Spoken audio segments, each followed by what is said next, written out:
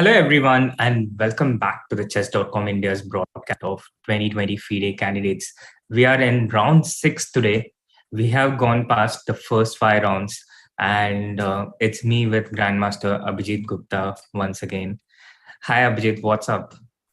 Hello, Srinath, and hello to all our viewers who have just joined us. And yeah, the first 5 rounds have gone pretty quickly. Actually, it's like quite exciting. Although last couple of days we are having mostly draw, not that many decisive results, but the game were completely action packed, and I'm looking forward to what we have in store, for today. And what exactly do we have in store for today? Let's have a look at how the standings are after round 5. And there we have it. It hasn't changed in the last 2 rounds, has it, Abhijeet? The standing Yeah, yeah. I think Jan won a game against Alireza, but besides that, I think pretty much the same. Jan still leads with +2, followed by Fabiano on +1, and then bunch of players with Hikaru, Richard, and Jan Christoph with 2.5 points, followed by Ding, Taimur, and Alireza on 2 points. It's still anybody's game. It's anybody's tournament. I mean, one win here and there, you never know what will happen after that. Absolutely. It's still tightly packed. So many people at 2.5. One win of a person at 2.5 against someone at 3.5, and you suddenly have the tournament wide open. We thought that might happen in the game between Hikaru against Jan Nepomniachtchi yesterday, but Jan managed to get out of a tight corner and managed to hold on to his lead. What do we have with the pairings for today? We see Radjabov versus Rapport. I think it's going to be quite an interesting fight because we all know Rapport is a great fighter, and also he doesn't play all these traditional openings. Right. Rapport, it's his 4th black, and Magnus predicted that out of 7 blacks, he's not going to survive them all. But so far in these 3 blacks, I think he's done admirably well. He was in a bit of trouble in the first round against Jan Christoph Duda, but against Fabiano Caruana yesterday, I don't think he was in much trouble at all. And it was, in fact, he who had some chances to press towards the latter part of the game. Meanwhile, how was his second black, Abhijeet? I guess like Rapport, I think in the third round he played against Ding. I think even that game he was not completely sure what was going on, and probably at some point he was completely worse. But I mean that doesn't matter anymore because the game is already in the past. So let's not go so back into it. Right. So we can see the round 3 results here where everybody has drawn. Let us quickly see the other pairings. Firouzja versus Caruana, another mouth-watering clash, and we can see like Firouzja with white pieces. It's coming very strong, yeah, in this tournament with his opening prep, and also like his fighting spirit and going for these sharp, complicated battles. Yes, absolutely. He has aimed for these complex battles, but on the other hand, I think Fabiano has been perhaps even more impressive with his opening preparation. He has shown ideas in all the games as far as I can remember. 7 knight a5 against Ding Liren out of the opening. Then this move g5 against Jan Nepomniachtchi in the Italian game, and seizing initiative, seizing control. So far, Fabiano has shown these ideas with black, and it will be very interesting to see where Alireza tries to strike and how Fabi responds. In fact, it will be interesting to see who is going to strike first of all, in this encounter. Yeah, very well pointed out. Like Caruana he has always been very good. His preparation is almost always world class. And even yesterday with this early G4 against this Taimanov Khan system, which also is not very popular. So he is getting some ideas which are not there, at least not in the mainstream theory. So yeah, it'll be very interesting to see who strikes first in the game between Alireza and Caruana. And on third board, we have Hikaru versus Ding Liren. And once again, I feel it's going to be more solid because right now, both the players, they approach the game in a similar pattern. Hikaru might want to spring a surprise on Ding, but usually Ding is quite solid. Absolutely, Abhijeet. Usually, Ding is quite solid, and I think in this tournament he has created the most number of scoring opportunities, or at least he's come close to the leaderboard there. He had chances against Rapport in round three. He had chances against Fabiano in round four, and yesterday he had the best of chances, I think, against Timur Radjabov. But you don't win prizes for creating opportunities. You need to score as well, and that's exactly why Ding is in the joint last place at the end of 5 rounds so far. But he will look to get on scoreboard at some point or another. And Hikaru can also possibly use this pressure. And Hikaru has also been seamless since the first round, hasn't he? Yeah, I think Hikaru has been playing quite well. I mean, barring yesterday's game where he was completely better and somehow didn't finish Jan off. And speaking about, getting prizes for not getting prizes for, creating opportunities, we have Jan on the fourth board playing against Jan Christoph Duda. And he's the guy who has been creating opportunities and who is taking those opportunities very well. And I feel yesterday, I mean, he got this draw where he was suffering a lot. I think that will boost his morale even more. Right. That's well pointed out, Abhijit. And yesterday, once again, the world champion Magnus Carlsen was pointing out how Nepo needs to be a shark, and he should have probably continued on from the final position after against Hikaru in their game. But having said that, I think Jan pointed out plain and simple before the candidates that the player who doesn't lose, the player who maintains the most solidity, will have the best chances in the candidates. And I think he's following that. He's not taking any undue risks. In fact, he did that against Magnus in the World Championship match in Game 6. He could have taken a draw anytime he wanted. He got a bit ambitious. He went for it, and he didn't fold at any point, but it was not his day. And that defined the World Championship match. So I think Jan has his strategy clearly figured out. Take chances when he gets it, but not take any undue risks. Yeah, for sure. And like I also feel that this strategy, if you don't lose a game in the candidates, then most probably you are going to win the candidates because he's already on +2, and usually we see that generally +2 or in between +2 +3, you usually win the candidate. So yeah, I mean he has gotten his wins.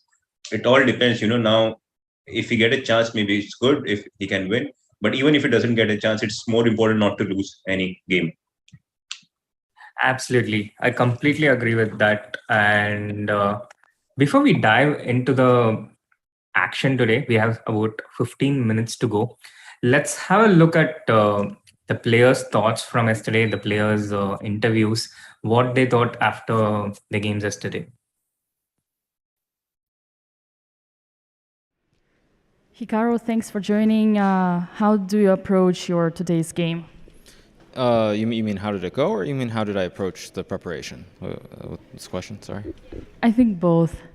No, I mean obviously I suspected Jan would play something in this Petrov. I mean I think I got everything I wanted. I don't know what the objective evaluation is, but I think if I don't have this sudden like brain slip and play knight d2 if I go knight d4. I mean I think it's much better if not winning. So. Once I played knight d2 and I allowed this queen a1, queen f6, I mean, probably it's still a little bit better somehow, but I mean, I was already very upset at myself, and yeah, it just kind of petered out into this repetition. So, I mean, quite disappointing. You removed your rook from e2 to b2 and then repeated the position. Was it just the principal Soviet rule to repeat 2 times and then think?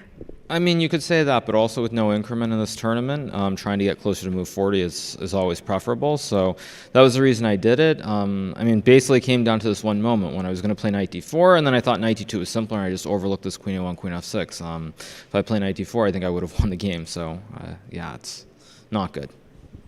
On another note, you're always happy to join the interview, whatever the result is. Do you think it's chess players' responsibility to show up and promote chess and speak about the games? I mean, that depends on the situation, of course. I think, though, it's very strange if a player loses a game that they have to potentially do interviews. You don't have that happen, really, in other sports, so it's kind of a little bit weird. But, yeah, I mean, everyone has their own opinion. A joke question. Would it be a bigger problem if Chris didn't bring the Starbucks coffee, or if you forgot your prep? What would be the biggest problem?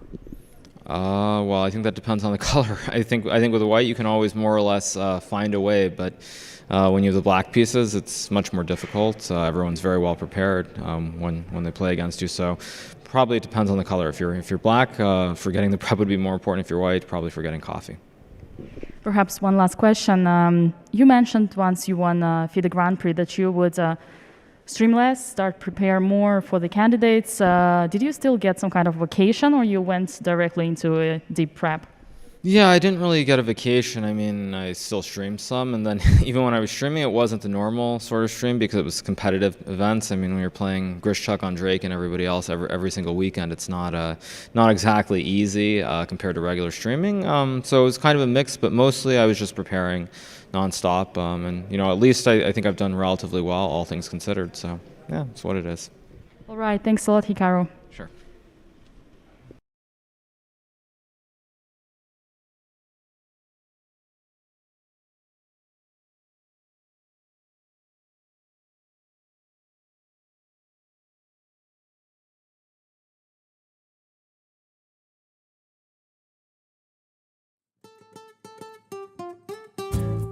In qualifying for the candidates, Hikaru Nakamura ratcheted up the level of interest in what is already considered the most important tournament in chess. With millions of followers as a popular content creator, Hikaru brings along his sizable community while also attracting more casual chess fans. Although once ranked number 2 in the world, most believed Nakamura's best days competing in classical chess were behind him. That changed when this Japanese-American grandmaster leaned on his exceptional calculating ability to win the FIDE Grand Prix. The unexpected victory earned him a bid into the candidates for the first time in 6 years. A 5-time US champion, Hikaru has stayed sharp of late by dominating in speed chess formats. Nakamura is currently ranked by FIDE in the top 2 in both Rapid and Blitz. A chess giant on Twitch and YouTube, Hikaru brings a special buzz to a tournament that already holds the keys to becoming the next world champion. And there are certainly those who have yet to rule out Hikaru from catching lightning in a bottle here in Madrid.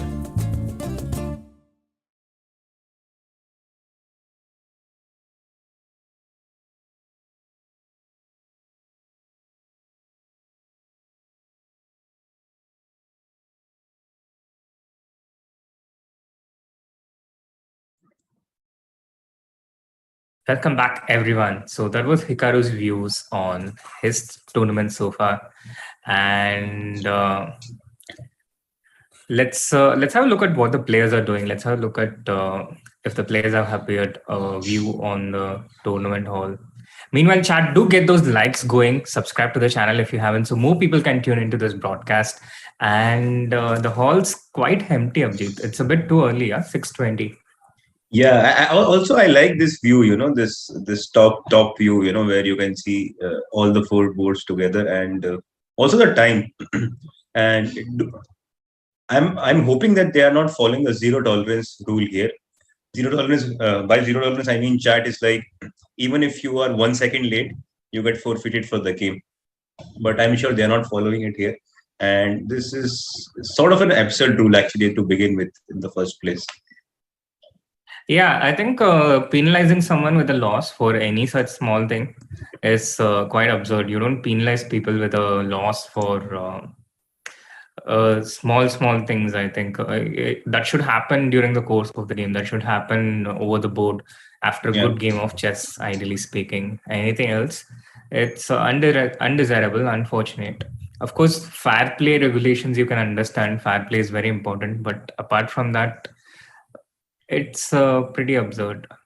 Yeah. Also, I would like to point out that I played a tournament where instead of penalizing this, they used to give fines, like financial fines. Like, let's say you have to, if you are late, you have to pay certain amount, something like that, which is actually quite reasonable because you are late and you're supposed to start on time, because in any other sport, you're not allowed to be like even 10 seconds, 15 seconds late. Yeah, you have to be there at a certain time.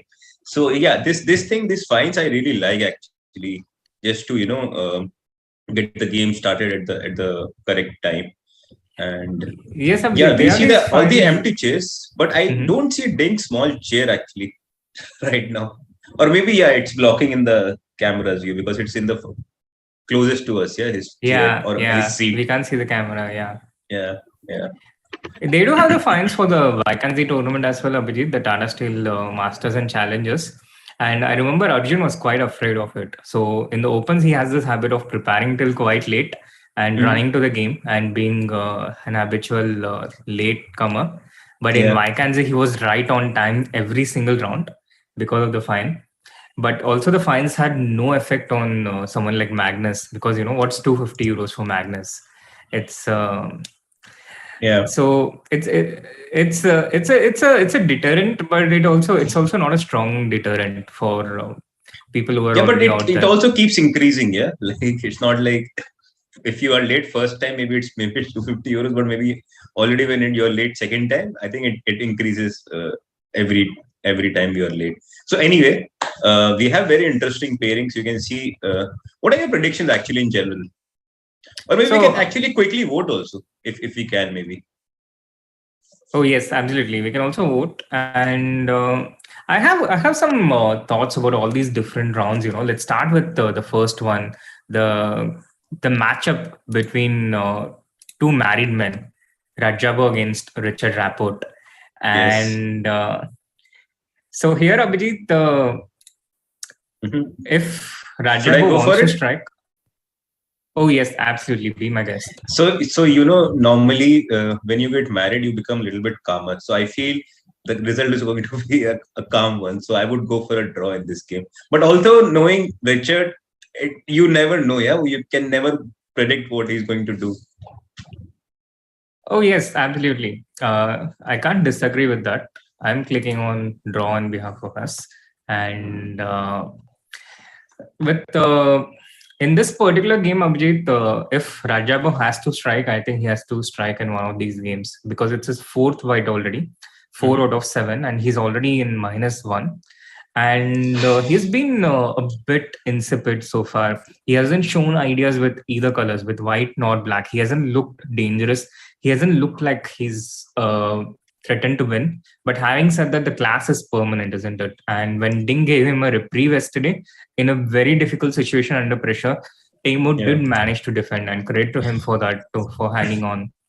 Yeah, I think these kind of games actually gives you a lot of confidence because you sort of your back is against the wall and you're completely lost with white pieces, but somehow these kind of lucky breaks can change a tournament entirely. And I feel you're right in the sense that if he has to strike, he has to strike soon. But also, like how Vishy was saying yesterday, that you don't have to go berserk already. You might want to play longer games in general with both the colors, but not necessarily go all out. Absolutely. Let's move on to the next pairing between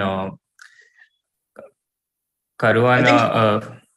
Sorry? I think we did. I think Richard has arrived. I think in the playing hall. Maybe you can quickly have a look. Maybe if he was there or not.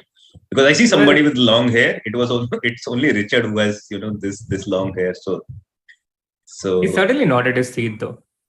Yeah. True. Yeah. Okay. Till the time he comes, maybe we can simply vote. And what do you think about the stream title? Do you think will we see Hikaru in blue again? If I had to vote, I would vote yes. There's going to be some blue. Because it's either going to be in the shirt or the blazer, I think, or the coat. And by the way, talking about blue, we just saw Jan Christoph versus Jan Nepomniachtchi. I think both of them went to the same tailor, to the same shop, and bought the same suits. Yeah, what do you think about that? Looks very identical. White shirt, blue. Or maybe that is a dress code. Yeah, it has to be blue. Yeah. Dress code, Abhijeet, but out here, basically, I see just 3 colors. Yeah, there's white, blue, and black. Are there any other colors? Don't see it right now, but yeah, I mean, also with the players, not counting the yeah. photographers and the staff, arbiters and stuff. Right. Hikaru's again with his blue jacket. Let's see if he's wearing the same shirt or not, similar shirt or not. There we go, Fabiano with his black suit. Oh man, it's blue and black and blue. And Yeah. it's not like they're beating their opponents of black and blue either. So the dress code feels insufferably boring, to be honest. And yesterday, even Vishy voiced out his thoughts on that. He felt, to quote him, the dress codes are not required, in his humble opinion. Yeah, I mean, it feels sort of weird, yeah, to play chess. You need to be wearing something, like something like this suit or something like this. Because it can get a little bit uncomfortable because you have to sit for 6 hours. And also, like Hikaru mentioned, also Vishy mentioned that it's quite warm out there, right? So yeah, sometimes it can be, bit too much. I feel all these rules, this dress codes, regulations. Absolutely, Abhijeet. I mean, I'm all for having a respectable look out there, but to have the courtroom kind of dress code, Yeah. it's just that they are not wearing this wig that is compulsory in some of the courtroom laws. In Australia, Yeah. it's compulsory. As a barrister, you have to wear this wig. You look the costume straight from the past. Right. I mean, I don't mind like people wearing it as long as they are comfortable with it. And also, I'm not suggesting that they should come in a flip flop or slippers, but just casual, yeah, smart casual maybe, like Exactly. something, yeah. But not you don't have to necessarily wear like suits and everything. Look at Ding. I think looks quite poised. He's black again, but as we saw, like it doesn't really matter. White, black. If you get a chance, you have to take with either colors. And yesterday he missed a big chance. Absolutely. He's been missing quite a few chances. Let's go and have a look at the Hikaru Ding game. And what are your thoughts? What are your chances? If we had to take a vote, if we had to make a poll out of the Hikaru Ding game, it's kind of hard for me to pick a side here, Abhijeet. Do you want to vote on this one? Sure. I mean, I feel it a lot depends on the opening because how Hikaru can surprise Ding. And also Ding is quite a principled player, so he's not going to change his openings in general. He usually plays the same stuff, but goes very deep into it. So if Ding can fend that off in the beginning, then I guess Ding might be able to create some chances as well. But if I have to vote, I'll probably pick draw here. What? We see E4. How did that happen? Are they making what? The games have started. Oh, it's 6:30 already. Yeah. I didn't realize that. I mean, we are talking for so long. Meanwhile, chat, do hit that like button as the games get underway so more people can tune into this broadcast and subscribe to the channel if you haven't. And it's already time, Abhijeet. You said this was a draw, right? Yeah, I wanted to you vote voted for a draw. Yeah. Cool. I'll do that before they blitz out the first 10 moves. And I have a good news for you. We have a very interesting opening between Alireza and Caruana. Ooh, juicy. Let's quickly tune into that.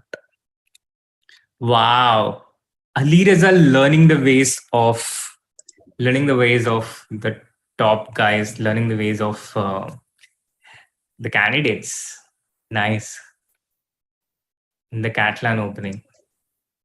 Yeah, and Fabiano goes for one of the most principled line with Bishop E7, and I guess this is one of the main lines of this system in Catalan.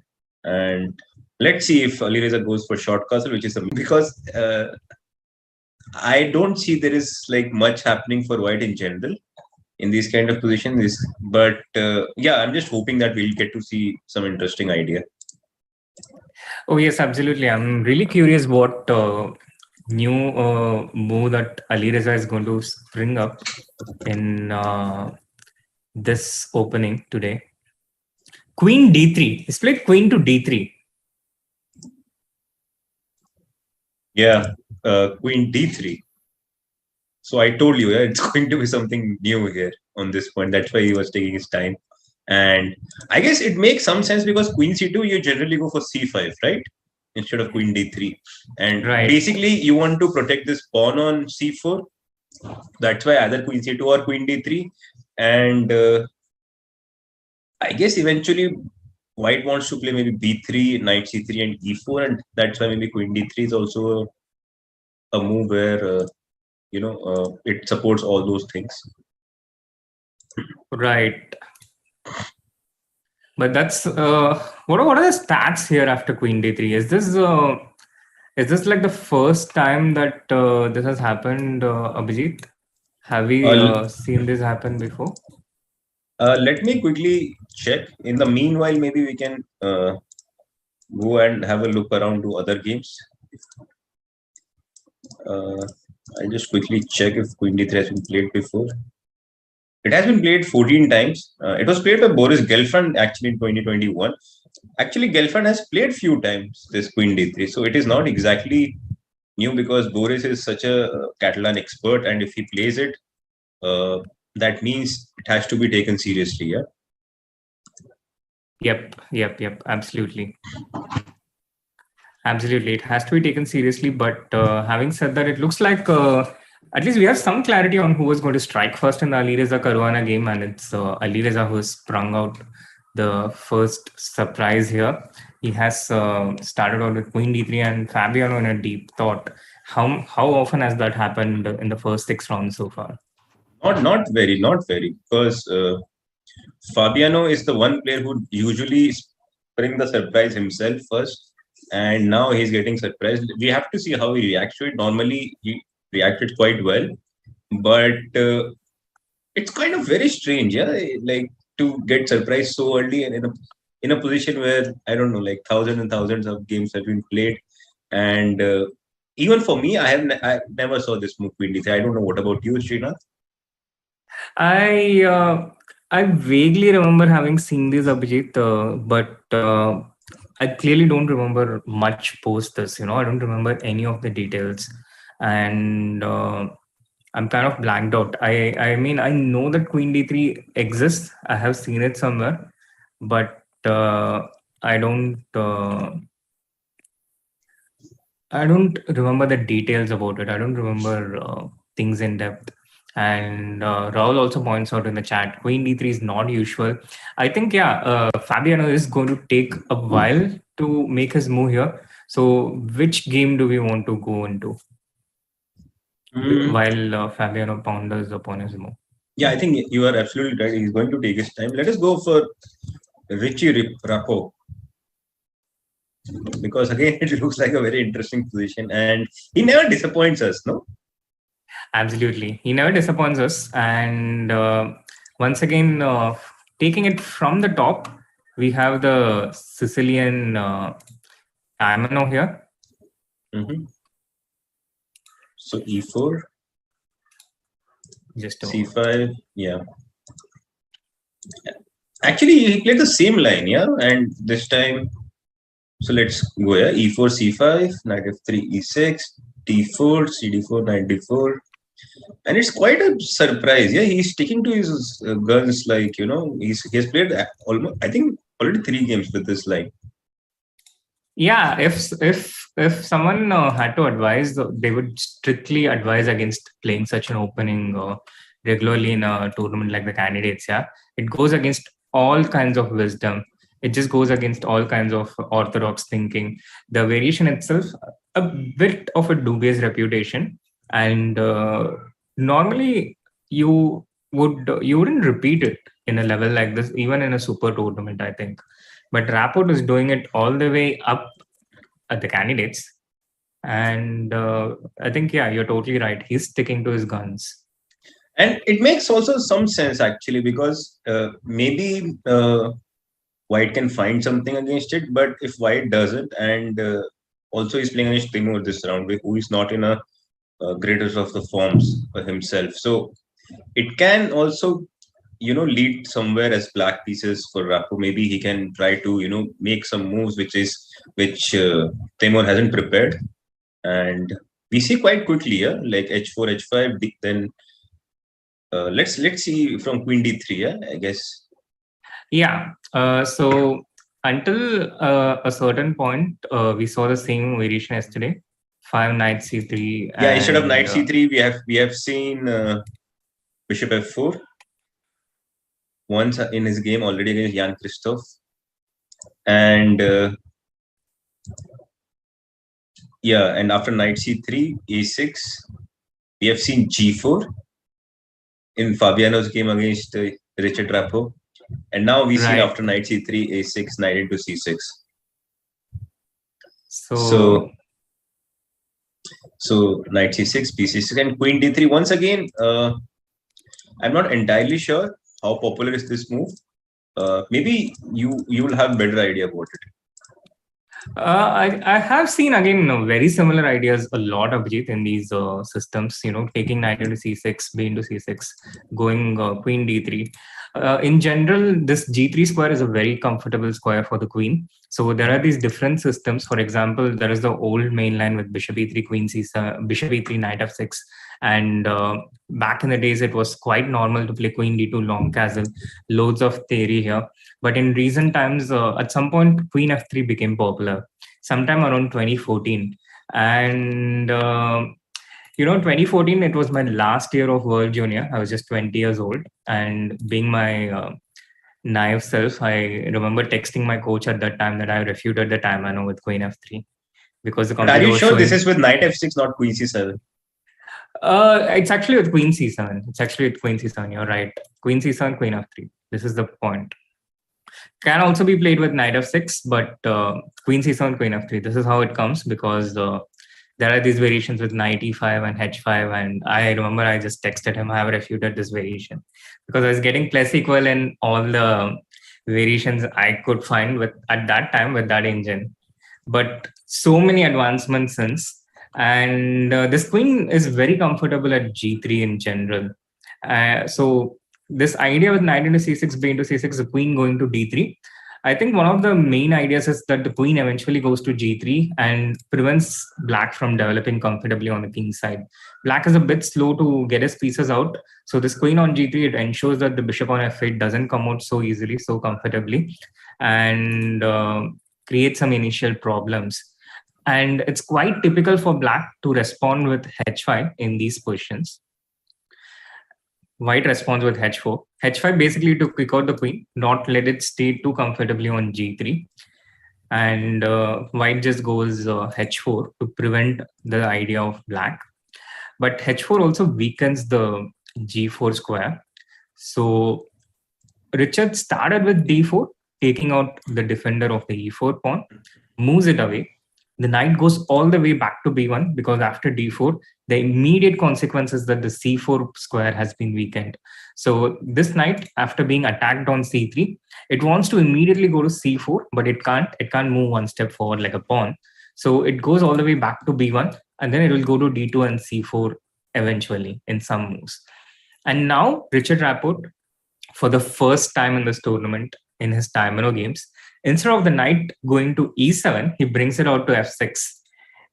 For legit reasons here, the g4 square is a weakness, the e4 pawn is attacked. e5 played by Radjabov, immediately questioning the knight, immediately dislodging it before black has time to develop and get his pieces to his comfort zone.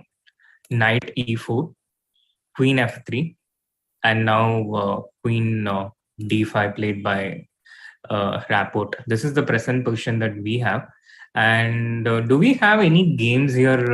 Yeah, we Abhijeet? have already one game in this position, which I can see between Maxim Vachier-Lagrave versus Jan Nepomniachtchi, and which continued bishop d3 from here, bishop d3, bishop d4 check, and king f1. So it was quite a weird game. And eventually, somewhere black also played. I think black played f5, f6, knight f6, and then bishop g6, king d8, something like this.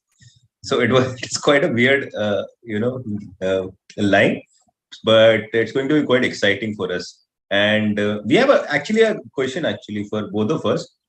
Which are the highest rated players you have defeated in a classical chess? So Abhijeet, in classical chess, the highest rated player that I've played itself, I played a total of one player rated about 2700. I've only played. It was Dmitry Andreikin. But that's the only game I played against a player about 2700, only one. That game ended in a draw. It was a very interesting game, very interesting and instructive rook-in game where I had some chances to win, but I couldn't find it in time. In terms of the highest rated player that I have defeated, I don't exactly remember, but I think it's David Anton Guerrero, who was rated around 2674 or 75 when I defeated him. It was also the game which took me past 2500 for my Grandmaster title in 2017. I think that was a game. What about you, Abhijeet? I have played with few 2700s in my life. Like I've played against Maxim Vashier. I've played against Ding. I've played Hikaru. But all of them in classical games? Yeah, all classical games. But I don't know with whom I defeated actually. I don't remember. I do remember, like back of the mind, Vidit comes to my mind, but he was like barely 2700 back then. There might be some other players also. Lee Kwang was also about 2720 when I defeated him. But I don't remember. I mean, Duda I played also, he was about 2740 that time. So, yeah, I did play with them a few times at least, but I don't remember defeating one of the elite players. About 2750, you mean? Yes. So let us actually switch back to Firouzja once. Yeah. And see what is happening here. So he looks like a boss, no? He's sitting like a boss. Look at his look at his posture and the way he looks. Yeah, also see the time, yeah? He's just blitzing out everything. Yeah. 6 queen d3 c5 short castle, and Insomniac is asking queen d3 looks like a new move in Catalan. Yes, Insomniac, it is a new move, not just for I and Abhijeet, but also it looks like a new move for Fabiano, who seems to have thought for 10 minutes for his move c5, and after short castle, Fabi in further thought. So do you think it's do you think it's already a commendable thing? Maybe commendable is a strong word, but it's a nice thing by Alireza for him that he has already managed to take him into something new. Yeah. Yeah, I mean, to take out of out prepare Fabiano is by no means an easy task, and he managed to do it so early in the game. Also, I'd like to point out that this was played by Gelfand already twice, so it is a little bit surprising. I mean, it's also surprising for me that I also don't know about this move. But these days, yeah, I mean, you get, every move is played, I don't know how many times on each, possible line. So, yeah, this was played twice by Gelfand. Like, he bet Hans in the World Rapid Championship. He drew a blitz game against our very own Sureshekar Ganguly. And even Dennis Wagner has played this and won a nice game against an IM from Germany. So it is not like completely, let's say, new, but yeah, very few games. Like in this position, we only have 5 games. Yeah, and the whole theory of this started somewhere around 2019 or 2020, right? Let me. Yeah, Queen D3, the first game was played in 2019. You're absolutely right. And it was played between 1935 versus 1786. It pays to pay attention to all the different games. And also what I see in the database, Abhijeet, that game was played in Collado Villalba, which is very close to Madrid, very close to where Vishy used to live as well. Right. I remember even Ubilava lives quite close to the place. So it is the next train station. When I used to visit it, good old town, and I have good memories of that entire place. So okay, I guess once again I think Fabiano is going to take his time, which is quite natural. You should be taking your time if you're surprised with something. So let us actually see the 2 games which we haven't looked at till now. Let's go to Hikaru's Ding. And I think this is going to get Very interesting, very fast now. Let us take it from the top. So it was once again e4, e5, knight f3, knight c6, and bishop c4. Abhijeet, what do Yeah. you think? When we started playing chess, bishop b5 was the absolute main line. But between these two moves, bishop b5 and bishop c4, do you think it's almost equal now? I think bishop c4 is played more often these days because bishop b5 is sort of a move which has been overanalyzed a lot. And bishop c4 is still people are trying to figure out how to play as with both, with white and black. It's not completely, let's say, forcing. And also, it is very good opening in the sense that even with computers, you cannot come to the solution so easily with both the colors. So that makes it very interesting opening. Also, you are absolutely right that when, let's say, 10 years before, nobody used to play bishop c4. Everybody would automatically play bishop b5, and it would be like the only main move. Yeah, all other moves were considered as if it's like second graded move, and you don't take it seriously with black pieces at least. But yeah, now bishop c4 is probably it has switched between bishop b5 to bishop c4 now. That now bishop c4 has more venom than bishop b5. Absolutely, Abhijeet. And bishop c4, knight f6, d3, bishop c5, the slow Italian. And I wanted to ask you one more thing actually. So after bishop c4, let us go back in this to the third move. There are people who starts with knight f6 and there are people who starts with bishop c5. Can you show us like a little bit the difference between both the move orders and maybe how, or what do you think, in your opinion, is a better move order? Yeah, I think it's largely subjective, Abhijeet. The thing about starting with knight f6, it allows this additional option of knight g5 for white. And this goes into this theory with d5, a into d5. Here, black has some pretty interesting moves like knight d4, for example. But the main move is knight to a5, bishop b5 check, c6, d into c6, b into c6. And here, white has a few moves, bishop b3, bishop to e2. And bishop d3 in recent times, I think it became quite popular. Also recommended by Wesley So in one of his courses. And I think you had this very opening against Arjun in the national championship.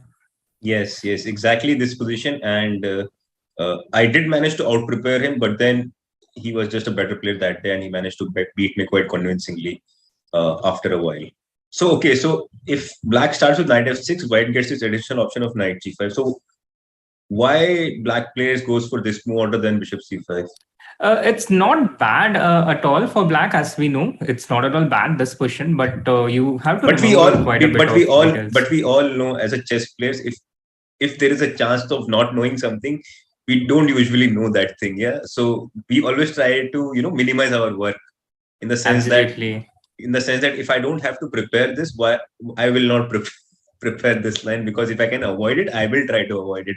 So what I'm trying to ask is, if I can avoid it and play bishop c5, does it has also different moves for white, or does white have to go? I think bishop c5 allows also some pretty dangerous lines. Off the top of my head, I can think of the Ivan's Gambit with b4.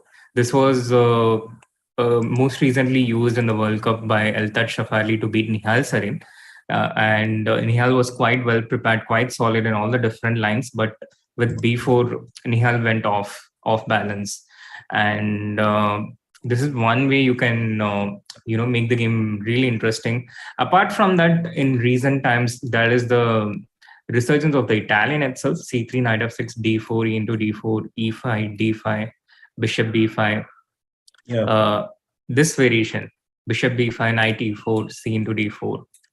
And now black can either go bishop b6 or bishop b4 check. Bishop b6 is more of the main line, and this was also something 10 years ago which would have not taken much attention at all. I remember there was this game of you against the son of the legend Evgeny Sveshnikov, Vladimir Sveshnikov. Oh yes, quite a few years back, probably almost a decade ago. Yes, you played a very nice game with black and defeated him, and I defeated him also in this very same variation. That's why I remember it so well. So those times people didn't pay second thoughts to it, but in recent times they found so many new variations with white that it just it's also a very dangerous variation. And Arjun defeated Surya earlier in the Tata Steel challenges in this very variation with the white pieces. Also recommended in Wesley So's excellent course on 1e4. So either way, after bishop c4, black has these two variations to contend with, apart from the slow Italian. Right. Very well put together, all this, Srinath, very well explained. And so basically, chat, you can see if you go knight f6 here, apart from the slow Italian you cannot really avoid. But if you go knight f6, you have to watch out for knight g5. And if you start with bishop c5, you also have to watch out for this b4 or c3, d4, one of them. So it's like matter of taste, which position you like better. And I guess both the options are completely playable and completely fine for black. But it's just that, sometimes you want to play this position, or sometimes you want to play, this complicated position after knight f6, knight g5. So let us see what happened in the game. I think it was just knight f6, d3. Yeah, knight f6, d3, bishop to c5, and now c3. I think here also white has a couple of more orders, Abhijeet. You can start with short castle. The difference is when you start with c3, it affords black the additional option of short castle, and a direct d5. And there is quite a bit of theory out here with this d5. Again, something which has really exploded in the last 5-10 years. And when white delays c3 and starts with short castle, the point is, if black castle short with the intention of d5, white has these additional options. For example, rook to e1 is one option, discouraging d5. There is the variation with knight bd2. There is h3. There are a bunch of moves that you can play without playing c3. All of these minute differences, subtle differences, which is not easy to understand right off the bat or even remember. And with c3 also, you have certain advantages, not committing short castle. And I think one of the ideas is you have these variations that go with b4, a4. But in this game, white just played castle in the very next move. So I guess Hikaru just kind of wanted to go for this, yeah? Yeah. Also, we have seen that even Jan Sistov went for the same line against Ding. So maybe Hikaru was sort of, saying that, okay, I've seen you play this. Also, it becomes really interesting, in candidates, once you start to play few rounds, let's say now 5 games have been over. So now you sort of get an idea, what this guy is going to go where. So against e4, this guy is going here. Let's say Richard Rapport, yeah, he's going for this strange Taimano person kind of system, which is not very popular. And then you see Ding, he's still sticking to his, e4, e5, and he's going for this setup which he has gone. So it sort of becomes easier. It's easier to prepare against people because now you at least have a target. But before it was like, the target is moving. You cannot really hit the target if it's moving. So now you know what where your opponent is going to go. And if there you can find something, then it becomes really effective. So let us see what happened after this. So after c3, black went d6, short castle. And here black started with short castle. It's also quite common to start with a5 in these positions. Again, the number of move orders, the move order combinations here, as you pointed out earlier, Abhijeet, one of the reasons why I think Italian is such a preferred opening in the elite level is you really have to have the human input to try and understand so many different move orders. And you cannot just rote memorize these things. You have to really understand the setups, the concepts. And even the best of players sometimes tend to forget some of these things. But in this game, I think the people kept it simple. Short castle was followed by short castle.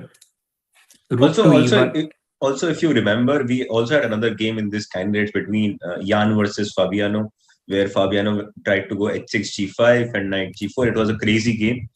And it was a crazy game. And again, Fabiano came up with a new concept there with knight g4.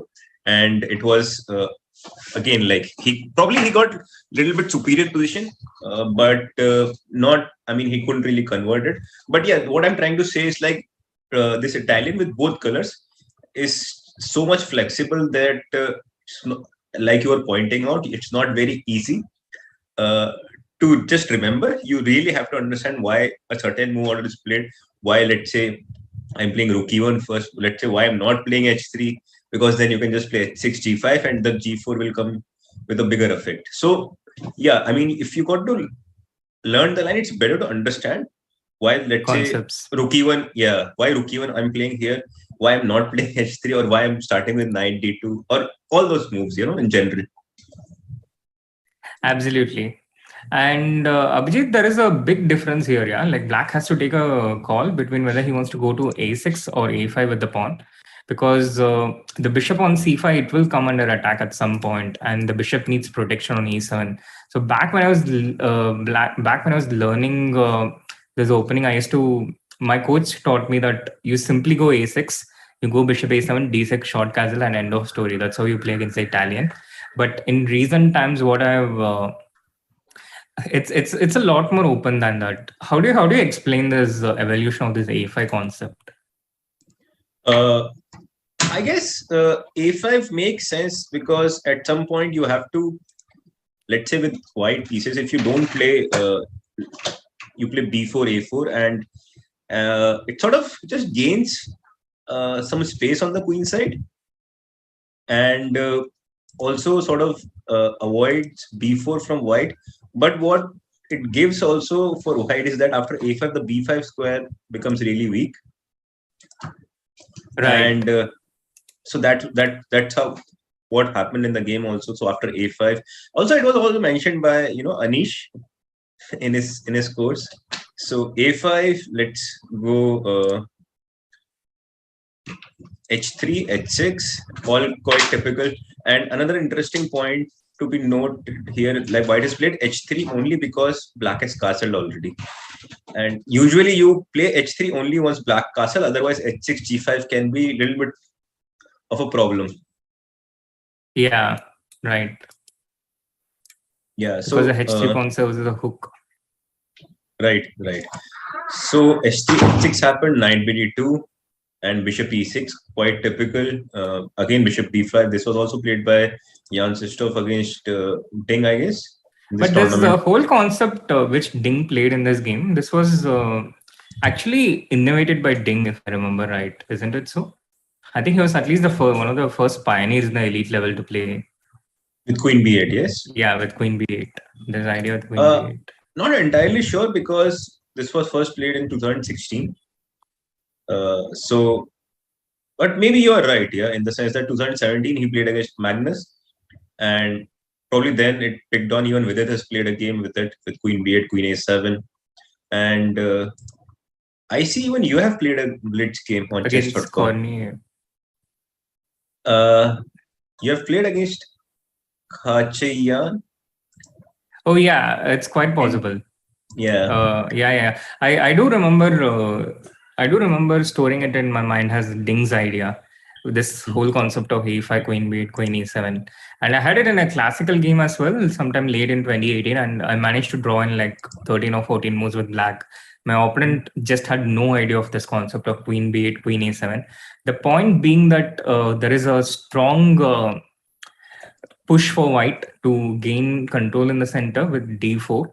And what black is doing is he's just putting a queen on a7, taking control of this diagonal and making sure that white is not able to get this pawn on d4 in most of the variations. So when this came on the first time, I think it just completely confused the white players. They just didn't know what to do against it. Yeah, but now I think the theory has caught on to this move, queen b8, queen a7, and let's see what happened in the game. So queen b8, I think the main move here is knight f1, but Hikaru goes for bishop c6, also a move which was played also by Vishy, also by Anish. So many top level players are playing this one. So bishop c6, bc6, and d4, quite logical, trying to break the center and trying to you have given two bishops, but in return you get big center, and also black has double pawn. So d4, ed, cd, bishop b6, all quite logical. And now a4 was played by Hikaru. it has been played few times, and it also makes a lot of sense because if we could see in the last game where Ding managed to play a4, a3, yeah, or at least a4, so that he could activate this bishop on b6.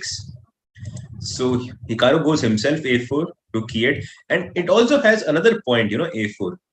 So a4 we can see here, after rook e8, white goes rook a3, trying to bring the rook from a3 to all the way to g3 once you remove the knight on f3.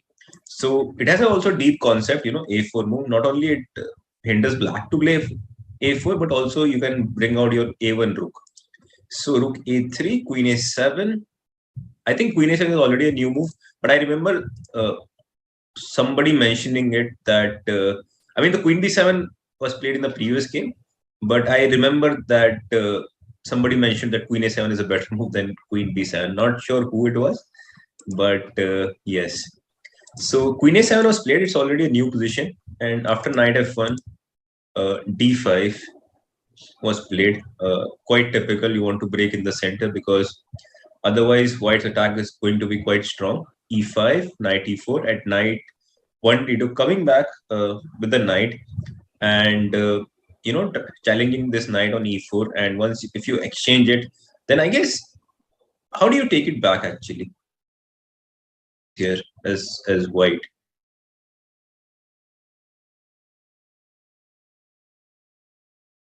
The pawn does hang, but I thought we could have some attack here. But maybe you are right. Just take with the queen. Let's say d4. I mean, you have the same attack without sacrificing the pawn, right? Right, for sure. And also, if you see, black pawn structure is not that great. And if I can stop this move c5 as white, then the bishop on b6 becomes a really, really big pawn. Absolutely, Abhijeet. But how do you respond against something like c5 here? Do you just ignore and go knight h4, rook g3 right away? It is quite possible because now I don't see how black can stop this attack. Let's say we go knight h4. So let's say cd4 and rook g3. And now we are already threatening queen h6. So let's say king has to move somewhere. Yeah, and I think already rook g7 could be decisive here. So yeah, and then with the king, and we take on h6 with check. King goes back, and probably simply just bishop g5 and bishop f6 with the inevitable wait on g7 or h8. So quite an instructive way for white to play, and this is what a4 move brings to the game. A4, rook a3, and then rook g3. And I guess Ding is going to think for a while because it is very sharp. Although he has played bishop f5 after knight d2. And Hikaru is still in his prep, by the way. He's just played rook e2. 19 moves, only 4 minutes spent. Yeah. So I'm sure Ding is going to take his time. And let us look at the Jan versus Jan Shistov, because we haven't looked that game at all. Yes, Abhijeet. We have the game on the screen. The Battle of the Jans, the game between Duda and Nepo. But meanwhile, there we have it. Yeah. I think let's take it from the top and try to explain why the move order nuances, how the top level players usually prepares. And so let's take it from the top. So knight f3 started with knight f3. To be honest, so what Jan is trying to avoid when he starts with knight f3? That's a tough question because I don't remember what Duda has been playing in this tournament. I missed a couple of rounds in between. What has his defense been against 1d4? I think he goes. No, I think he generally goes for semi-Tarrasch. Okay. But I don't know here. I don't think anybody has played d4 against him here, if I remember correctly. So maybe knight f3, d5 he went, and now g3 simply. He just want to get some ratty sort of a position which is quite decent because maybe Jan thinks he's a better chess player, so maybe just to get a position which has some imbalances, and maybe he can take it from there. And there's quite a bit of theory by itself here, no, Abhijeet? There are these variations with G6. There is this new setup with Knight D7 and Knight F3, D5, G3. Looks like an innocuous setup, but I think as black, it really helps to know your stuff here too. True, very true. And you may think that Knight F3, G3 can be misleading in the sense that it looks very slow, yeah, but you can start next move with C4 and already try to go for the black center. So you are absolutely right. If you're not well prepared as black, you might end up in a worse position pretty soon. So let's see what happened in the game. So he went for G3, Bishop G4, Bishop G2, E6, short castle, Knight D7. Again, although I'm not entirely sure if this is the most accurate way for black to play, because you at least have to give up the bishop, I guess, here. Okay, maybe not right away. Not right away, maybe. So H3, Bishop H5, goes for D4. He goes for D4 setup, not the D3 setups. So D4, Knight F6, C4, C6, and now CD5, which was again played quite quickly by Jan.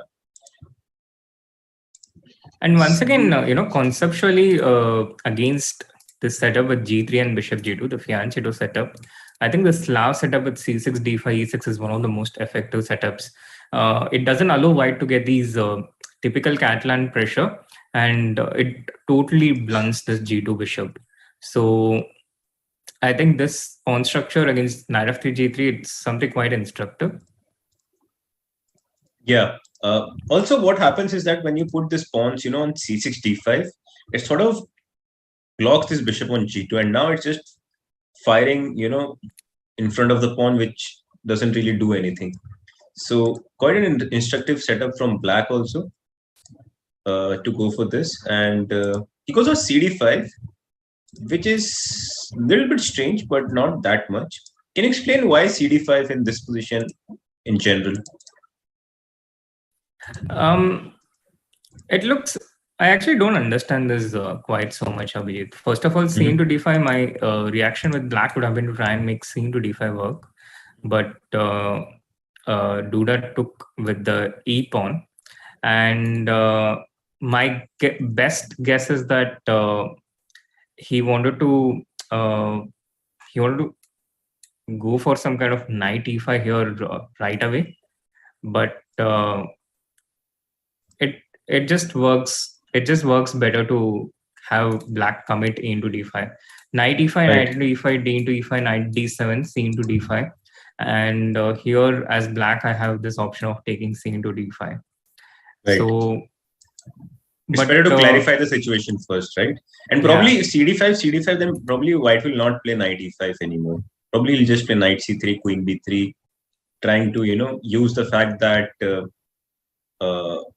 white is a little bit better developed, I would say, and white is a little bit faster to reach to get the c file later on with queen b3, bishop f4, rook c1. So again, good. It's a little bit of nuance here, but black took ed5, again the most popular move here, and now knight e5 can be quite devious, for black if you don't know what happens after knight e5. Absolutely. And knight e5 actually took and played knight e4. Which is, I think, in accordance with how black treats this position in general, right? In general, but in this particular concrete position, I'm not entirely sure if this is the best way to go with the black pieces. Now, for example, in this position where we were spending a bit of time, out here, if white started with knight into e5, knight into e5, d into e5, here I think knight e4 is a move, or maybe it's just the same thing after c into d5, because you can't really take back c. There is bishop e4 and queen e4 check. Maybe, it's probably the same thing. But e into d5, knight d2, and what are your impressions of this position? I feel like Jan has gotten what he wanted from the opening, because let's say Jan or Jan Sistov. So this is how I'm going to pronounce from now on. So there is only one Jan. The other Jan is with Jan Sistov. So knight d2, let's say, how do you continue? Probably you take on d2 because I guess your pawn was hanging. So let me take with the bishop, I guess. And now how do you play? Because I simply want to play g4, f4, try to shut down this bishop. And it's not going to be so easy for black to continue here. So let's say I start with bishop e7. So let me do my plan. G4. Bishop g6. Yes, f4. Now I have this option of queen b6 check, but I want to also get in bishop e4 if I can. So let's just start and try and understand what happens if bishop e4 happens. Bishop e4, I was thinking maybe I can simply take on e4. And let's say if you take back just bishop e3, try to block this pawn. And I'm trying to attack this pawn later on with either queen c2 or queen a4. And it will be very difficult for you to defend because you can only defend with queen d5 later on. But I can always chase away your queen with rook d1. Right. And this rook on h8 is going to take forever to get into the game, which is a big difference. White is playing with all his pieces, but black, this rook on h8 is just not getting into the game. So bishop into d2 here, black has to be really careful, yeah? Yeah, I mean, I really like what Jan has done here.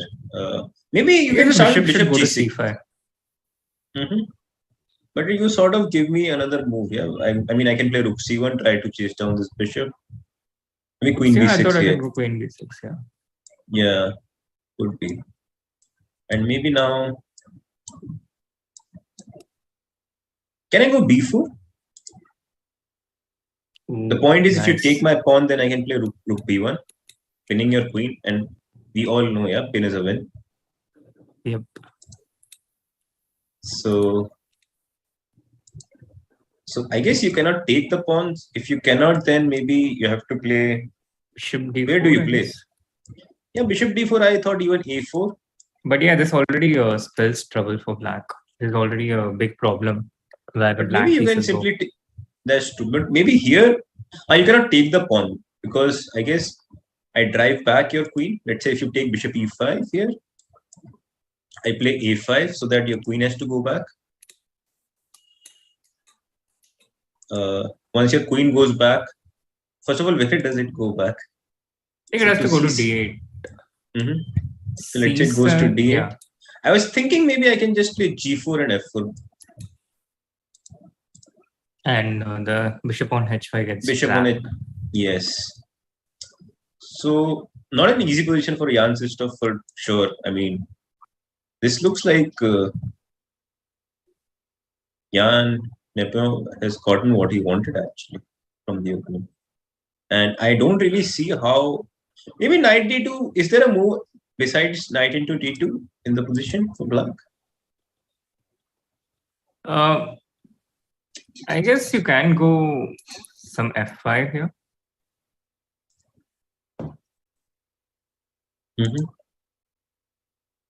Yeah, I guess so. So maybe I can, if I take on e4, you take e4. Also, d takes e4 is quite possible. But okay, let's say f e4, bishop e3 maybe. And again, I want to play probably f4 next. And my idea is like if you take ef3, probably I'll take ef3 again and try to do the same thing once again, g4, f4, and try to just run down with these 2 pawns. So it is quite sharp, and I feel Jan Sistov has just lost the plot in the beginning itself. That he goes for this sharp line. And like you correctly pointed out, it looks very slow, knight f3, g3, but it can turn out to be really venomous. Yeah, Sayan in the chat is asking, what if knight into d2, bishop into d2, and now f6? Yes, it is. I mean, it is possible. Although you do understand that the king still is in the center, and if I can somehow open up the center, then this king is going to be in a lot of trouble. So let's say I take on f6, ef6, probably you take with the queen. Let's say I go bishop c3. Where do you go back? I guess Not an easy decision, yeah. yeah. Maybe queen f7. I don't know. Queen f7. There is already g4 and f4. Yeah, maybe start with f4. Yeah. Also, maybe simply you can play queen d4, I guess, like just centralizing. And eventually I want to play e4 because the king is still in the center. And I mean, next move e4 is coming, and then you can say goodbye to this king, yeah, on e8. Yeah. Yeah, this is very strong. I think we can, we have a clear idea that this position, Black's biggest problems, the bishop on h5. White's biggest asset, his control in the center, and g4, f4, and f5 coming in very strong. Yeah. Let us switch back to Rapport's game, because the thing I was saying has happened on the board. The game that we were discussing, yeah? King f1. Yeah, king f1, f5. But how do you explain what's going on here, first of all? Okay, so bishop b4 check is a move. And with white, how do you block this? Can you block this check, first of all? And to block this check, probably you have to put something on d2, but then there are massive exchanges. And the king comes into the center anyway. Yeah. So king f1 is quite logical. And now, to explain f5, I mean, it's just very concrete. And also, where do you move the knight? Maybe knight c5 is the only move. But then... This bishop is in some trouble, is it? Perhaps yes, not, also, because there's also always knight in d3. Yeah. But I'm not entirely sure why this is so bad. Just go queen g3 maybe, yeah?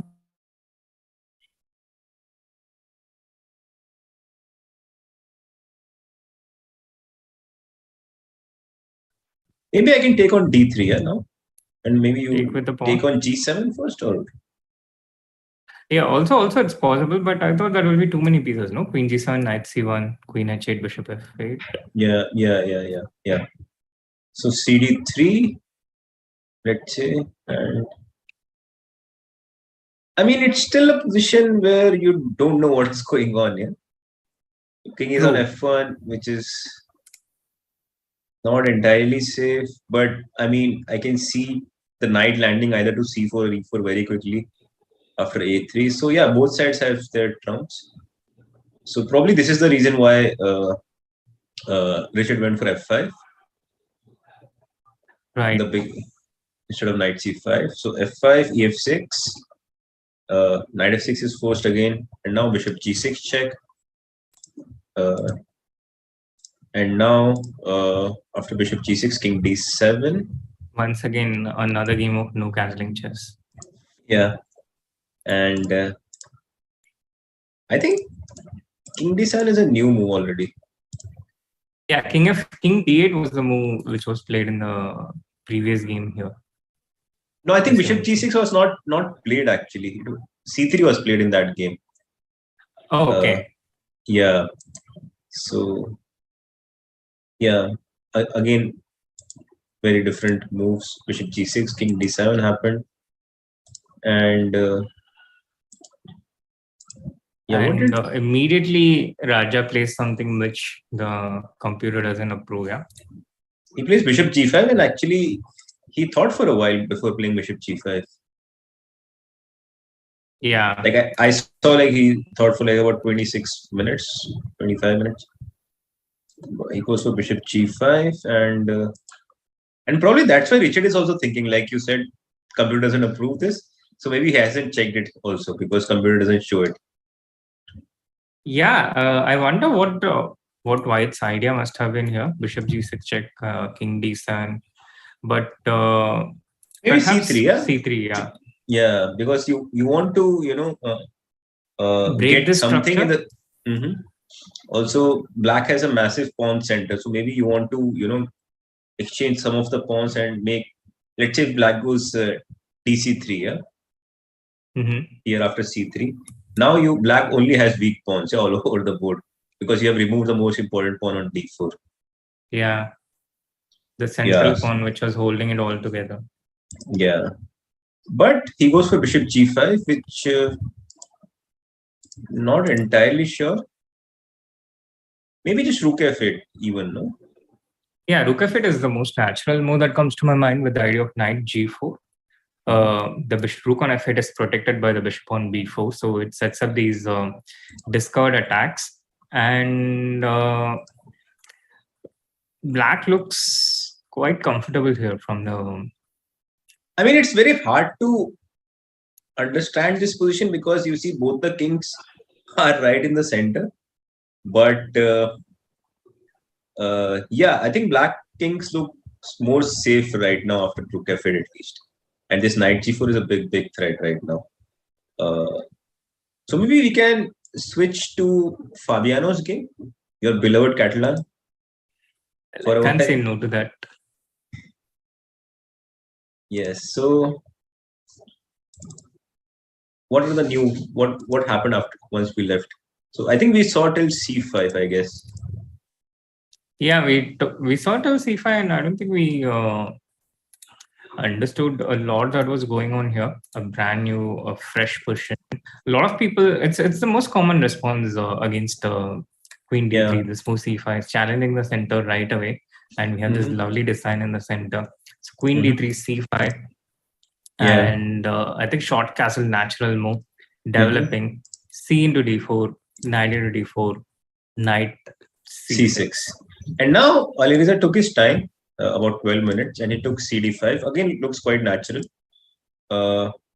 Is knight C6 already a new move, Abhijeet? Could be. Give me just 1 second. Yes, knight C6 is actually a new move. Before black had played E5, knight A6. No, actually knight C6 has been played once. By Gokher Khan against, Wagner was white, German GM. And after knight C6, CD5 was also played. And now ED5 was played, but in the game, Fabiano goes for knight D4. Again, fairly logical, you want to exchange some pieces. Queen D4. And he also, I guess Fabi also wanted to have a piece on D5 rather than a pawn. So he takes with the knight into D5. Yeah. And now he went rook D1 actually, Alireza. Again, looks logical, yeah, to put the rook in the center and try to do some sort of X-ray against the queen on D8 later on. Also, bishop D5 is a threat. Quite a logical move, I guess, rook D1. But yeah, and it looks like black has some challenges to solve. Mainly the ones, the typical problem in the Catalan, the development of the queenside bishop. This bishop on G2, very strong and powerful bishop. Not so easy for black's queenside pieces to get out there. Not so easy for the pieces to get moving, get developed. And how do you play as? Yeah, I think black's biggest problem is the bishop on C8. And why this is a problem? Because of the bishop on G2, like it eyes this B7 pawn. So it can never develop so easily, this bishop on C8. And once, if you cannot develop the bishop on C8, the rook on A8 is just useless there. You cannot bring the rook. So this is the biggest problem for black. So right now, if I have to play a move as black, probably I'll play bishop F6 because somehow it looks logical. You have to put the bishop here and do the same thing what white is doing. Like I want to attack the B2 pawn and not let you develop this bishop on C1 also. Right. And let's say you go, I don't know, where do you go with the queen? A4? Yeah, queen A4, But queen A4, you just get bishop D7, bishop C6, is it? Yeah. I mean, at least bishop D7. I'm not sure about bishop C6, but... Queen B3? Queen B3, probably I just... Queen A5. Go queen A5 and... I don't see a big deal. Yeah, it's actually white who's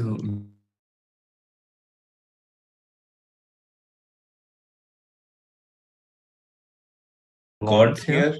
Yeah. So yeah, for now I Bishop feel f6, maybe just queen d2. Maybe bishop d7 even now. I mean, I have two moves. Either I can play bishop d7 or I can play just queen c7 with the idea to go rook d8. Yeah, I think you have solved the problem very convincingly, Abhijeet. Basically, what you're saying with black is, yes, you're attacking my d5 knight, but I'm not just going to move it passively. I'm going to counterattack. I'm going to counterattack your b2 pawn. I'm going to have pressure on it. I'm not developed completely on the queen side, but neither are you on the queen side. And so I'm just going to put counter pressure and then get my pieces developed. Not really going to care about this d5 pawn threat that you're giving me.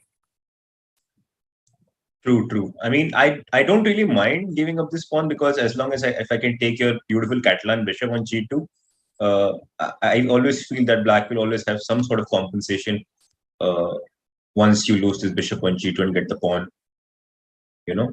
So yeah, I think it looks quite decent for Fabiano, to be very honest with you. And what else is going on?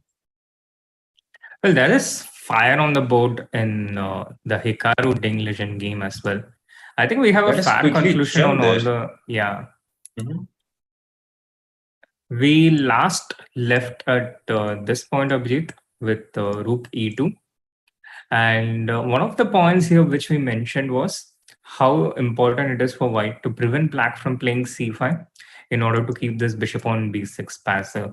And Ding taking cognizance of this, he plays rook e d8, knight b3, and instantly lashed out with c5, getting this bishop some life, breathing life. And he has stationed this knight on e4, well protected by the bishop on f5, well protected by the pawn on d5. So for now, this knight on e4 is quite safe there. And there is a lot of pressure on d4. So white had to take this pawn, d into c5, bishop into c5, knight into c5, queen into c5.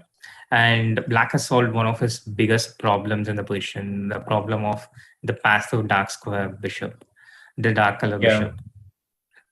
Yeah, but I think black has solved most of his opening problems here. And let's say if I can, I think bishop f4 was also played here in the end. Yeah, he started with knight d4. Yeah, knight d4, bishop d7, and now bishop f4 because the e5 was hanging. I feel in general, if white is also not careful, he can also end up being worse because let's say if I can move my queen somewhere, I don't know which is a good square to be honest, because queen b6, rook b3 will be always. But okay, I think queen b4. Maybe queen b4 also. The thing is, I wanted to move the queen and go f5. Sorry, go c5. Right. And it can be a little bit tricky even for white in this position. Yeah, but I don't think Hikaru's in any danger. He's taken exactly 7 minutes for his first 24 moves. So it's pretty much Hikaru playing correspondence chess so far. Right. Also, Srinath, I think queen b4, he can play e6 maybe. Maybe that's why I have to defend the c7 pawn. Because this kind of exchange is... it's not easy, yeah? Like, I mean, it's not that great for black, this exchange. E pawn versus c pawn. Because e pawn is sort of weak right now. And I'm trying to get c5 in, yeah? Very well explained, Abhijeet. Yes, that's a very good point. You have to protect the c7 pawn, and which is why queen b4 is not a great move here. So maybe that's why queen b6, and with the idea to again play c5, and I can even play e6 now, like with white. Like, how do you take back this pawn? My idea is if you take with the pawn, then I would just want to play bishop e5 and claim that I have some sort of dark square. And also you have to watch out for, I think it's good to show, rook e4, then rook g3, and it could lead somewhere, for white. Yeah. And if you don't take with the pawn, probably you have to take with the bishop there. And maybe after rook b3, I'm not entirely sure again where this queen is going, and probably I can take on c7 next. Queen a7 leads to knight c6. And anywhere else, you lose the Queen C7 pawn. C5, I guess, just rook C2, and then again you lose the C7 pawn next. So it could be tricky, actually. It could be really tricky for black. And if not Queen B6, what else can we do here as black? Can I go Queen E7?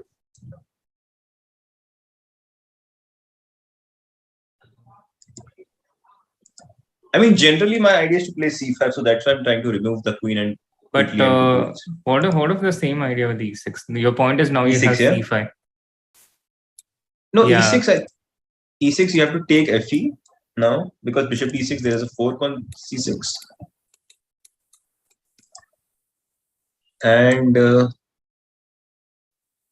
I mean, my point is now if bishop C7, maybe you have bishop A4. I'm not entirely sure, but I think it works. So bishop D8, bishop D1. Nice. Bishop E7, bishop E2, and black is just up material. So I guess bishop C7 is not the move. Maybe what you said, bishop E5 could be a move.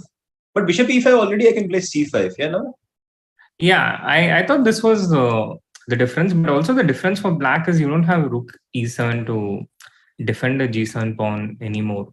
So maybe I can play a bit slowly and try and build up towards. So maybe E6, Fe6, then instead of bishop E5, you may try knight F3 directly, yeah?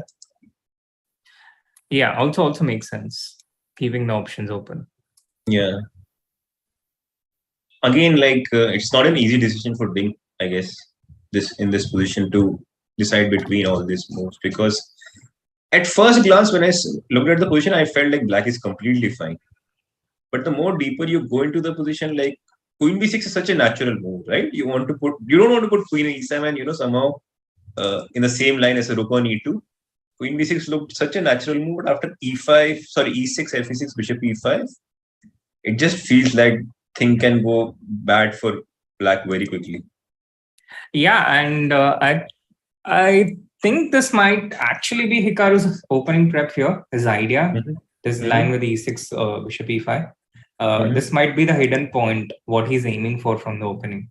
I mean, generally, when you're preparing opening, you try to find these kind of hidden ideas, right? Which your human opponent can't quite figure out over the board, or at least he can't do it that quickly. Right. And also it looks quite practical, yeah, like in the sense that these moves come so much naturally for white than black. So bishop E5, we have just played sort of taking control over the dark squares, and now, like you pointed out, rook E4 is a big threat, with the idea to play either with rook G3 or queen G4 and just go with the flow. Yes, go with the flow. So yeah, I think let's do a quick summary of all the games. Maybe this we can probably leave, in the sense that Ding will have to still repel this sort of attack. Yeah, and in the other games, I guess let's go. I like Rapport's position. Okay. Rook F8 played in the game. Okay, that's what we discussed. Yeah. Also, let's go to Jan versus Jan. Jan versus Jan's game. And yeah, bishop C5, rook C1 happened on the board. And both the players are not on the board, yeah? Yeah. Maybe they went together. Maybe they went together to buy same suit once again. But Abhijeet, once again we have we have a lead for Jan. Yeah, once again he has a conversion in progress. Maybe it's a bit early to say that, but he's definitely come out swinging hard in the opening. And look at the time difference once again. Just 16 minutes spent by Nepo so far. Whereas Duda, on the other hand, he has spent almost half his time, and it's just 12 moves so far. And his position, he's in trouble. And I think he also realizes that he's under pressure. Yeah, and like, how do you also play with black pieces here? Because you cannot play bishop b6. Probably I just play bishop b4 after that and stop you to castle. And probably plonk my bishop on d6 if I get a chance also. And if you don't play bishop b6, we already analyzed queen b6 here. Maybe queen e7 is another move which we can try. Yeah, I thought of queen e7 myself just now. But what do you do if you just play king h1, g4, f4? Yeah, I was wondering the same. Either king h1 or king h2. Basically, the idea is to again play g4. I mean, king h2 because sometimes you want to avoid this bishop g4, h4, queen h4 kind of things. And now you'll have bishop h3. But okay, I don't think it ever works for black anyway. So king h1, king h2, one of them. And now, yeah, f4, g4. It looks quite scary, yeah? Absolutely, Abhijeet. It looks quite scary. It looks quite scary, and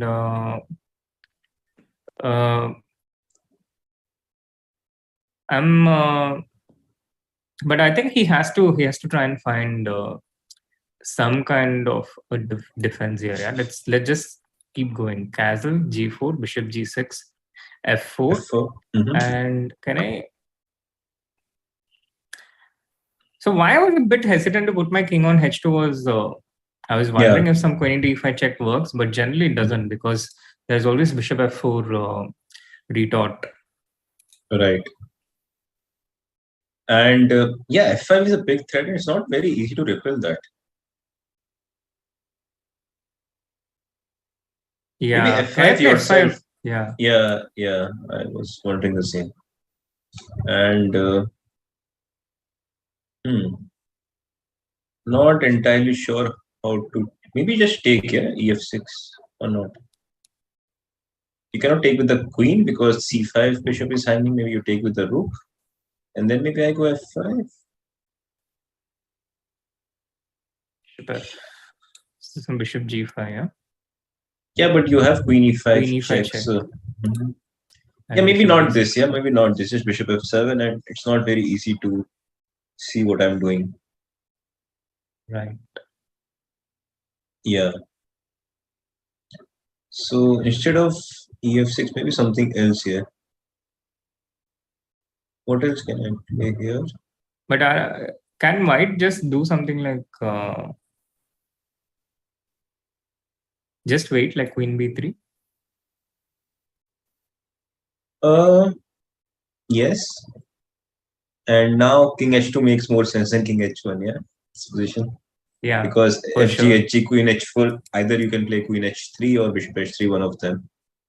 And king is better placed on h2. Yeah, I like white's position, to be honest with you. You may also want to play sometimes, rook c5, bishop b4, this kind of exchange, because then black will be left with this bad bishop on g6, and all his pawns are also on the same square, same color as the bishop on g6. So white has few ideas up his sleeve. White can also swing this queen all the way to g3 and maybe try to create something, on the king side as well. So yeah, white has a lot of potential in this position, and it is black who's under a lot of pressure. Also, not only in the position, but like you correctly pointed out, also the clock. He has already 40-minute advantage, Jan, and yeah, I mean, not sure. Yeah, not sure about the opening choice of Jan's stuff. And also another thing I would like to point out, like Jan's stuff thought for almost, I don't know, like about 20 minutes in the last two moves. Maybe let us have a look at the timestamp. No, just let us go back in the position after 92. White went 92. And yeah, he started to think from here. So he took 92, thought for like about good 10-15 minutes. And after bishop d2, he again thought for another 10 minutes. And after rook c1, he's thinking, and which is sort of a little bit strange for me because bishop c5, I think rook c1 is the most natural move, right? For white. Yeah, but I think according to me, it is the most natural move for white. The thing is, you keep finding something new, yeah, and the more time you spend, and it's possible that for rook c1 he had some defense in mind, like say queen b6, and then he suddenly saw b4, comes after queen b6 and he's not happy with it. I think this is a crude example because he's not going to obviously miss a one move continuation. But he probably saw something here. He had intended something, but he saw something which he didn't like, or simply that he didn't like entering into this, but he didn't really have much option. And he goes queen e7. So the good thing today is I think we are able to understand the directions of the games pretty well, and it's also pretty clear what the dangers are and what the verdict is in each of the games right out of the opening. Let's do a quick roundup of all the different games. Right. So this one, Jan Nepo. He's played queen e7, yeah, or not? Yeah, he played queen e7, but still not totally out of the woods. And talking about queen e7, Ding also played the queen to e7. Queen e7. And quickly, knight b5 was played by Hikaru. Again, makes a lot of sense. You want to attack this pawn on c7, and black does not have a very easy way to defend it. And you don't want to exchange this bishop for the knight because then a5 becomes really weak. And yeah, so I like knight b5. And what is happening in Firouzja Caruana?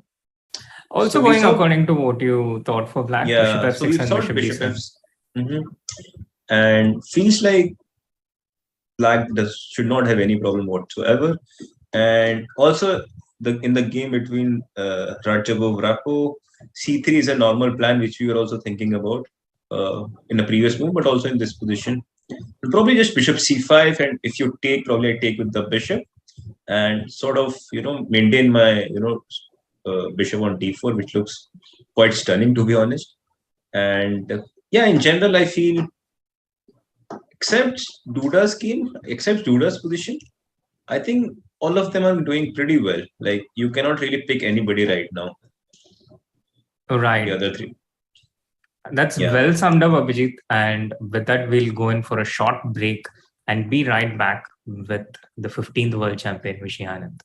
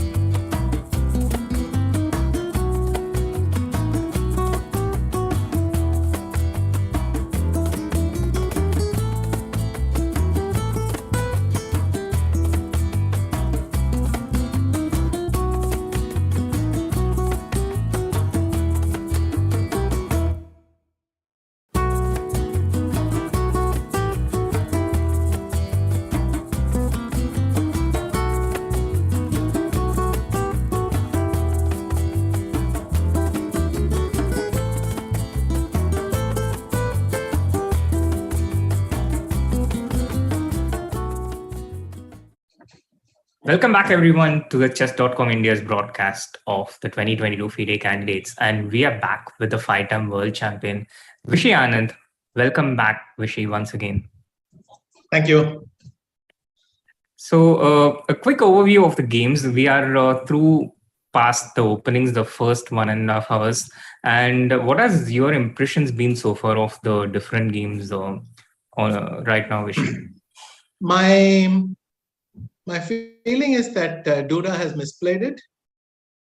I could be wrong, but I thought this is the position where if you go f4 and then black's slightly uncomfortable.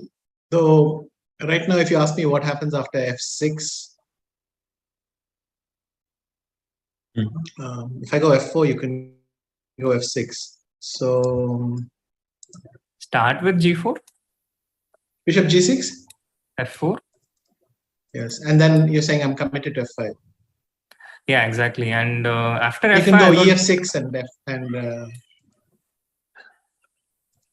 yes, but I'm not sure you even need to do that. Like something like queen, g4, bishop g6 on the board. And here Abhijeet and I were discussing just playing something like queen b3. Queen b3 simply. I don't have queen takes e5 check. No, we played f4 and f5. Oh, f4, f5, queen b3. Sure. Sorry. Yeah. Well, then I go king h8.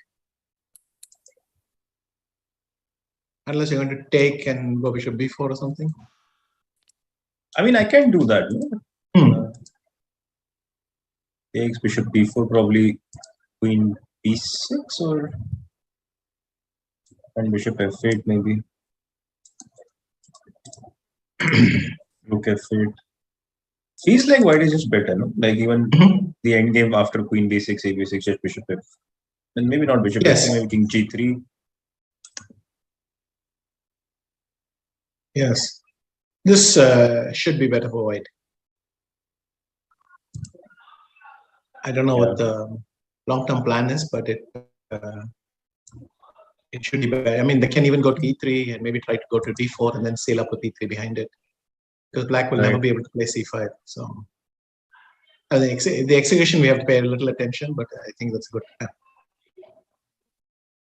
And what about Hikaru's position? Because Lingi is taking a lot of time actually in this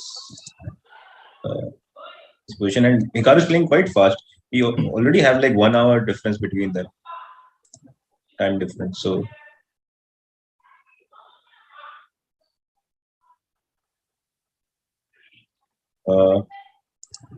yeah, knight b5, and he's been thinking for a bit here. Do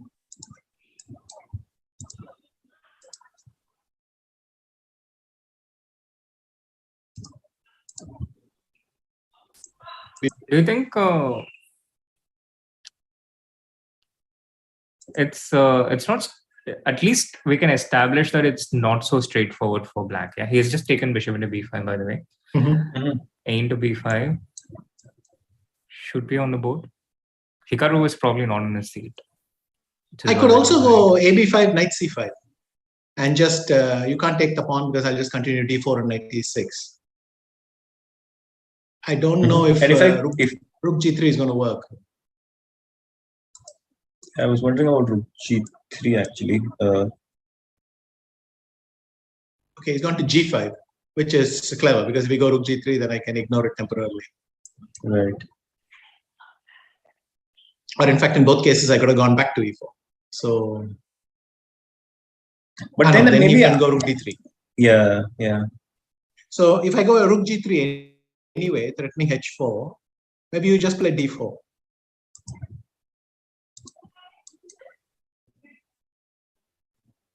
But do I have some h4? You want knight e6, bishop h6? Yeah, bishop h6, and then I take on h4. I thought.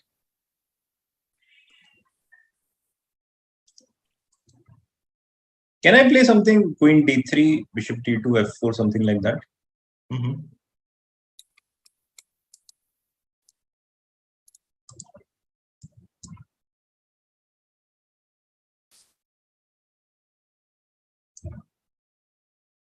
Rook d5.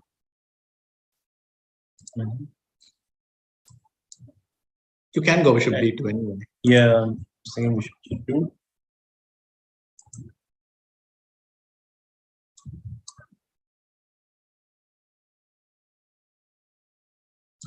Maybe queen d7, yeah, and f4 just go back to h7. Then I go f5. And if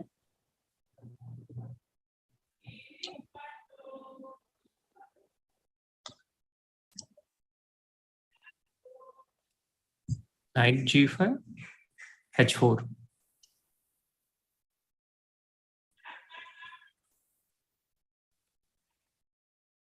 Yes, h4. Because you have to go king h8, no? Is there any other option? After this, yeah. Yeah, king h8, f6. G5. Yeah. But instead of f6, can I go e6 is not working. Bishop f4, you take on b5.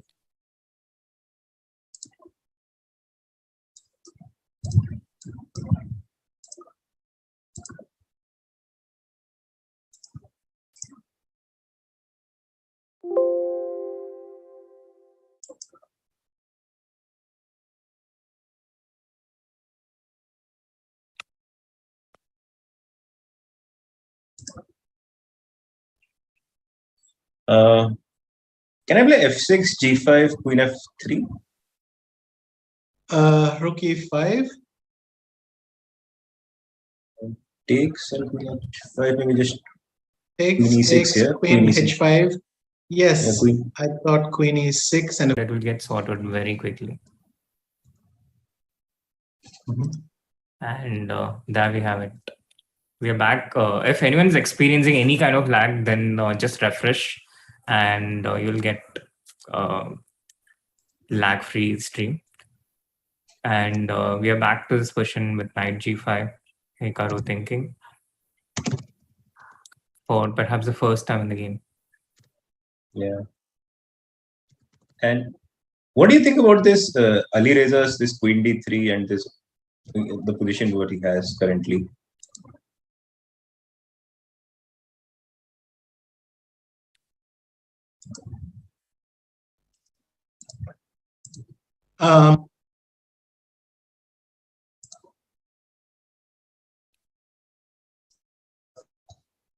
Like we have seen like Gelfand playing this recently a lot, queen d3. Like he had 3 games probably after queen d3, but not that many games. anyway. No, and then I had the feeling that after c3, the only thing I remember is that if you take, move the bishop, I go knight d2, and if you take on f3, I think even I take with the pawn and then play rook g1, and white is supposed to have quite some advantage. But it would be better for me to just check what I wrote last year. Right. But the position we have on the board right now with queen g4, bishop d7, it doesn't look like there's much for white. What are your thoughts? Yeah. Oh, sorry. I was talking of Radjabov Rapport. Okay. I think I got my wires crossed. Sorry. Yeah. So 6 queen d3 in the Catalan. This was the as well. Yeah, that's a coincidence. But at least queen f3 is really impossible. So.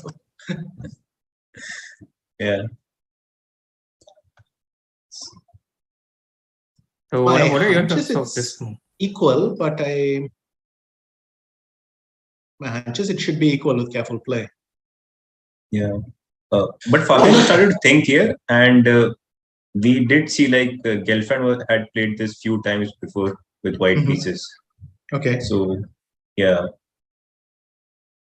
and probably the current position is just around equal. Yeah, I don't see any big problems for black, right? Correct. That would be my hunch.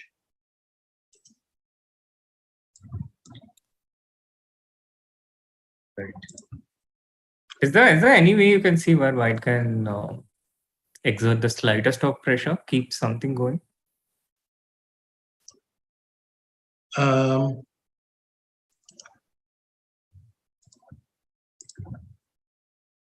not an expert, but to me this looks thin.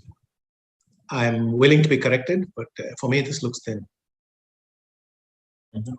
All black has to do is to play precisely as well, and I think this is equal. And for e4 you want to go back knight b6 generally, yeah? Or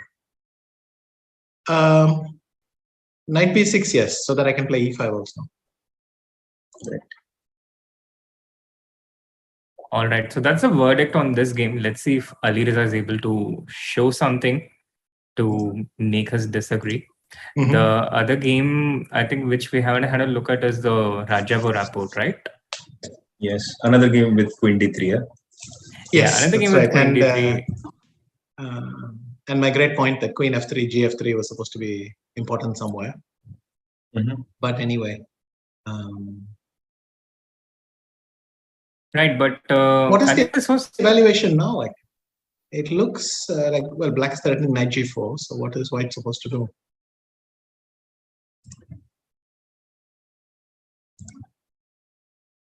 Yeah, somehow Taimur's play is not sort of surprising. Yeah, he goes for this line and then like he blitz out like first 10 moves and then all of a sudden he starts to think, and now I'm actually last position. I'm not even sure like what is going on as white.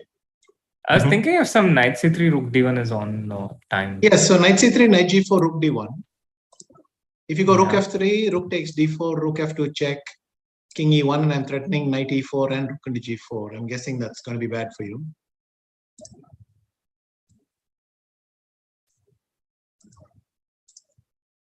Yeah, this looks bad for black.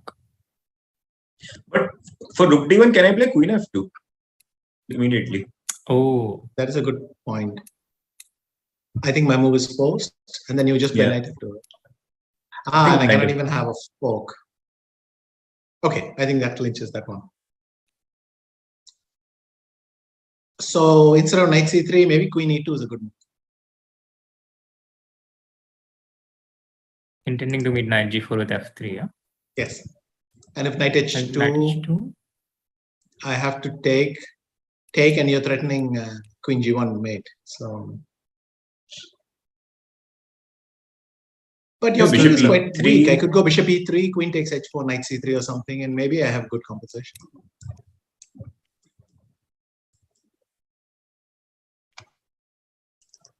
Yeah. Maybe after knight g4, f3, I can also play a5. This position.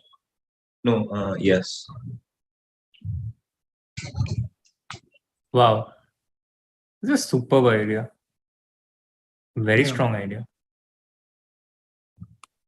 Yeah, I'm not in time with any knight d2, c4, nothing. Yes. And the opening play was so strange also because this is Rapport's third game with the same line. Mhm. And yeah, somehow it was strange that one goes for this and then starts to think immediately. I thought you instead of cd4, you're supposed to go knight d2. So cd4. No, I think when he played bishop g5, instead of that, c3 is probably more accurate. Like, Okay. Not entirely sure like why bishop g5, but Mhm. it just helps black here to play rook f8 and come into the game. I mean, we had checked this with a strong computer, so Yeah. not quite sure of that. But based on whatever we have checked so far, this feels like the impression that black is getting rook f8 for free. But also brings me this question to my mind, Vishy. Rapport has been playing exclusively this opening in a tournament like Candidates, and he's willing to go and put himself as a target in the Sicilian Taimano. Would you have considered this a recommendable strategy, or is it something just which works only for Rapport? Well, I think in a way you answered the question. Yeah, this is a fairly personal decision. You have to decide whether you're in the mood for it. Can you think? I mean, with the Taimano, we're always going to be kind of uncomfortable for the game, but he will have great chances as well. And he has won some majestic games here. So it's a fairly personal approach. If your question was, would I do it? I don't know. Well, you have done it once in a World Championship match, but not, Yes. of course, repeating it. Well, that was even the Khan, but it was just. I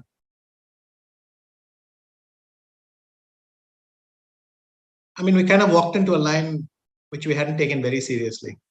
And this, I mean, it looked like I have a nice setup on the queen side, but white plays, brings his rook out on the third, and turns out to be slightly unpleasant anyway. Right. Actually, rook f8 is quite a nice move because after c3, bishop d6, knight d2, we had the same knight g4. So I was probably, I mean, this solves black's Problems. pawn structure issues and so on. I mean, I'll have to take, and you can check and take or something. So knight d2 doesn't work either. I'm not sure what you're supposed to do then. And in the current position, do you think white is just worse or hard to stop knight g4? Certainly feels risky, yeah. What about queen c3?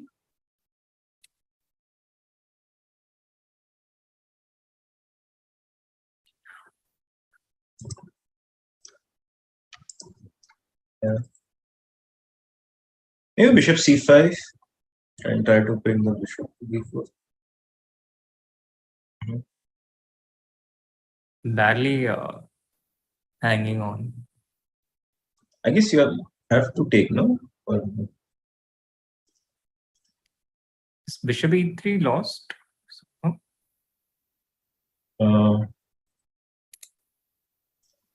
good question.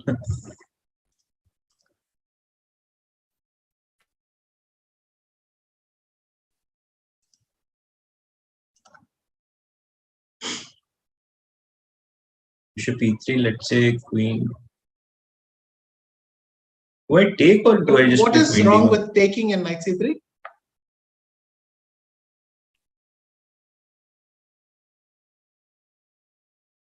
Maybe black is fine with e5 and king c7, but Yeah, I guess so is white.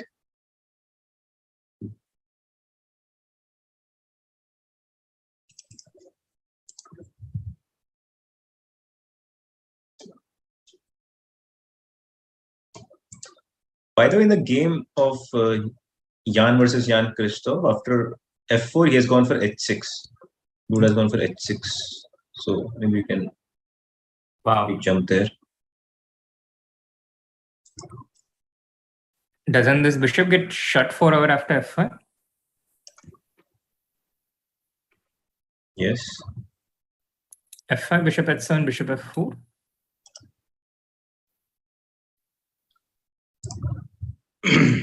Yes. Why is this not a bigger advantage for white? I'm not quite sure.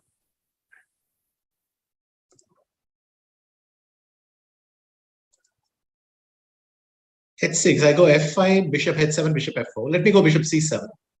Let's see how you do go about this. Bishop b6. But your bishop is... Yeah, b6. Bishop b6. Oh my god, I gave away my thread.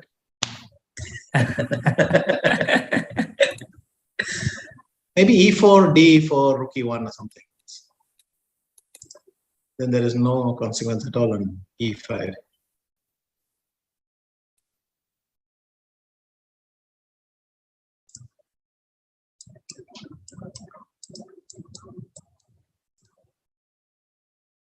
Put something somewhere else, yeah. But you can also play e3, yeah? Like with black. Excuse not me? easy to. I mean, after rook e1, maybe you can play e3, yeah? After d4, Yeah. rook e1. So This is perhaps why I you have to had do to- it in the correct fashion. Yeah.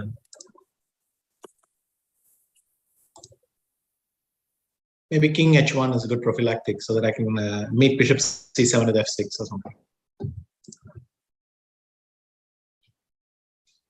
Yeah, Abhijeet, this is why I preferred putting my king on h1 in the first place. Yeah. So maybe instead of e4, king h1, yeah? So Yes, And- bishop b6.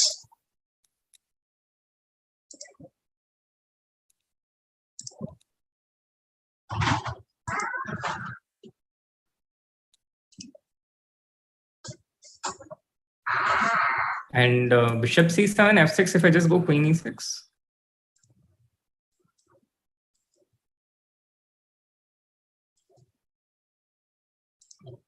It's true. Might can I play bishop d5 or it's just nothing?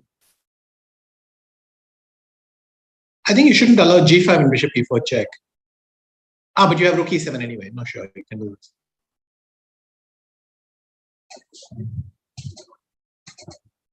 Yeah, maybe we shouldn't allow this. Maybe Queen D8. But I can go Queen D7, FG7, Rook F8. I think that might be decent for me.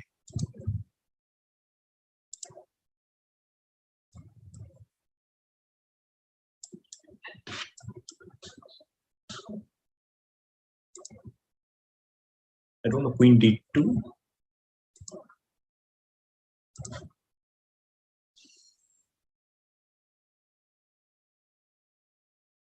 Bishop E5.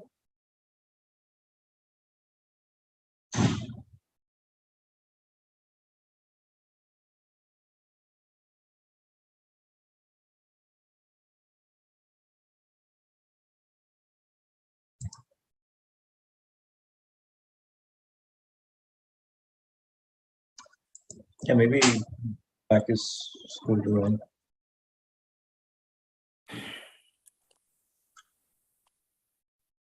Yeah. I guess white has to be more careful after h6 and not as simple as it looked in the first place. Mhm. Do you want to start with King H1 right here? Or feels a bit too early? Yes, I mean, I can't really play Bishop E4. So, but this is too sophisticated. Can we do Queen B3 or something? Yeah, the thing with King H1 is some hit on G4 and there's some problem.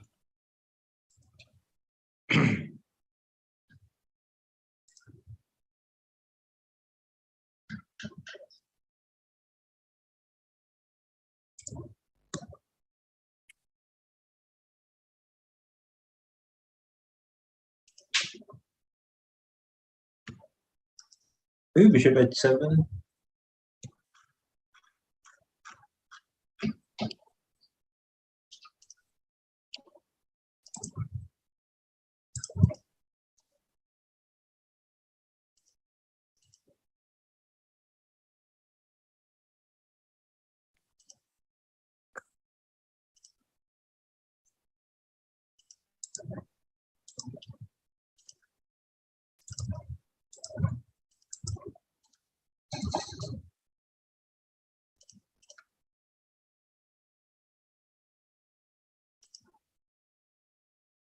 Also, blue is the color for today. Even Vishy sir is wearing blue.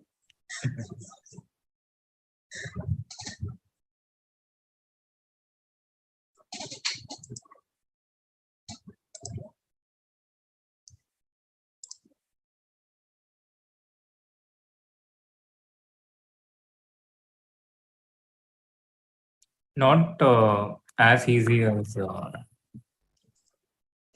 it looked at first. Yeah.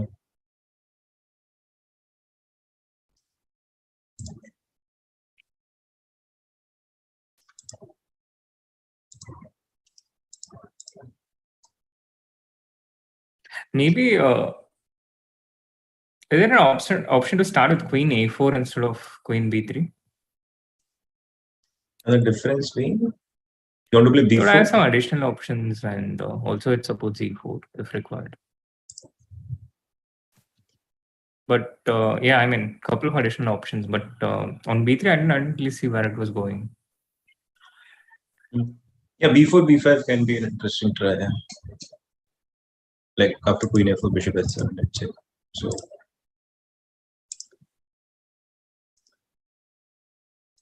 Yeah. B4, Bishop B6, B5. This was one This looks idea. nice. Huh?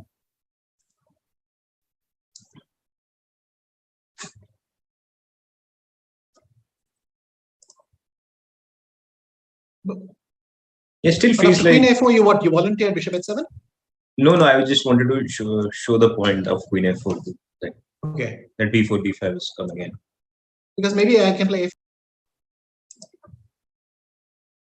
You can play what? A5. A5. Can I go?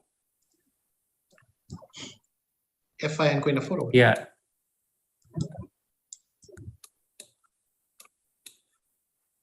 But now I can play f6.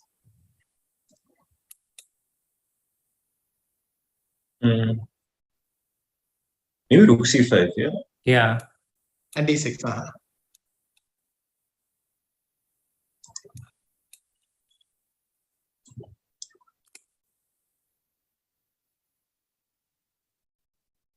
This is nice, and Maybe you can go back to your plan, no? Like bishop b6, bishop c7 instead of f6.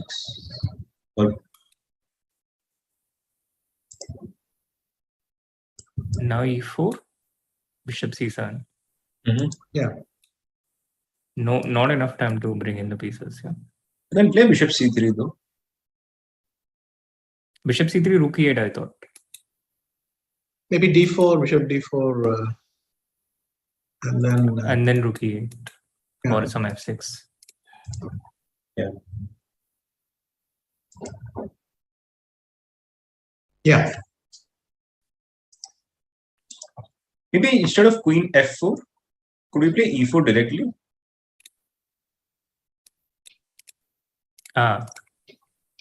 Queen e5, bishop f4, and Yeah. if I do some queen d4. Thought minimum queen c2 I have, and the bishop is still completely out. Or queen takes d4 and ed5. I mean, we're still playing against Yeah, true. Yeah. But e4, maybe I can play d4.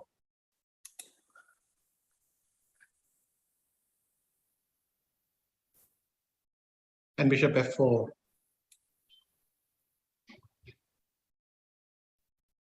Also f6, what is happening? When? Now, after d4? gf6. Okay. ef6. d6 check. I'm sorry, bishop d6.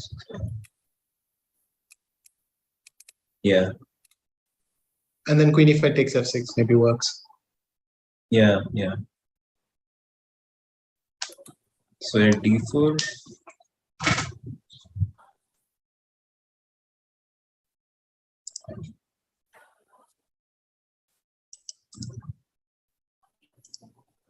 f6 feels a bit premature in most of the lines we have seen. So Yeah.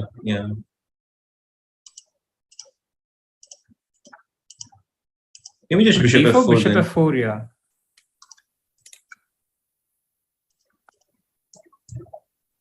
Yeah, in general, it feels like black is still under pressure. And, But queen e4 is probably a precise move, yeah. yeah, queen f4 is a nice move. The idea b4, b5.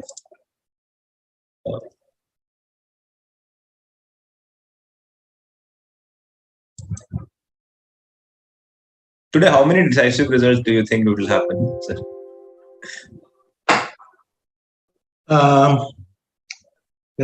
Let's bet on 2. Sounds optimistic, seeing how things have been in recent times. Yes.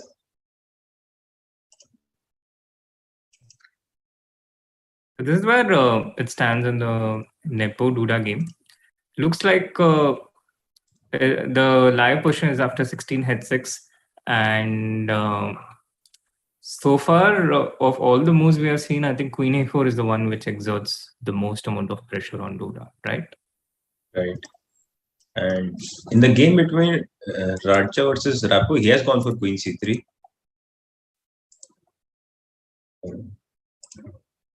Yeah, he has gone for queen c3. And here we looked at some bishop c5, queen into d4, bishop d4, knight c3, and this endgame, and I don't remember what was our conclusion. No, just some e5, c5, and we thought it's okay for both the players. Yeah. And does it look a bit nicer for black? Yeah, but also I can simply play, I don't know, king e2, c1. Feels around equal. White structure is pretty great, right? Yeah. Right. And in the game between Hikaru versus Ding, he's taken the pawn on a5 after knight g5. Yeah, he just took it and came back. Yeah. Rook d5, you get the pawn right back or no? Or queen c5 also.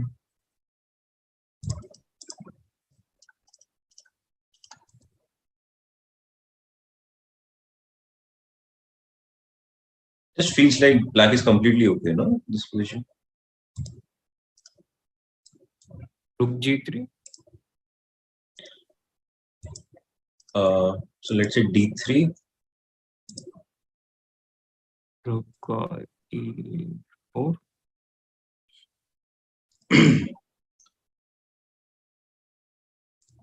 Queen c2 or rook d4 maybe.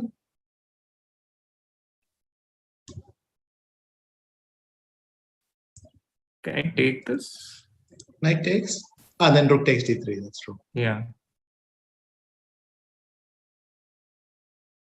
I'll probably be fine. But even this, okay, queen e5. But okay, had I played queen takes d4, what do you do?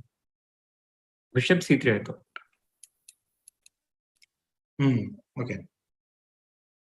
I'm not in time. Yeah. If I start with queen c2,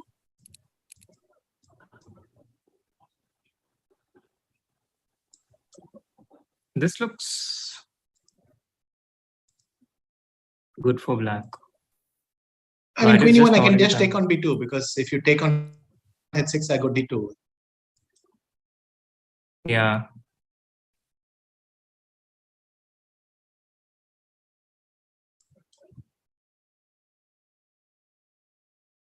Yeah, this feels very slow for white.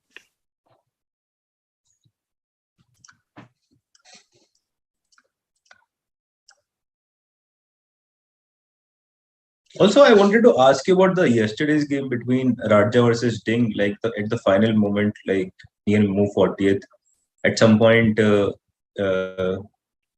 just took fe5 and went for g6 after e5. Like Radja went for e5.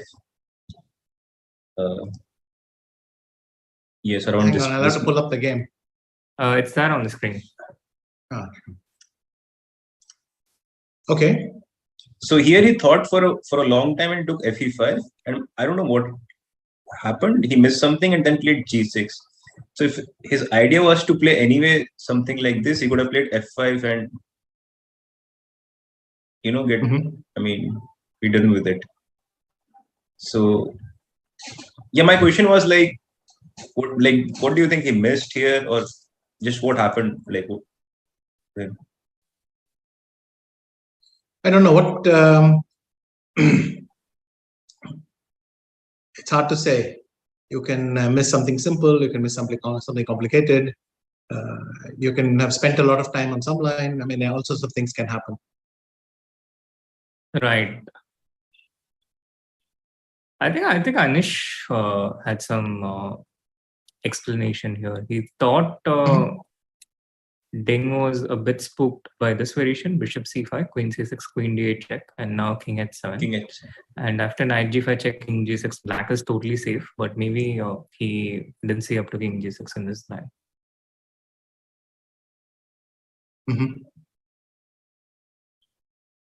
f5 was so much simpler, no? Keeping everything together and like.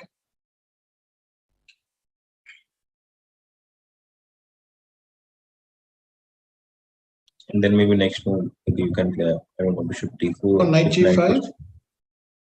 Takes and d4. Bishop and some d4. queen.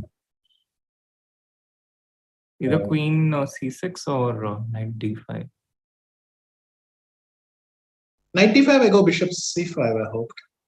You'll go queen c6 then, right? Yeah.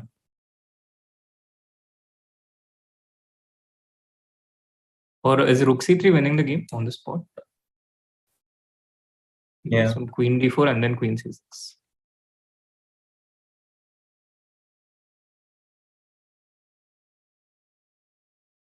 Queen f1. But this should be already a signal that white is. Well, I don't. Okay, I don't have queen g2, right? Yeah, everything seems to be falling apart here.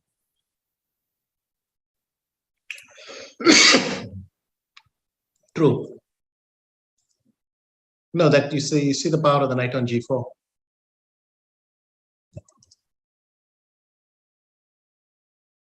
Yeah, I think f5 was a major moment in yesterday's game. Yeah, and Ding had something like 10 minutes around this point.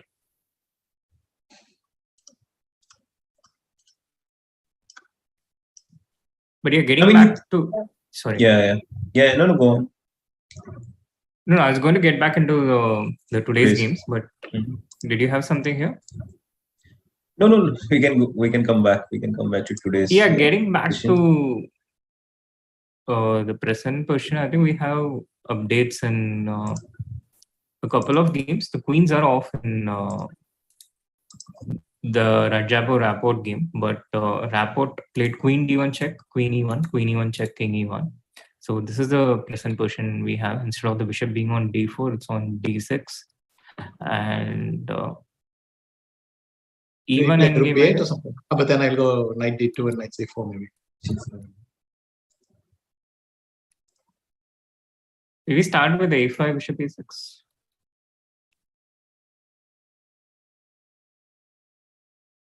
Knight c. You can't stop me castling because I can't castle anyway. Yeah, exactly.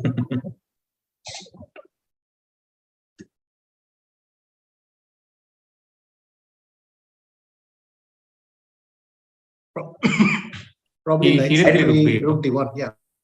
Rook b8, knight I d2. remember it in this one of this. I think it was in Tata Steel. I think in Kolkata where Prag tried to castle after moving the king against Arjun. I don't know. Yeah, that happened. And did he succeed? No, Arjun claimed that it was an illegal move, but I don't think there was any penalty, and Arjun didn't even claim the touch piece. Right.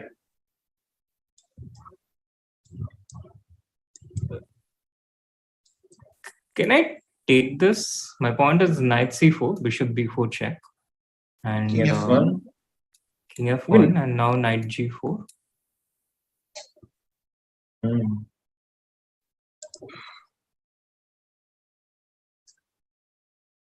f3.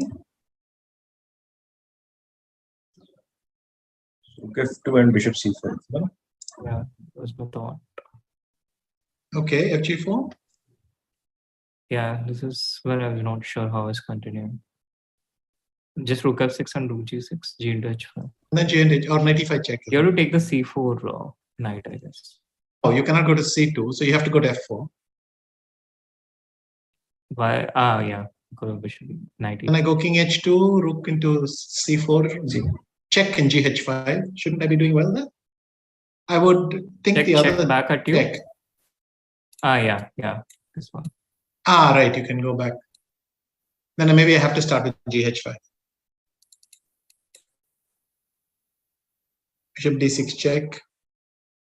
And this is getting awkward because if I can't go to h3, I have to go g3, rook f2 check, and then maybe e5. Or...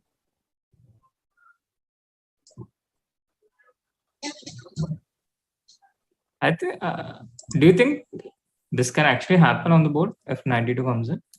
The idea with knight g4.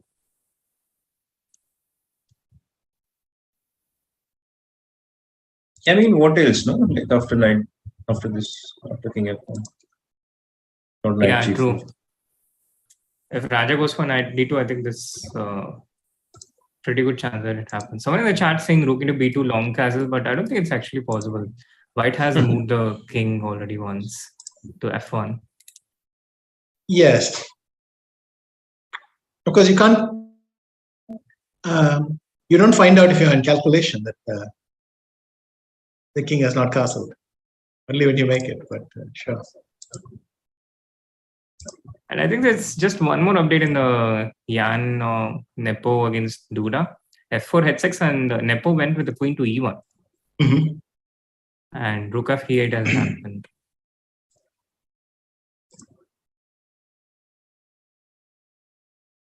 Has now if we Duda do kind the of same, regain some control? Maybe now he wants to go f5 and queen g3 or something. But anyway, I will go. Same, yeah. Yeah, Bishop C6. bishop d6 and come on. Or bishop d4 there. So Oh, yeah. Which was your move against Miran in the Blitz game, yeah? With Petrov, the Armageddon game. I just remembered it. I don't remember which game. The Armageddon game, where you spent about 1.5 minutes on Petrov, e4, e5, knight f3, knight f6, d4, yeah, knight e4. and what has that got to do this game, or you remember something else? So there was this point where I think your knight was pinned on e5 and you had this move bishop d4, which he missed, and you retained the piece with it. Okay. And then you just won with a piece up.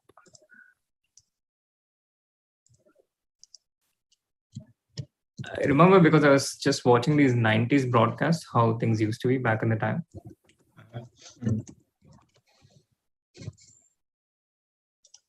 So final thoughts on this question before we head into a break? b4, b5 can be tried also here, no? Like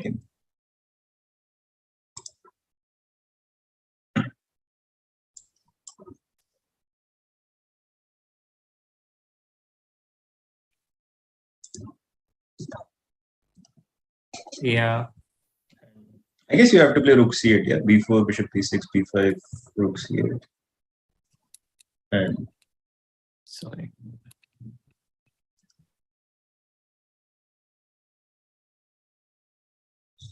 even now you can take bc and do all those things because now bishop c7, the c6 pawn always hangs. Right. This is a pretty instructive point. Do you start with e4 here or do you just go? I would play e4 because if you take with the bishop, even when the queen comes to e4, you have rook d8 and queen d7. It will be impossible to control that. Yeah. Queen d7, queen d5. Somehow I'll swap some pieces. And by the way, in the Rapport, they have played knight d2, rook b2. So this is likely this knight g4 is going to happen. Wow. Nice. Let's do a quick roundup, I guess, and yeah. Let's have a quick roundup before we head into a break. And starting with this one, knight d2, rook b2. I think equal but complex. Knight c4, bishop b4 check is the way. Yeah. I mean, it's not necessary. I can also play rook b4 or rook b5 and put something on d5. So simple stuff. But do you think Rapport is going to go this way or bishop b4, knight g4? If he calculates everything, maybe he's happy with the other one. Because Abhijeet pointed out that Rapport, he has a tendency to go into the most complex variation if he had a choice. Have you noticed any similar tendency? He is pretty aggressive, and I think now he's maybe he thinks this is the chance to score a bit. Right. And so he may want to up his risk. The other game, Firouzja, Fabiano, I think nothing to worry for black. So I guess we can quickly move on. Knight f3 is the last move, but black is totally okay. He has solved all his problems. He's developed his pieces. And white is threatening e4, e5. So what should we do?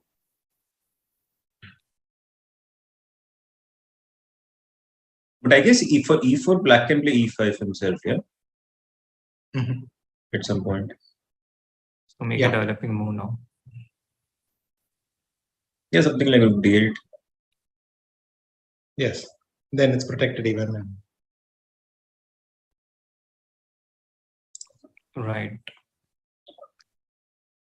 And Hikaru Deng, we saw this variation queen c5 with the idea of d3, queen c2, and felt that black didn't have much problems to worry about. Anything to add here, Vishy? What else could he do? I mean, the problem is once this d pawn is threatening to run, you have no time to do any f4, rook g3, anything. Because it's coming quite fast. initiative petered out, would you say? Yes. And the final game was Nepo against Duda. A couple of news since we last checked it. Queen G3, Bishop H7 on the board. And I think I'm slightly overestimating White's position, but it is still an advantage. Right. All right. So with that summing up, we will head into a short break. We'll be back with Vishy. Meanwhile, do hit that like button, subscribe to the channel if you haven't, and we'll be right back.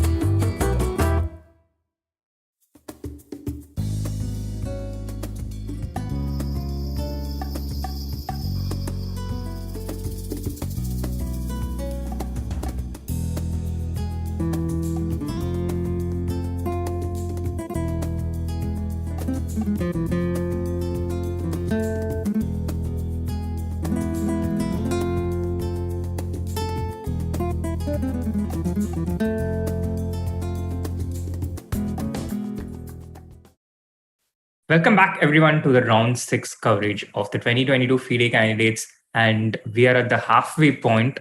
All the games excitingly paused, perhaps with the exception of the Fabiano Alireza game where Black has completely neutralized White's initiative, but we have some pretty intense positions in all the other games. And Jan Nepomniachtchi has just played H4 in his game against Jan Christoph Duda. And there we have all the different positions. But yeah, H4 just played here. And how is it looking after H4? How dangerous is White's initiative here? H4 is a clever move. It has kept my attention, but it's again, White is trying to clamp down on the king side completely. So let's try bishop b6, h5. It's not clear what White is actually aiming for because I can't really play g5 or f5 yet. But it looks like the Caro-Kann structure. Right. The advanced Caro-Kann, yeah. But I can play bishop b6, h5, f6 we were discussing. And I kind of have to make a decision there. Do I wait for you to take and then play f5? Or do I take on f6, but you play queen takes f6? And what's the evaluation there?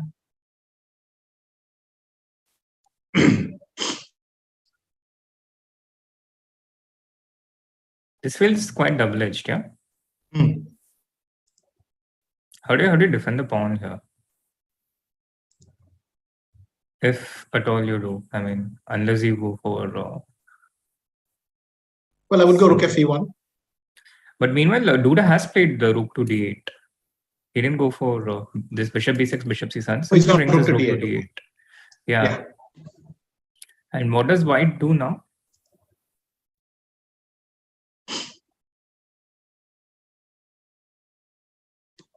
G5 is out of the question, yeah?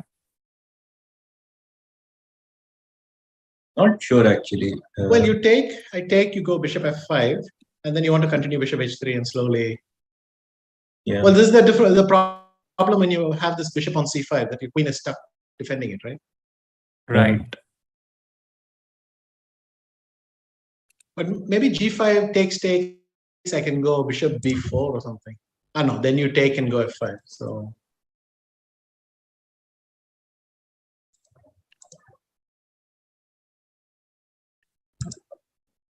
this presents an interesting problem for.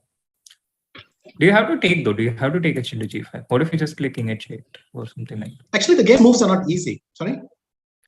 I was wondering if you have to take h into g5. Like, what if you just play something like king h8 and wait?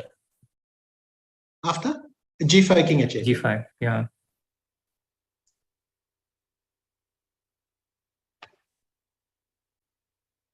What moves were you saying was not easy? The game moves?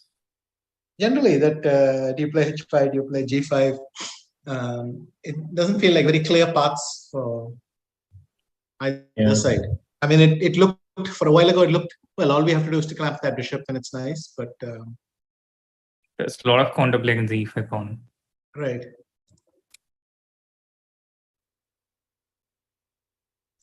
So rook a8, g5 is one option. H5 is useful only if White gets some f5, f6, right? Or g5 just to play g6 somewhere. But if it implies the loss of the e-pawn, then I don't know how this pans out. Yeah, that's what I thought, that it could potentially mean. Also, let's say h5, maybe I could play bishop e4. Because if you play bishop takes e4, d takes e4, bishop c3, I can go bishop d4. And I think it'll be hard for you to push your pawns at will.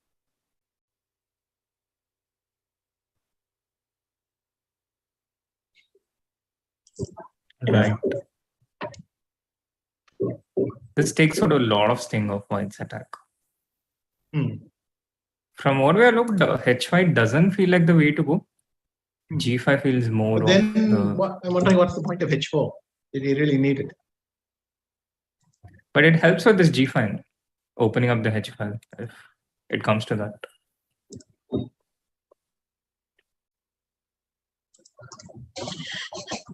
No, I like this g5 and probably this slowly bishop f3, king g2. Okay. Which one? Yeah. Maybe that's just a decent plan. But g5, king h8, how do you continue? I was thinking just bishop f3. Okay. I can also play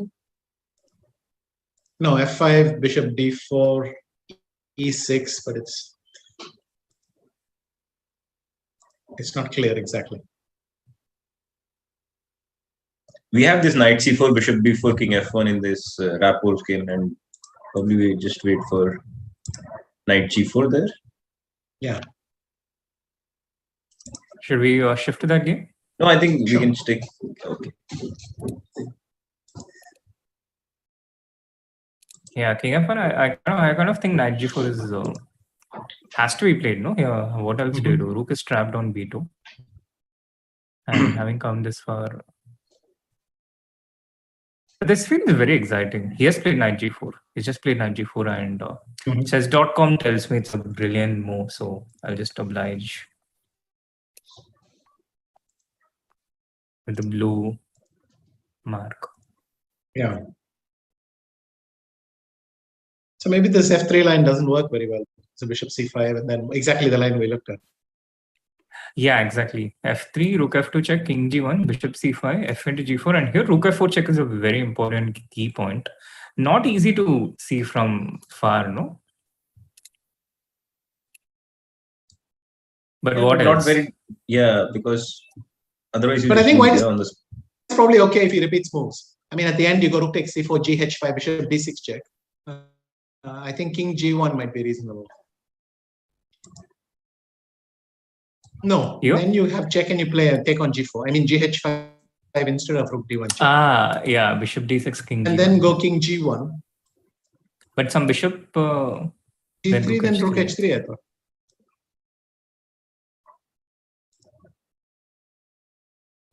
And you have a draw, but I don't know if you have more. Or maybe c5, bishop d7, bishop d5 is very strong. It's possible. I thought rook h3 and I'm in business, but.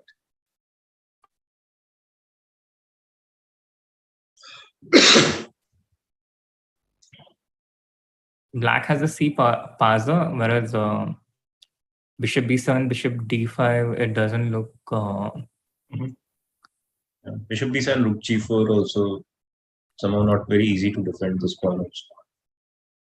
Yeah. I mean, if you had to bet on two decisive games, I think this is one promising game.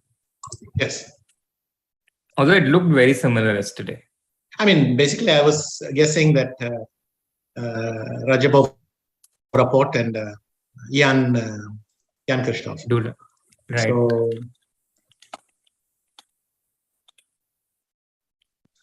So, can we quickly switch to Alireza's game? Okay. Because it feels like e4, e5, queen h5. Yeah. And knight b4 also. Yeah, I think black is. I feel black is more comfortable than white. I guess in this. Isn't black just clearly better? Maybe clearly is too strong. I thought bishop g5. I can just play bishop e6, and if bishop f6, gf6. But then you have bishop h3, so that's not going to be so great for white. I mean for black. Right. Yeah. But bishop g5 can simply take on g5, no? Yeah, queen g5. So takes. Or knight g5, h6, knight f3. Knight g5, h6, knight f3. Or do you protect e5? I guess I have to go back, and knight c6. Yes, and then bishop h3, and it's probably equal. No, you can take here and queen b4. You're winning a pawn. Yeah. Yeah, but this should be equal, no? I mean, so queen f5, queen b2, rook b1, queen e2, rook b7. Or sometimes it can get risky for white. Yeah. How are you capturing on b7? I mean, queen takes a2, you want to go rook b7. Yeah. Otherwise, I thought you were losing e5. And if I go queen c2? Yeah, I thought then you'd lose e5. Knight takes Knight d4? Okay, I missed this. Beautiful tactic. And if you go rook c1, but again knight d4, yeah, somewhere. Yeah, but not here. But queen takes a2 and then yeah, queen c4. Yeah.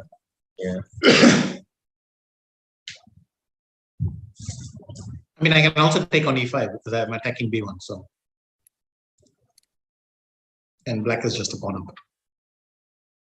Yeah. Maybe in the starting position, I should start with bishop h3 then. Maybe not bishop g5 for white. Because it just feels, yeah, it just feels like black is probably taking over already.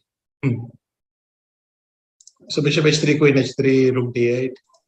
And maybe white can equalize in time. Maybe just bishop d2 also. Right.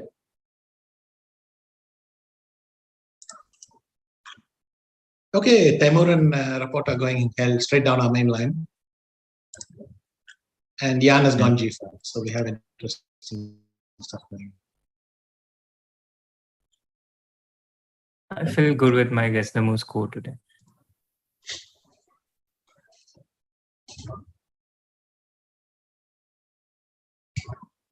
Pretty much forcing, yeah, here. Bishop c5, f into g4. I mean, all the moves are quite, forcing. And how we were making draw with white there? After yeah, he played bishop c5. Once again, a brilliant no according to chess.com. F into g4, rook f4 check. King h2 only move, rook into c4. And here apparently there's some defense which white has to find. Because it shows 0.00 here. Any move we made here, it went low. Maybe rook c1. No, rook c1, you have bishop d6 check. Maybe rook d1 check, rook takes d6, gh5. To me, it looks speculative. Yeah. That's it. I go rook d6 check, rook d1 check, and bishop e7 forking the two rooks. Where do you start? Yeah, rook, bishop d6. Maybe rook h d1. Takes. Rook d1. Oh, sorry, I thought the rook was on b4. Yeah, no, then it's on c4. So king c7, and just play gh5. I mean, this might be decent compensation. Yeah. Also, you could go bishop e7 here, yeah. And get this king onto the a file, and then play with the bishops. Sure.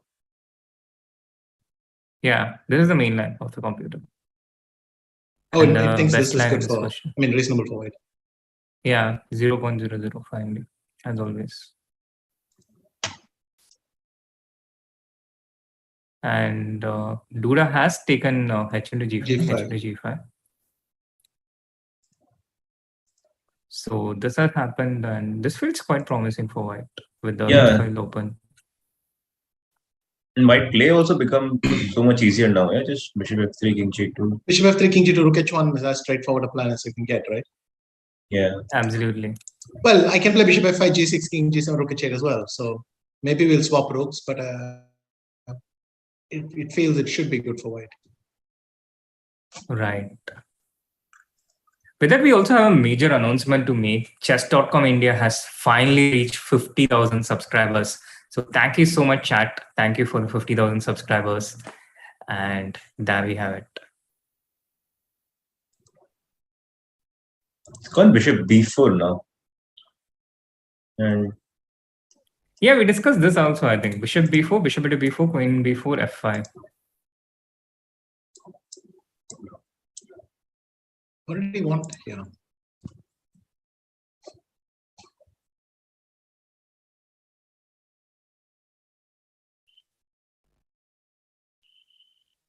Maybe f5, g6.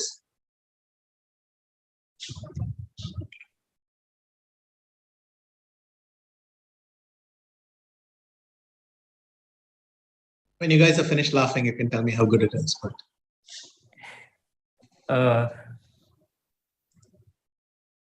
I was just a bit of disbelief that black has. Well, f6. I'm hoping that queen F6. d2, queen e5 is going to be something. It's just an extra piece, isn't it? I mean, the bishop is entombed. Yeah. Also, queen b2, just queen h4. Yeah. Just queen e5, king h1. Yeah.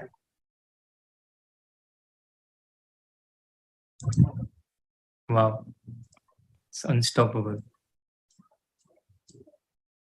But if I play f5, what else are you playing? Queen d2. Because if g6, then queen h6 check is there. Queen h6.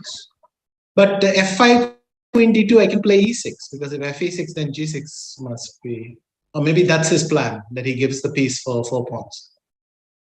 So just to recap, bishop b4, queen b4, f5, queen d2, e6, f6, g6, ef5. Yeah. g6. Well, I wanted queen h6 check first. And if king g1, then ef5, g h7, queen h7, and that's 4 pawns. Oh, But still initiative for white, yeah. Rook f4, king f2. I'm just trying to look for ways. Actually, it's only 3 pawns. So. But maybe it's better to play with queen on d2 and for gh7 just king h8. Yeah, maybe to start with, because then maybe we also have e2 pawn. Yes. Okay, that's a good point. But I mean, I feel g6 we can have. Now I feel we have something. We should have something better here instead of e6 with white. Okay.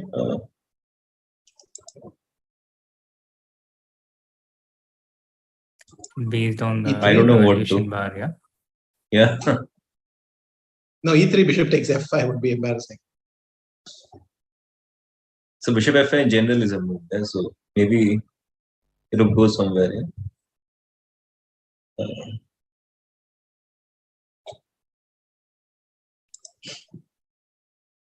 Also, I don't know if I can play g6, queen h6 check, king g1, fg6, and f6, and if this is worth something. Maybe not. Yeah, I guess maybe some queen e3 check is the problem. Yeah, that's right. Yeah. Maybe up for queen d2, maybe just rook e1, yeah, rook c1. Defending everything and probably threatening the same thing, right? E6, g6.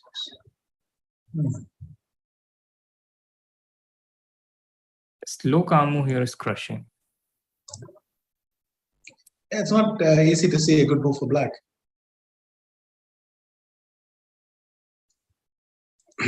Right. Wait, instead of queen d2, let me go back to my g6. Bear with me, please. Yeah. So f6. Queen d4. That way I keep control of the h4 square. Where do you go f6? Queen g6, d4. f g6, f6, f6, queen d4. and queen d4. No, I played g6 with black. Okay. Yeah, got it. f6. Queen d4. Yeah.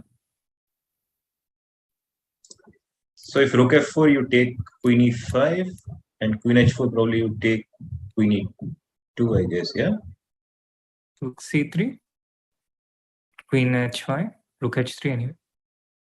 Yeah, this is not working. Okay, so g6 is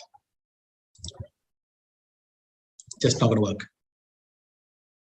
So I guess he's coming to some sort of piece sack, but maybe with decent compensation.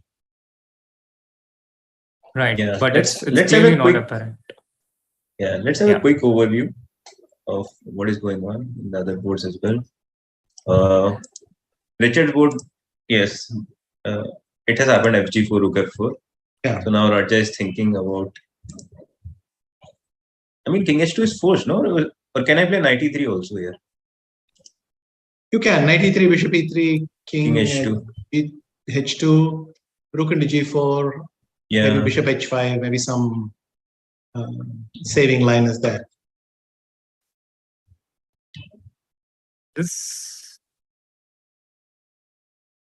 I was wondering if there was some kind of a draw, but no. Yeah, he's gone for knight e3 though. Okay.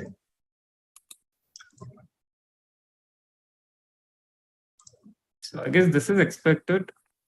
And here can white also just take this and play some hold. Some counterplay, rook d1, bishop c5.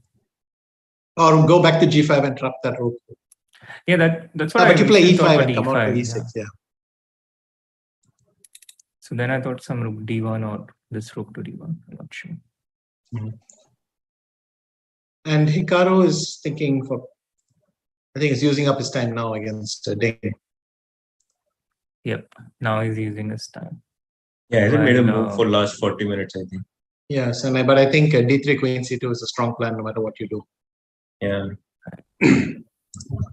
And Alireza Fabiano is, if anything, nicer for black. Yeah. Yes, that was my reading. Right.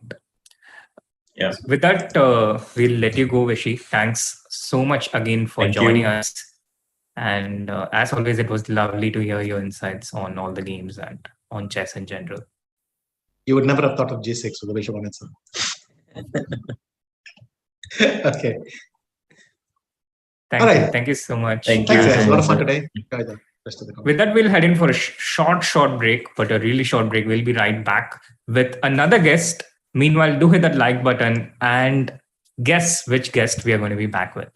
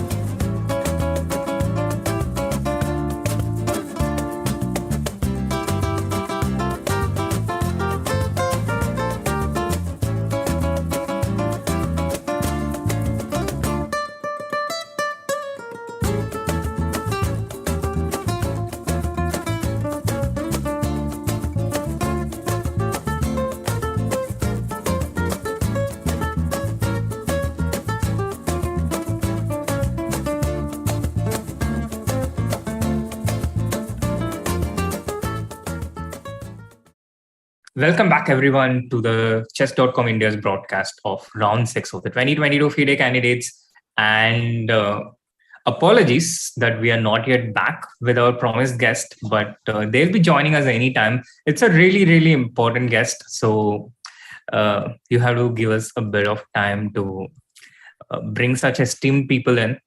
Meanwhile, some exciting updates happening in the games themselves. F5 happened in Jan Nepomniachtchi game, and queen into b2 taken by Duda.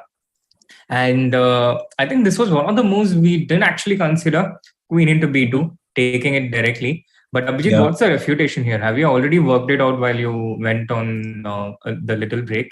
Because you're calculating nonstop. No, I was not thinking about the position, but it feels like e6 should be the move. Yeah, generally e6 and g6, like how Vishy was always saying. What happens if I start with g6 just out of curiosity? With I just thought Vishy maybe off, just- I'm not scared anymore of making stupid moves. So I thought there are many moves. First of all, FG, Queen E5 or Queen E5 directly also is an option. And GH7 probably even King H8, or King H8, then there is Rook F8. So you have to be careful about that. Yeah. So this feels like should not be so bad for black, yeah. Also, yes, I think you absolutely. can. Also, I think after G6, maybe you can take everything on G6 and give Queen E5 check. Also, doesn't feel like black should be worse here because you're playing Rook F8 maybe next. Also,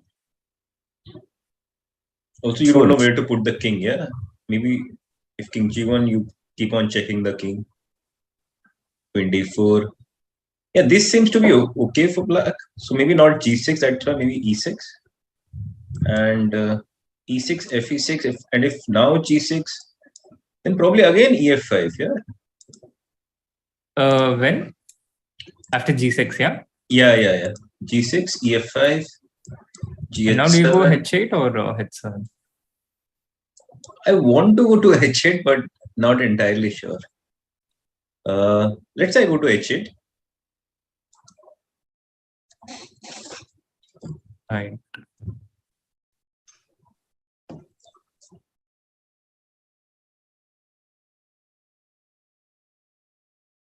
He goes for it.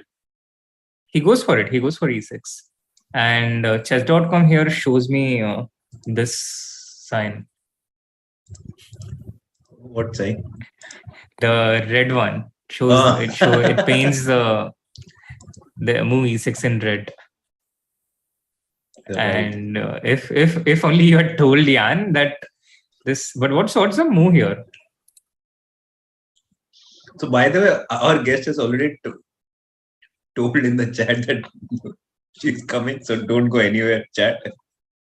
So before you could reveal, she revealed herself. So Divya is coming pretty shortly. I know. On the stream.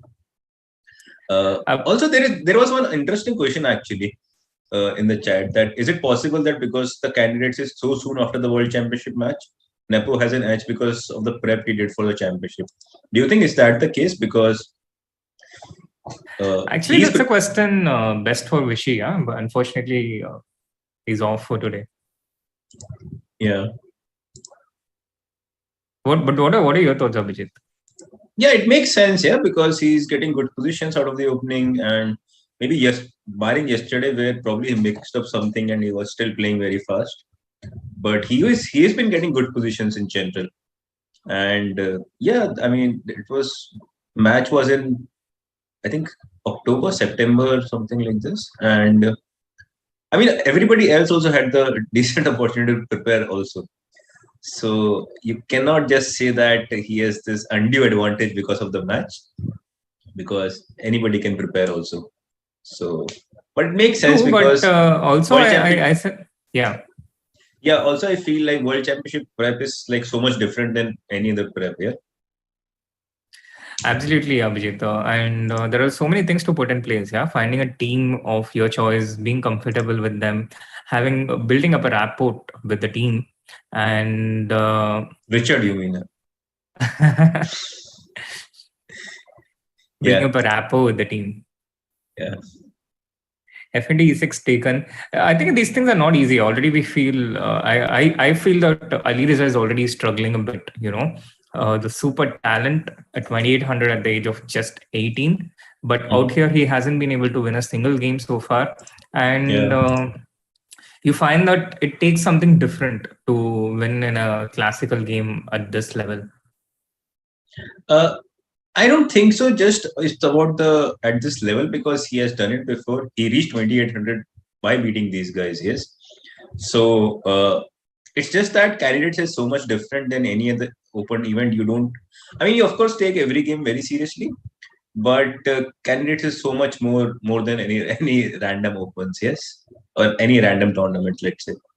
Yeah, any random super tournament also. I think. I hear some voice, but I don't know whose voice it is. Oh, really? Yeah, I have no idea who is it. Cool. No problem. Who's there? Who will say knock knock? Can you please do a face reveal? Whoever it is. Sorry, I cannot. What? Are you from the Faceless Men? Yes, The I Faceless do not Women? have an identity. A girl has no name. Yes, no name. Just 5 letters. But Abhijeet, I don't know how, if or who told Jan, but somehow, like Hikaru, it seems like Nepo can also hear the commentators, because just as we were about to announce that Divya is coming on stream, I don't know whether it was a coincidence or how it happened, but just about that time, he played this move H4, which also happens to be Divya's signature finishing move. I thought you didn't know who I was. Oh, it's you. I was just talking about some random girl called Divya. Who are you? Sure, I have no idea. And there we have the face reveal of one of India's biggest, or should I say smallest, superstars, and many achievements to her name. But most recently, I just go by this one simple sentence: the few persons that comes to the Prime Minister's mind when he hears the word chess player. Are you done? Not quite, but that's just my opening statement. Okay, fine. Can you please catch me up on the game? You weren't watching? Yes. I was not, I was sleeping. Oh, so how are you, Divya? Everything good Yeah. in terms Stop of in terms of the health? Your health? And Because Vishy sir was not well, and also yesterday Ronak was saying he's not well from Delhi. even I'm not well. You can probably make it out by my voice. not really. I could not, but maybe Srinath can. Okay, fine. So yeah, this was an interesting game actually. This Jan's game, and maybe you can take it from the top, yeah, Srinath? Sure. So it started with so it felt like this game Nepo was kind of dedicating to Divya, because he started with knight of 3, d5 and g3. Also something Divya plays quite a lot with the white pieces. Thank Bishop you g4, for just revealing my blatantly. Bishop g2. How it is your as if it's a secret. Yeah. I'll let you answer that, Divya. Answer what? He was like, what is your prep? You'll come to know. Okay. So So bishop anyway, g2, yeah. e6, short castle, knight d7, h3, bishop h5. Black went for this setup with the pawn on d5. He took the bishop out before putting his pawn on e6. But the drawback of that was that this bishop was always getting in this g4, f4 ideas. So d4, knight of 6, c4, c6, and white took first on d5, forcing black to clarify his intentions on which pawn he wants to put on d5. Duda replied with the e pawn, and then white went knight e5. So think about knight e5 now. This bishop on h5 runs into big problems. g4, f4, f5 is one of the major threats out there. And knight into e5, d into e5, knight e4, knight d2. Already by this point, it felt like white has a nice advantage. To be honest, at this point we were thinking that white is like much better, but the way Duda played, we sort of felt that he got back into the game. Let's say after knight d2, bishop d2, all this move, bishop c5, rook c1, queen e7, and here he started with king h2. Maybe your choice here, king h1 maybe was a little bit better, but you never know, yeah. So king h2, you never know these things. Yeah. So king h2. He went short castles, and F4 or G4 first? Yeah, he started with G4 because if you start with F4, maybe there is F6. Yeah, right. Additional option. So you start with G4. White can't take queen into E5 because of F4. So bishop G6 and F4. And again, here we were thinking that white is much better, but this move H6 sort of completely missed this H6 move. And here we were thinking that queen A4 maybe is a good way to go about it, because then you threaten B4, B5. And also sometimes, rook C5 can be a move, but not in this position particularly, but generally. So, but even with queen E1, and here... This also created a lot of pressure, I think. The queen goes to G3. The pawn coming to... I think here Vishy was like very pointed out very correctly to go bishop B6, bishop C7 and bring the bishop like that, and maybe then try for F6 later on. But here Duda went for rook D8, right? What did you go? What did you do? He went rook F8 first. Rook E8 first, yes. And then H4 or queen G3 first, maybe. Yeah, queen G3, bishop H7. And here is where Nepo got this announcement from whoever and play this move H4. Whoever? I don't know how the communication works between. Yeah, so I guess let's go to the current position now, because it is getting a little heated up. And I also wanted to point out that in Alireza's game, he has not a lot of time to make a lot of moves right now. So maybe we can make some sort of conclusion here and then go to that game. And yes, I guess G6, EF5, G7, King H8. I think white is better, but I think black is still fighting on. I don't feel black. I feel it's still black can try to hold this position. I mean, he's not lost yet. Right. What are your thoughts, Divya? Yeah, I think black can try, but mostly white should be able to win, right? Right. Okay. I'm not entirely sure, but yeah, white is better, but the drawing margin is still very high, I feel, in this position. Yeah. So let us go to this Alireza's game. And also a question we discussed. Yeah. He has 30 minutes to make 21 moves. Wow. He has been getting lone time very much now in this tournament. Yeah, these kids with addiction with bullet. What do I say? What to turn every game into a bullet game? Yeah, what to do? But here I think he's in some kind of trouble, no? How do you continue here? How do you bail out here with white if you have to? Trouble is in what sense? What are you even threatening as black right now? I'm just gonna move my bishop and then get my queen to b4 and maybe defend this bishop rather than move this bishop. But white's pieces are out of place. The queen looks terrible. And with these two weaknesses, d5 and d4, basically black is the only one who can make use of the d4 weakness. White's knight is totally out, and e6 can be controlled as well.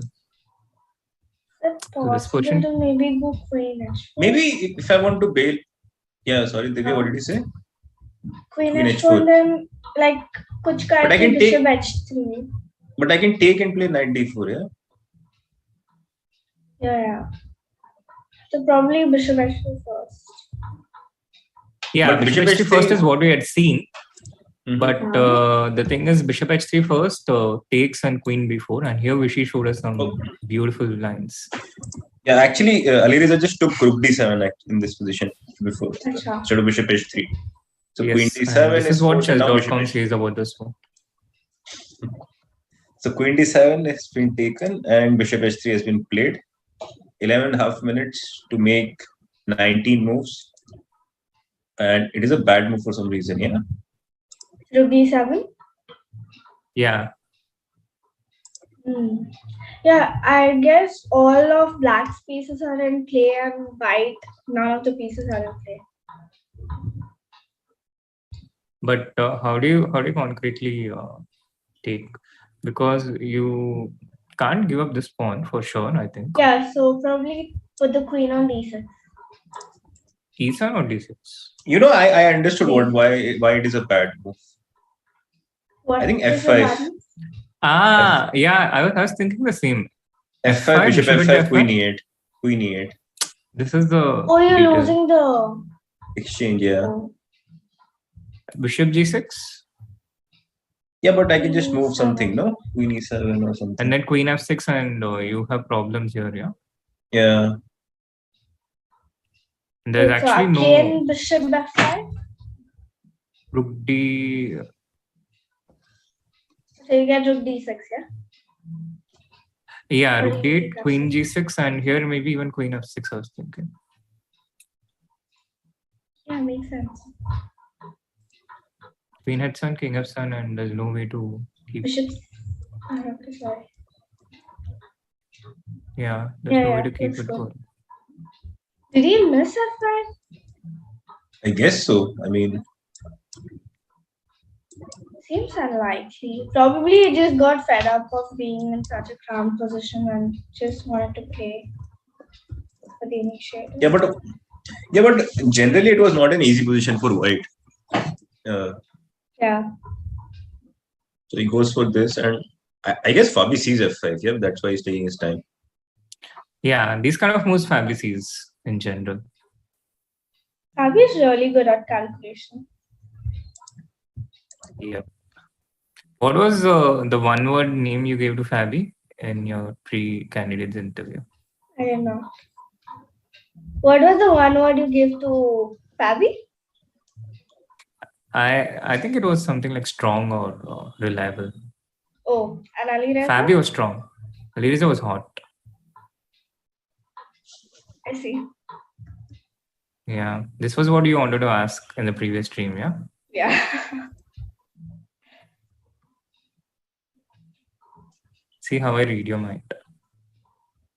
Too bad you can't take my infant plans.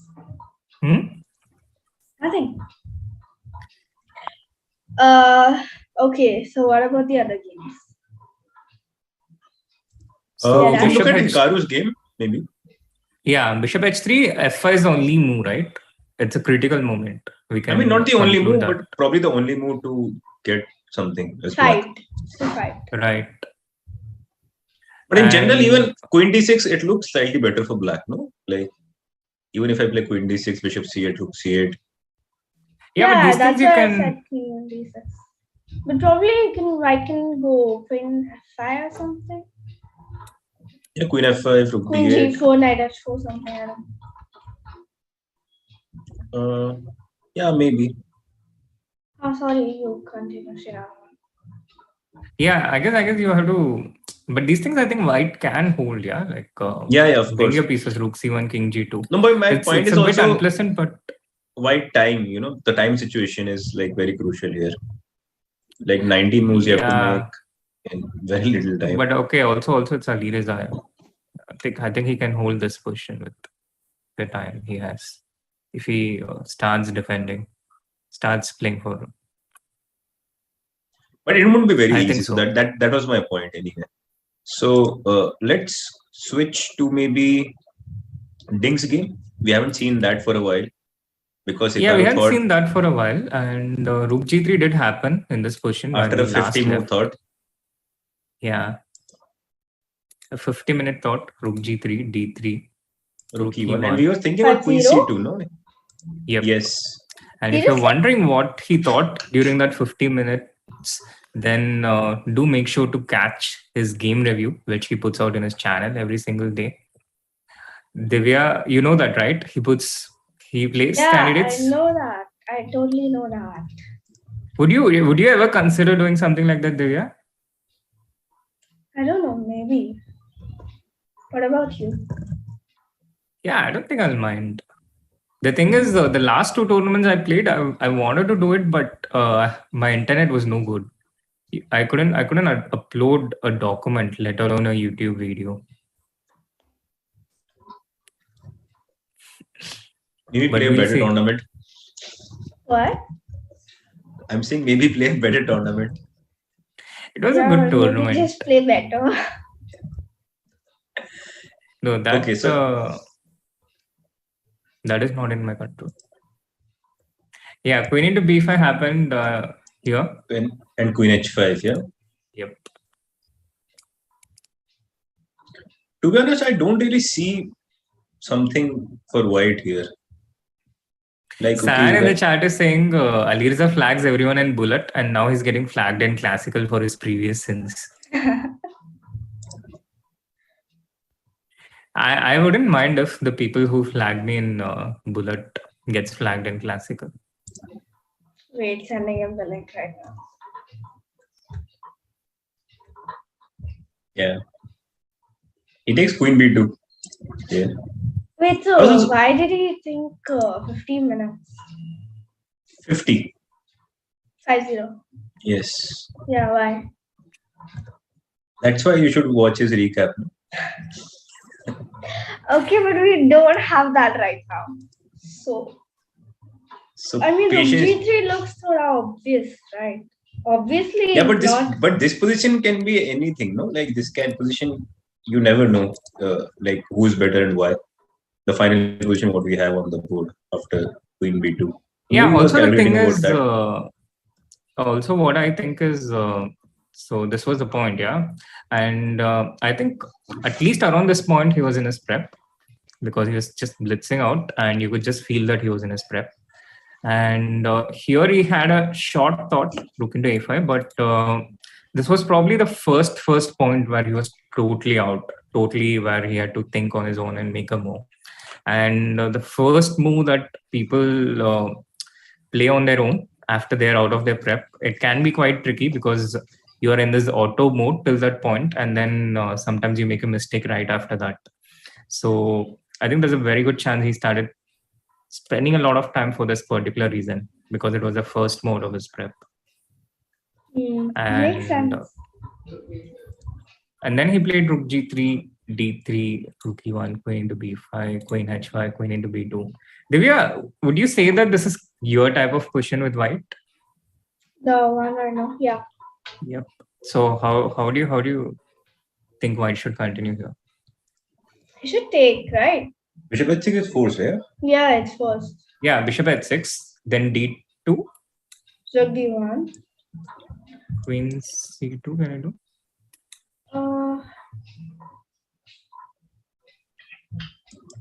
Should I take? Which? g7 with the bishop. So knight takes. Queen h6. Okay, queen h7 is coming back, yeah? Yeah. So I can't take. But I guess you can play queen e2, I guess, here. Here? Just play passive? Don't take this d2 pawn. It's not going, no? Is it? And why it's not going? F king h7. Bishop d2. Knight f4. I'm not sure. But I can just move the queen, yeah? Where? Yeah, in general, Queen I don't know, g4. to g4? Yeah. Knight g6.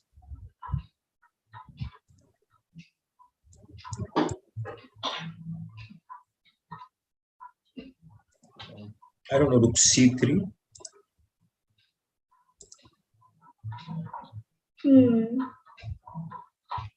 But my point is, if not queen e2, then what?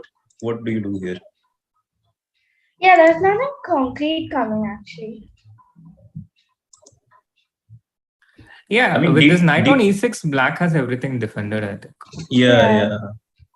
Also d5, d2, rook d1. If I go, I can also play rook d5, yeah?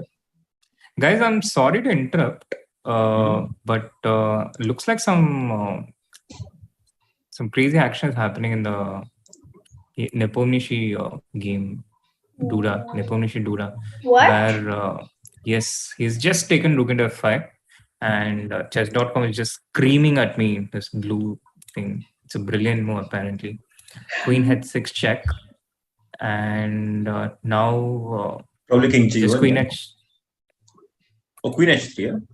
Queen No, H3. yeah, I just King thought. G1. He played, right? He played Queen H6. Yeah, he played Queen Yeah. H6.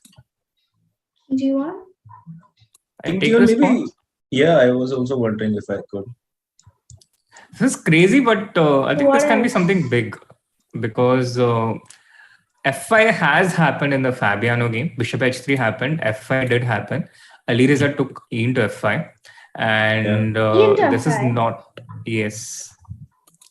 Okay. Not really helping Alireza's case because I think you can just do some Queen F7 here and start taking over as black here. Just an exchange up.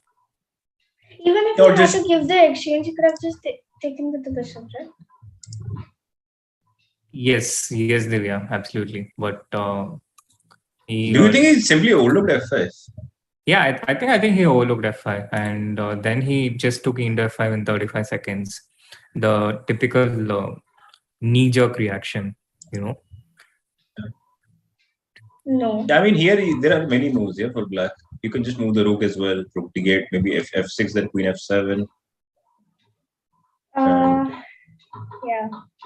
This looks fine for black, absolutely. Yeah, this looks like very bad for white. Yeah. So Yeah, exactly. So I think this is a big thing because with this potential win, Fabi can move with 4 out of 6 closer to Jan.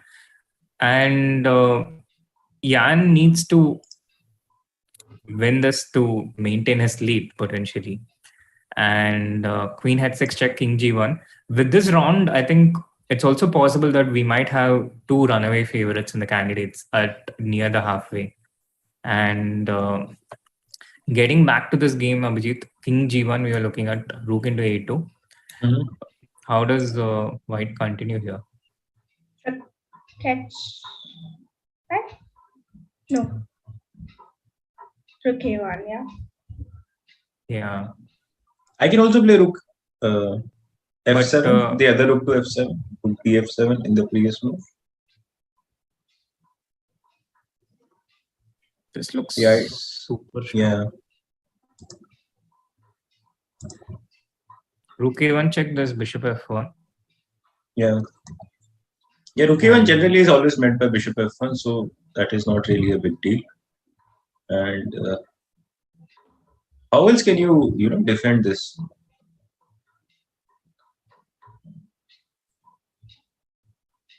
Defend what? Rook F7 is just Rook very F8. strong. Rook H5? No, rook F8 is coming, no? Also, Okay, so rook F8 क्या हो रहा है? Takes King H7? Okay, let's Yeah, just make a sure. random move just to show what happens. And Queen D3. Queen finishes the D3. tour. Yeah, G6. Queen C. Oh, the bar so is just simple. dropping. Queen C. I think rook F4. I Rook think F4. rook F4. No. No. King G8 alright, I guess. Okay, let's just find. It's Wait. not easy, no, here to find the killer blow. So Rook F7 is not easy to find then. Rook F. Like Rook F7 here is not easy. I guess to just find bishop because F1. Yeah, I guess just bishop F1 in that position. No, let's find the killer blow. Come on. There is one, right? Yeah, bishop Bishop F1. F1 right now. Ah. Yep. Okay, this is fairly enough, like easy enough for them. And rook A1, Okay, one. maybe rook F2. Yeah. King G8? Then Queen B8. Yeah. Queen. Queen B8, rook H2. Yeah. Yeah. Okay, yeah, that works. And Queen guards the H2 rook. This is important. Yes. If Queen E6, then क्या हो रहा है? If Queen what? E6. Queen E6. Rook F2. After rook F2. So after bishop F1, no, Srinath. Bishop F1, rook A1, rook F2, Queen E6. Yeah, Queen. Yeah. So rook H2, no? Rook H2, Queen B8. Nothing is happening. Mm-hmm. Now Rook F2. Then King King G6. G6. Maybe rook g2, yeah. And then king h7. Draw. Queen b2. Queen f6. The bad drop. Wait, the bad drop. Queen e3, I guess. Queen g3. You mean after queen b2? Just queen f6 looks good, right? Okay. Oh, I can play queen a7 maybe here. Here. Yes. Queen f6. Then check. King So then g6. King g6, yeah. King g6 is the. Yeah. But rook f2 anyway.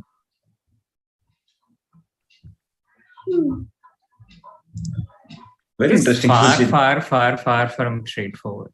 Yeah. Who's going to calculate queen e7? Right, but I think after rook f7, I can also play. Just go back to that position with after rook f7. Yeah, I think if a6, maybe I can also just simply play rook g5 or something like that. Just. Yeah, I think that's the more realistic path. Yeah. So rook f7, let's say I do rook e2. Now you have rook f8 and queen d3, huh? GG. Not really, g6. G6 is there.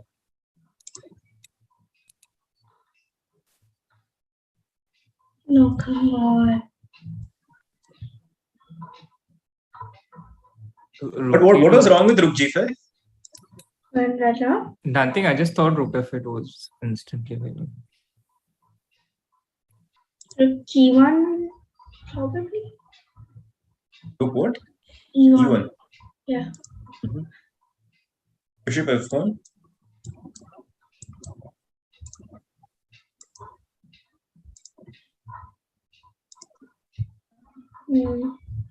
This just seems to be over here.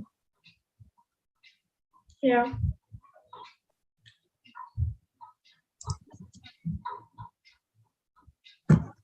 I can't find it. In Dink's game, d2 rook d1 happened.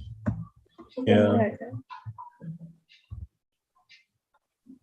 We didn't see at Radjabov's game, right? Yeah, we haven't looked at it for a while. Actually, Okay. let's have a look.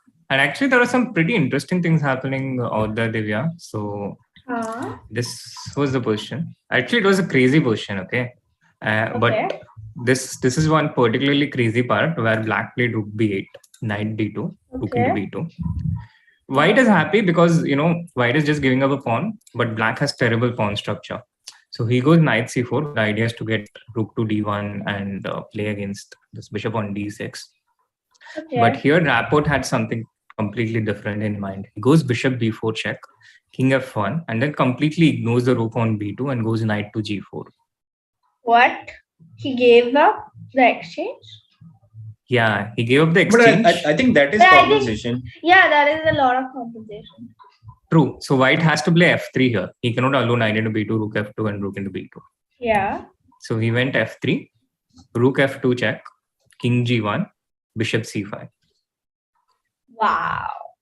The point being that if white takes the piece, which he has to, then black just takes the piece back after rook f4 check. And if king h2, then rook into c4. And here this king on h2 can get into trouble. And we saw a lot of crazy lines here.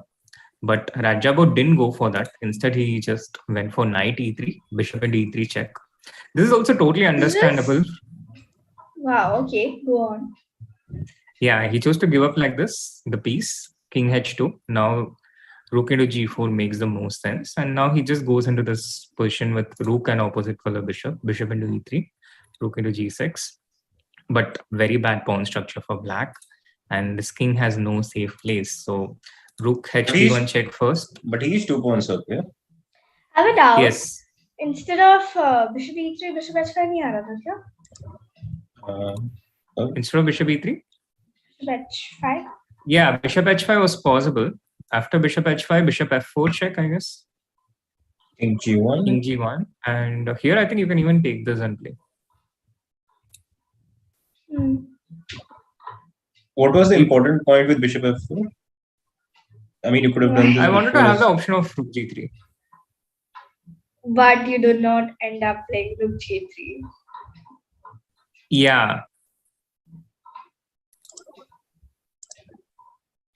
Which is why I said you can even take rook into g5.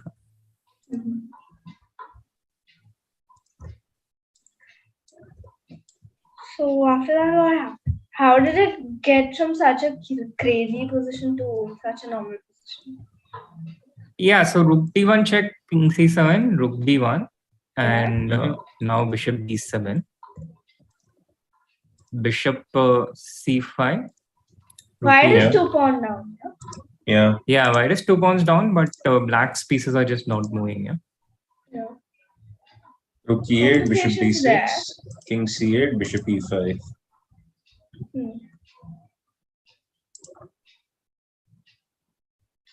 Which color you would pick here, Divya? White. I You would pick pick white. I don't know why. White just looks better.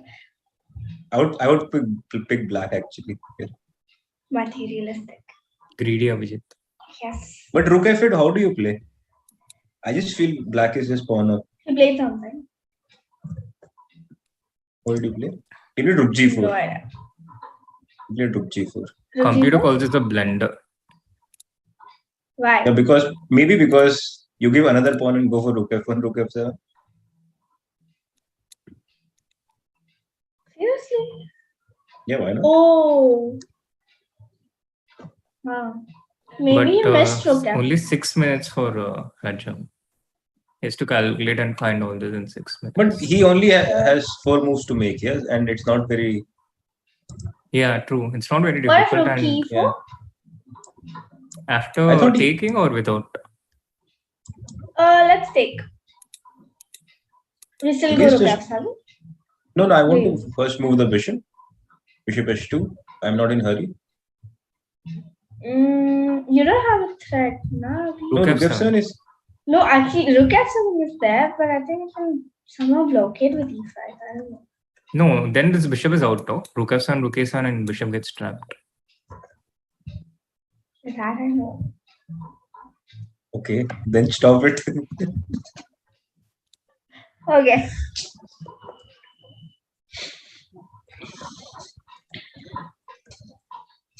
Do you want to try rook e7? No, I'm fine. He goes rook f1. Wow.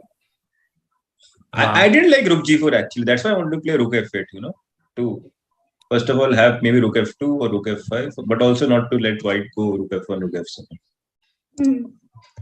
Makes sense. Yeah. I think Richard is going to take a while here because I don't see an easy move for black. Do you want to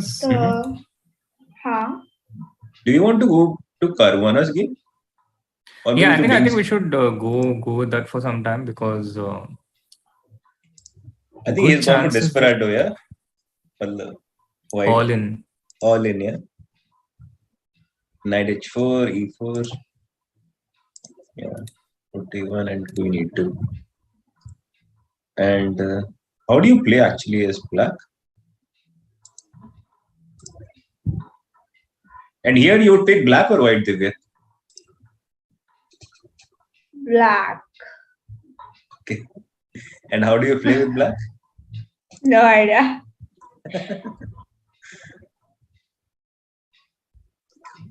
What would you pick? I would also pick black mostly.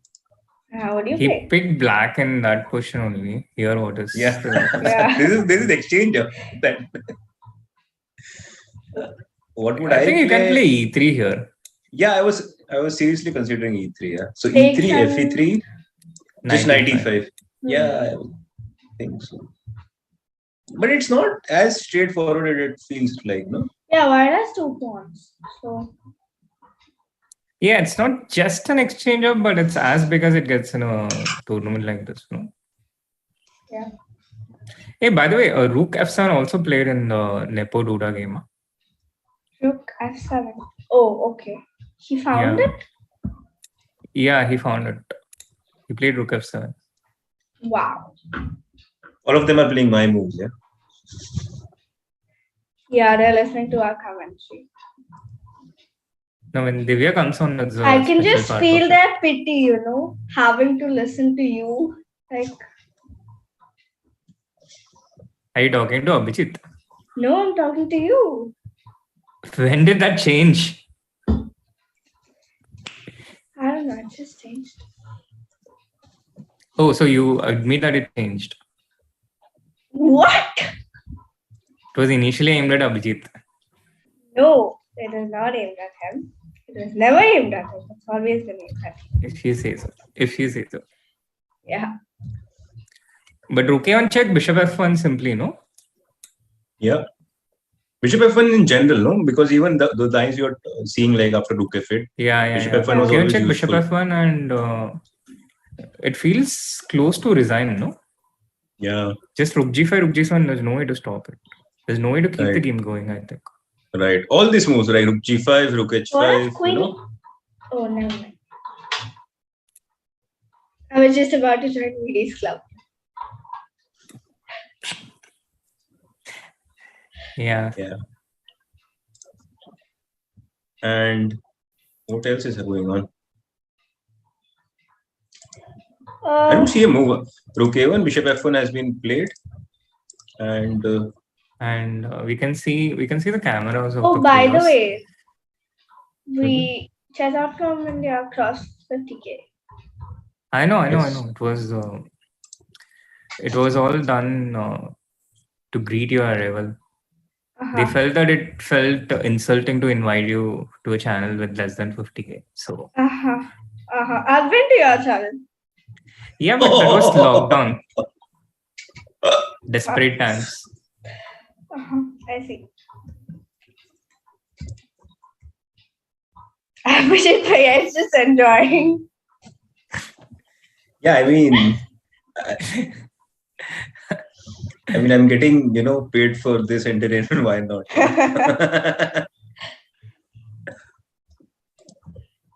Okay, back to chess. No, I think this is just gone. Yeah, Bishop F1. I don't see a move for black. Yeah, I think we can wait here for the resignation, no, for the end of this game. Yeah, I don't know. Or is there something more I think interesting happening in Hikaru's game? he will take a while. Let's see Hikaru what he's doing. Even Rook D5 actually instead of Queen C2. But also totally safe, I think. But I think now, if White wants, he can take a perpetual, with Bishop G7 or. No, is that a perpetual? Yes. So let us see. It's not. I mean, you can either lose also with black. But Okay.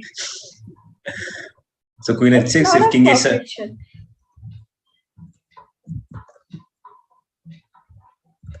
It's not a perpetual, yes, you're right. Whoa, this is what Divya meant. Wow. Divya did not mean that. What? No, what? No, what?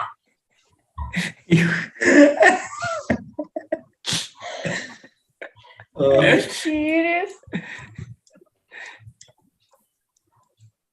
So you have to take, you can't, E6 check is a blender, is it? You have to take Queen F7. Yeah. But then actually it's not a perpetual, yeah? So King C8, Queen Yeah, E8, it's not a King perpetual. D7. That's what she's been screaming.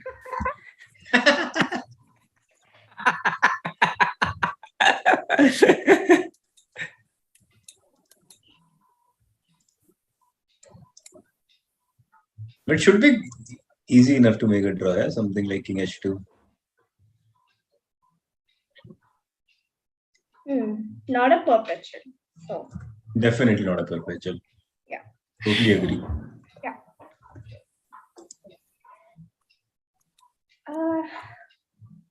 What do you think? Who will win this or draw this? I think they'll make a draw. That was our prediction before the game. Yep. They played something, no? Yeah, Bishop G7 happened. Oh, it happened. Okay. Yeah. He went for the draw. No, it's not a perpetual. Yes. I said he went for the draw. But it's not a draw yet, no? It will be. I've learned not to disobey the CEO's words. Yet you continue to do it. You don't They are learn, making a draw. Srinath. You don't learn. Yeah. Duda blundered. Blundered, but I thought it was already lost. Yeah. Yeah, it was lost. But okay. Fine and blunder. I think It let's will, just stick to this one for a bit because I think Huh. they're going to You're going to repeat. shake hands. Yeah. It depends on this guy. Yeah. Ding. 40th even who is the- thinking. Mm-hmm. I mean, he can always repeat once and then see. Yeah. It's not Yeah, like he's white has repeated any once. choice. 40th he's who is repeated thinking. Yeah. And the position we saw in the end with king on b7, and let's just probably put it again. The line with king Someone on in the b7. chat writing World Championship match Caruana versus Nepo. Will be fun. So you think if Caruana or Nepo wins, Magnus will not defend, or only if Nepo wins, he will not defend his title?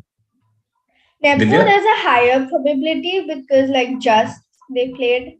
Caruana, he might just play. I don't know.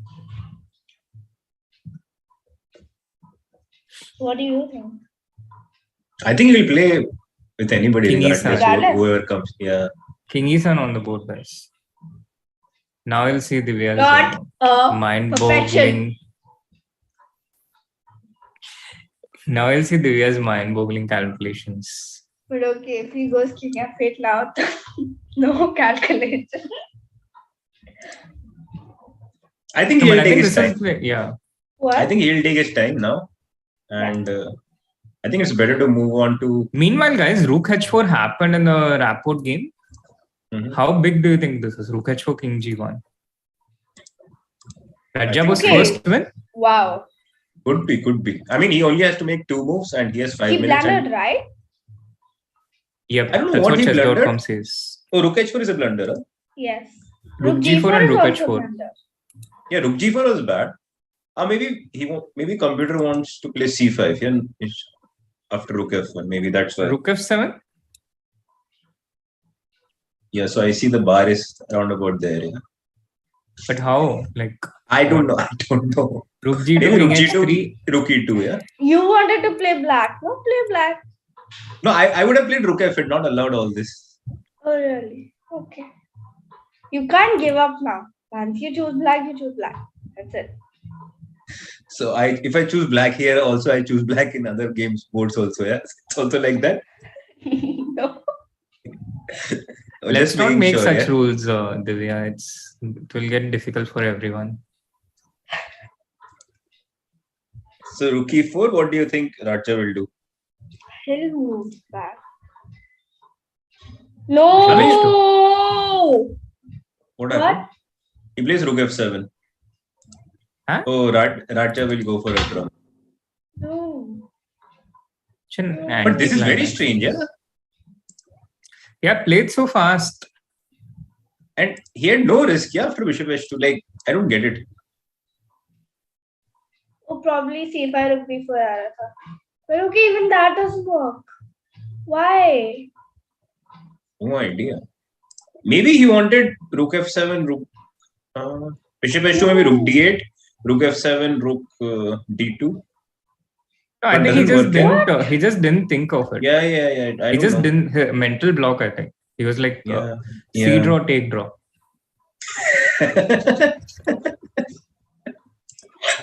Raja. Not me. Yeah, I think now this will be a draw, yeah. So I guess it's not so interesting anymore. Because once you see Bishop H2, like once you start looking, once you feel that there is something and you start looking, after Bishop H2, you pretty quickly see that there's no difference. Rook E7 is getting mated, and otherwise Rook F7 is just winning a piece. Right. Oh, come on. How can you play Rook F7? Probably by his hand. Yeah, time is a huge factor. If he had time, he would have gone for it. No, he had 5 minutes. Bishop 5 minutes is more than enough to see No, this. like he thought now that he's low on time, so he should just make a draw. Probably. I don't know. Yeah, but Bishop, you're not risking anything anyway in this kind of position. But okay, He we'll thought, see. I don't know, 3 pawns down. Well, Probably. yeah. You never know. I guess. But I guess So we'll He's move to a different game. Yeah, time this is in 3 moves, right? Yes, I think let's move to Duda's game. I think something's going to give in. That's what the Yeah. feeling is. I don't know what exactly Black can do here, but we might as well see quick resignation. And with that, Nepo will be +3. Big favorite to once again play a World Championship match. Okay. Who are you rooting for in this tournament, Divya? Me, Divya. I think I already told, right? Yeah, I think she told yesterday, no? Or day before. Day before, yes. Day before. Yeah. Should we look at Fabi's game? Yeah, we can, but I think it's going to Okay, end let's very wait for soon. the result. Yeah, yeah. I'll look at Fabi's game. ये क्या है?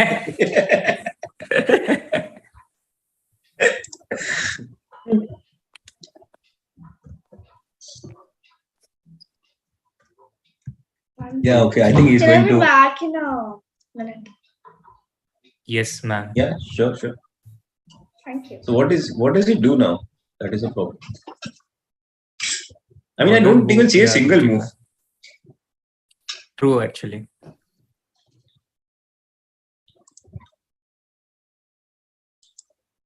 Totally agree with you. Rook into F1 check, ऐसा कुछ, and then resign in couple of moves. Okay, I have one move. I don't know whether it works or not. Let's say if I go Rook E8, what do you do? Rook FG7. Okay, Rook F1. That was the point. And check. Damn. And check. This And is a check. perpetual. Well, Rook G1 was there still.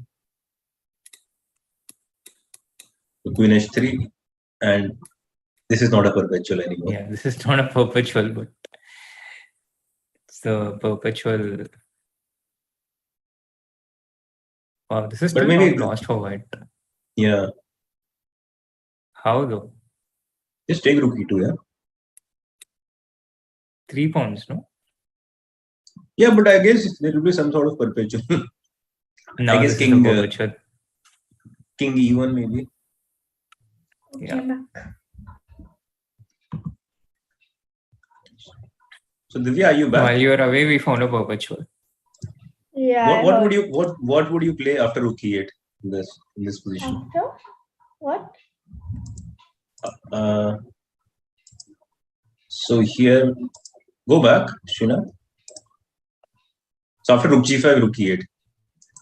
Yeah. With that, we also have another very special guest joining us. Someone who has already joined us in the candidates broadcast before. One of the best juniors in India, Raunak Sadhwani, also from the same city as Divya. Let's get Raunak on the screen. Okay, Raunak is joining us in just about a minute. But we can hear you, Raunak. Very surprised with what Radjabov did. Can't believe. First words right into the commentary. By the way, guys, it was perpetual after all. There was a perpetual in the Hikaru game, Queen F6 check, King F8. Unfortunately, we don't get to witness Divya's mind-boggling calculations in this game. The game ended right here. Queen had 6 check, King G8, and a draw was repeated in Hikaru Ding game. So that's our first result of round 6. Meanwhile, back here, Rook G5, Rook E8, this position. Question is, what does white play here? I guess both Rook to G7, I'm taking Rook F1. Yeah. So if not Rook G7, then what? Is it a perpetual? I think so. But maybe you can enlighten us. Yes. You're the authority on perpetuals, I think. How is it a perpetual? Which one? Rook 5 G7. Rook F1, King F1. Queen H1. It's Oh not no, maybe Queen Queen, H1. maybe not Queen H1, maybe other side. Where? Queen C1.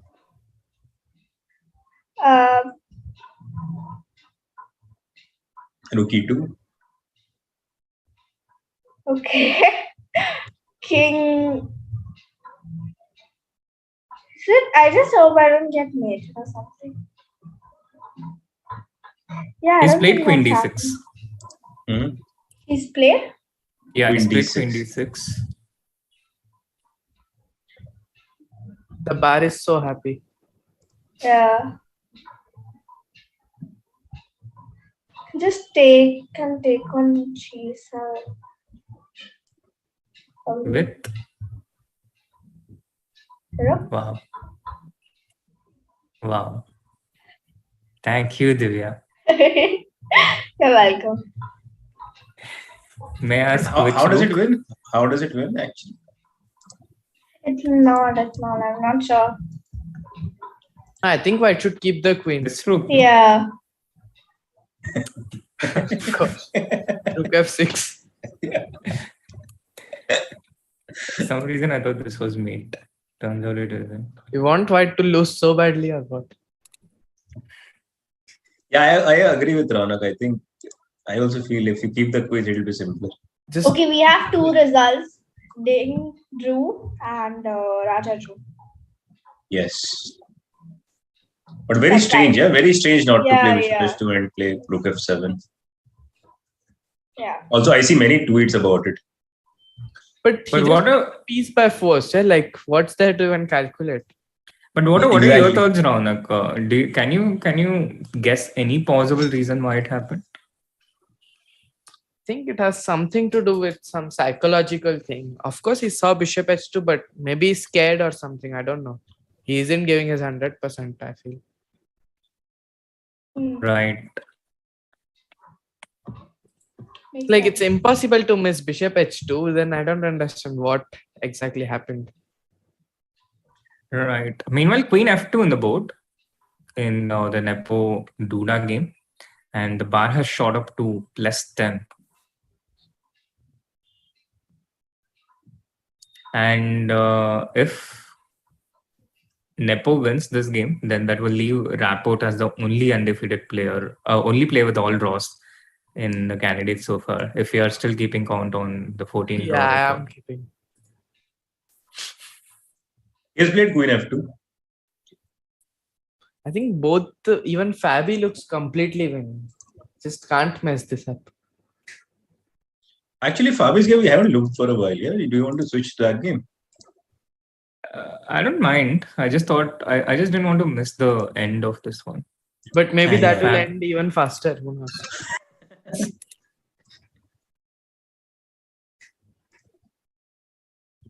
How much older is Alireza to you, Ronak? He's 18, right? Or 19. He'll turn 19. So He's 19. He's 19 now, right now. okay, for now 3 years. What do you mean for now 3 years? As Like if it's I'll gonna turn change. 17. So okay, 2.5 you can say. Maybe. Okay. So after 3 years, it will be more, yeah?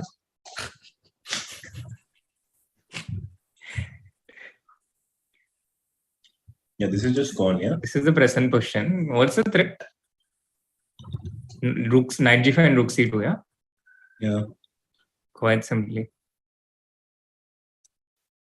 Just lost. Then no chance. The games are ending sooner and sooner, yeah, with the passing Yeah. of candidates. Whenever I join, the games start to end. See?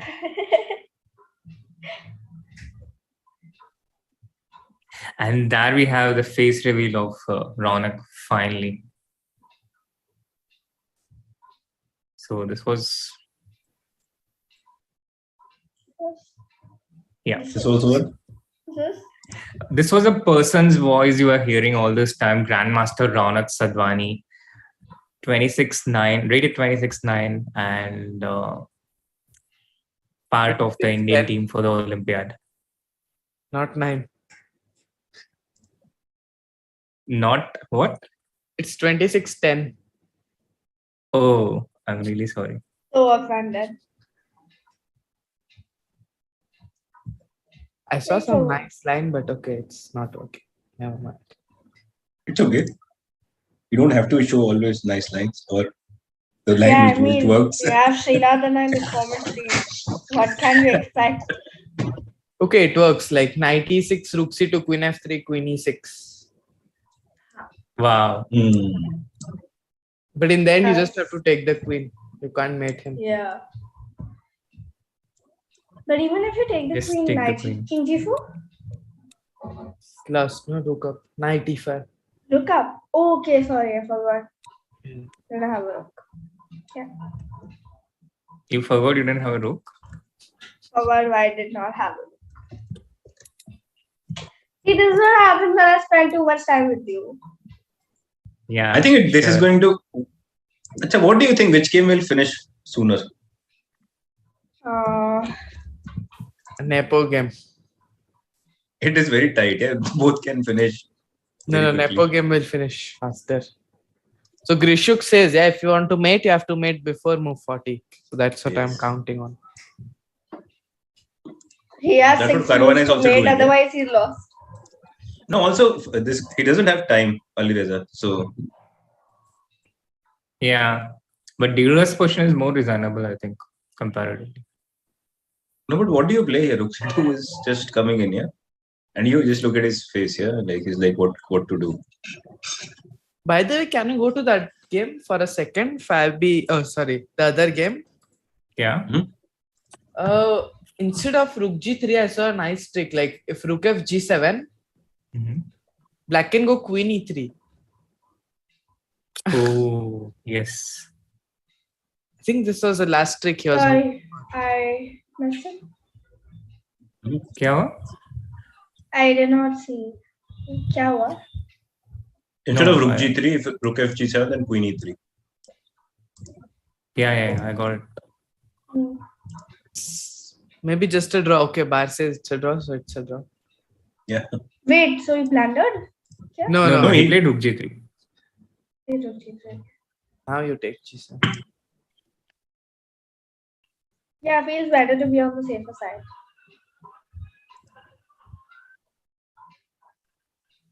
On the Hey, safe this side. is just lost. Right. Nepo No, wins. no, I didn't hear you. If Nepo wins, I don't know if Magnus is going to play. Yeah, even I'm doubtful. Parallel conversation of who's going to win, and then there's a parallel conversation of who would Magnus play against if that person wins. Wow. It's the first candidates that I've seen such a thing happen. What if, Magnus arranges a match with some random guy and then for 1 and 2 plays for the World Championship match? What? What? He wants to make some new PC or what? Yes. Peter Heine can do that.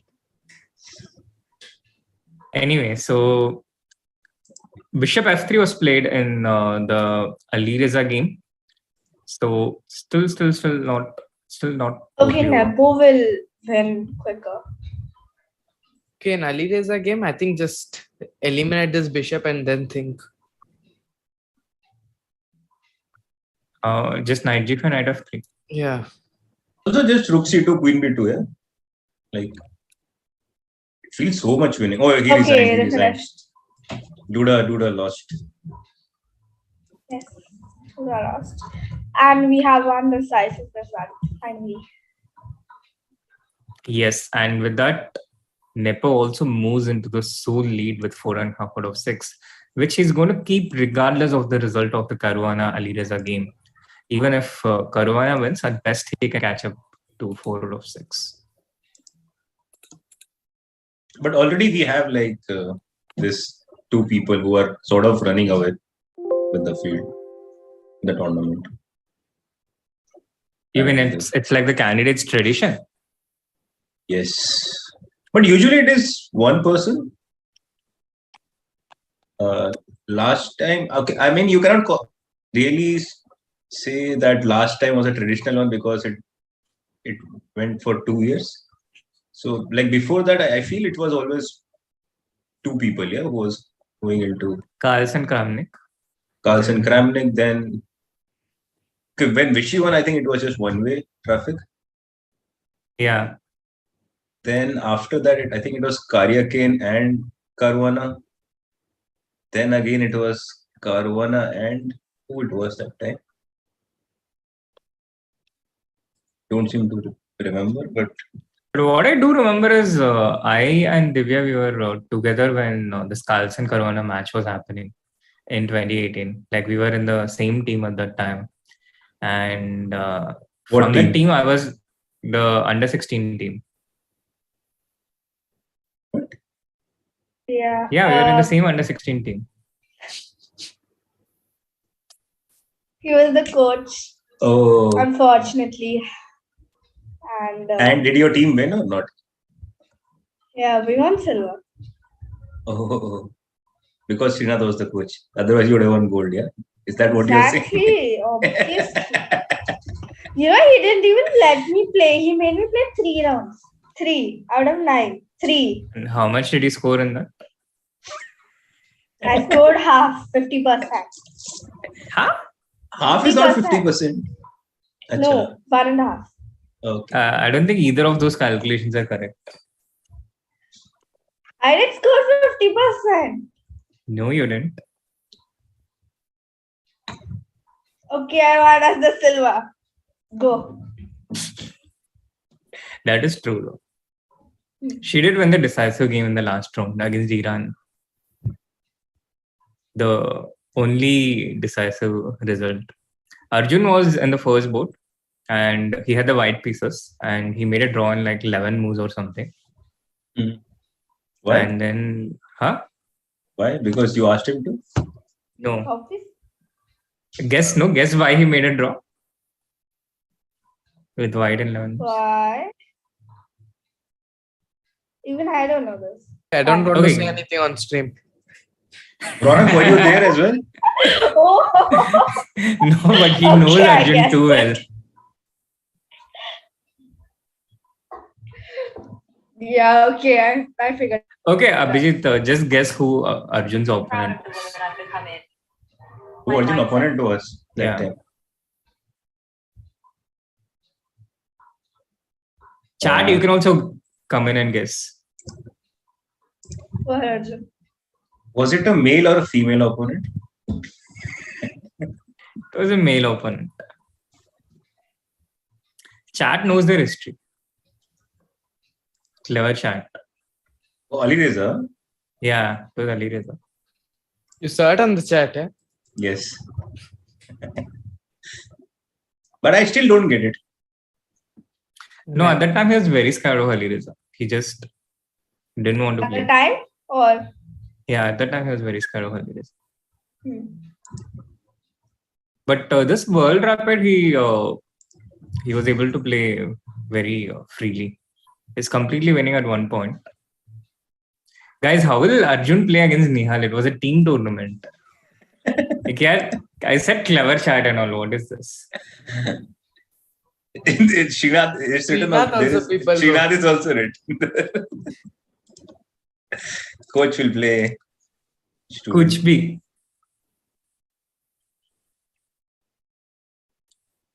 Okay, now we need to get back to the topic.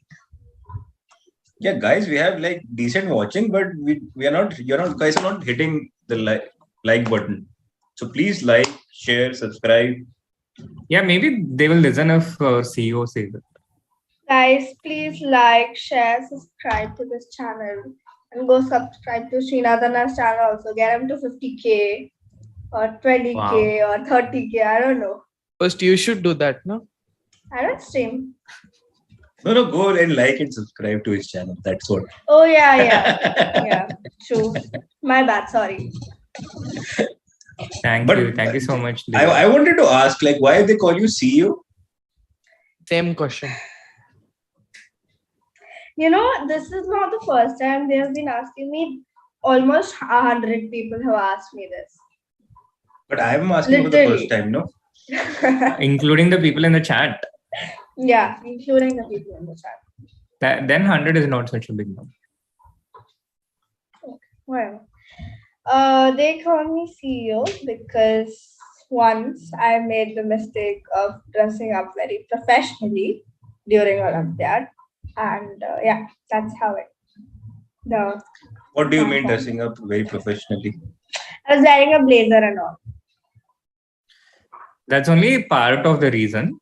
The But I'm actual sure there reason must is be other because people. Go on. the actual reason is because Divya is perceived like a boss. She's like the boss girl, and it just resonates with being a CEO. Uh-huh. Sure. See, everyone wears a blazer. Everyone wears a suit. Yeah. But there's only one boss-like person. So in these candidates, everybody is a CEO. Yeah. Exactly my point. Yet only Divya is a CEO.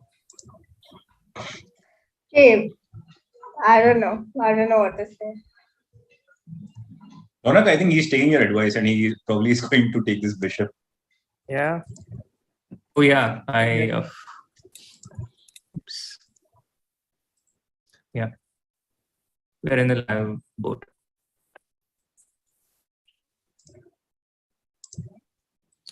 Okay. I'm not so sure. Like Queen D8, okay. King H7. Some King F3. Is it so simple? I'd be scared actually. Queen B2, yeah? I don't know. Like Queen F6 is coming next. Yeah, but white is also jumping here and there. Knight G6 or E6, one of this. Yeah. Actually, I'm not sure if King F3 you could play Knight E6 directly or not. Yeah, but with 2 minutes, I think it's too unpractical. Yeah, just take the knight and then. Yeah. I guess Queen B2 and then. Then you have some Rook F2. Yeah, that's your point. When Queen B2? I mean, you cannot really move the. No, I mean after King F3, Queen B2, you cannot move the knight, yeah, because I guess some checks and there will be a mate.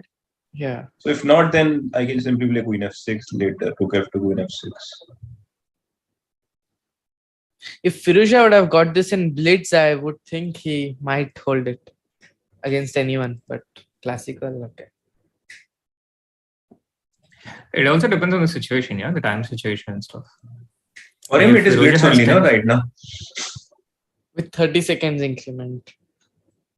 Yeah, okay. Yeah. How many moves does he need to make? Just 3 3. moves. I think it's gone. Okay, that's fine. It takes. I think it. Do you think it will finish before the time control? This game? No. He'll think in a lost position, but okay.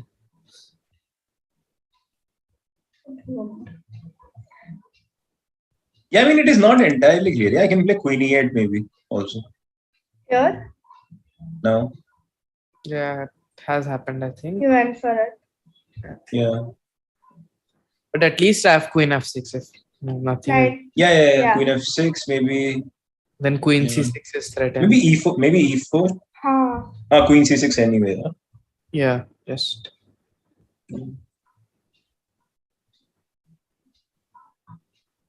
Still, there are some tricks. I think he will not resign at least. Yeah, he'll certainly not resign. Yeah. Resigning is not much of a thing in this generation. Be it chess, be it any other thing. Wait, what are you talking about? Was Knight G6 not coming earlier? Oh, it was You mean with before King F3 or after? After. It was not. Here. Yeah, it's not. Rook F2 and I think King G4 is just dead lost. King E4. But King E4 is not dead lost, yeah? King E4 is also dead. So it's not work.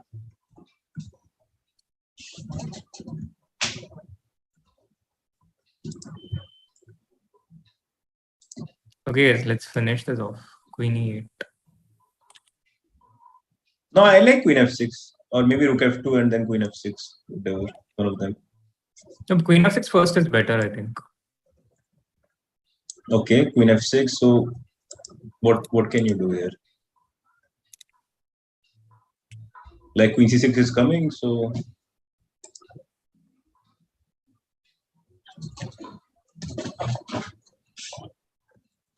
Yeah, I don't see a move.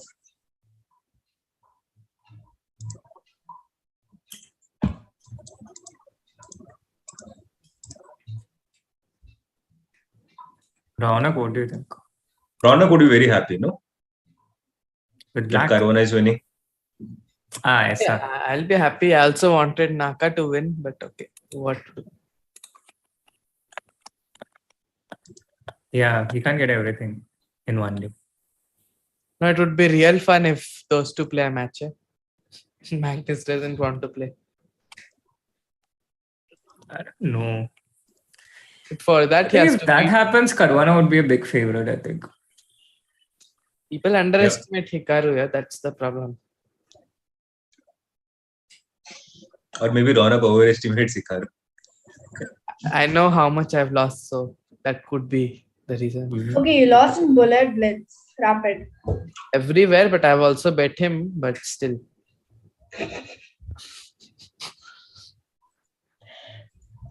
No other point, Ronak. So tomorrow we have a rest day. Yeah. Tomorrow. After every 3 rounds, we have a rest day. So this is a question to both of you, to both Divya and Ronak. Generally, what do you do on the rest day during a tournament? I know. Easy question for me. Sleep. Just finish Okay, one web series. That's it. What's the last web series you watched? Last me. Hmm? I don't remember actually. It has been a while. This Panchayat season 2 I watched. Yeah. Oh, I started watching it yesterday, season 1. I watched one Completed both episode. the seasons in like 2 days. Divya, what's that reaction? Nothing. Is it a bad series or are you just like, oh my god, are these guys jobless? Yeah, sure. And Divya, what do you This is why do she's the generally on CEO. your rest day? What? What do you do on your rest days generally during tournament? If it's a pretty place, I'll go out. If it's not, Okay. I'll sleep. And just Let's say you're playing in Sharjah. Sharjah. Let's say you're playing in Sharjah, you will sleep there? Go out. Go out. Yeah. So Sharjah is a pretty place, yeah? No, like Sharjah has all these adventure parks and everything. So, Meanwhile, Anirudh and chat, Ronak is insanely strong. Huge props, man. To be that good at 16 is amazing.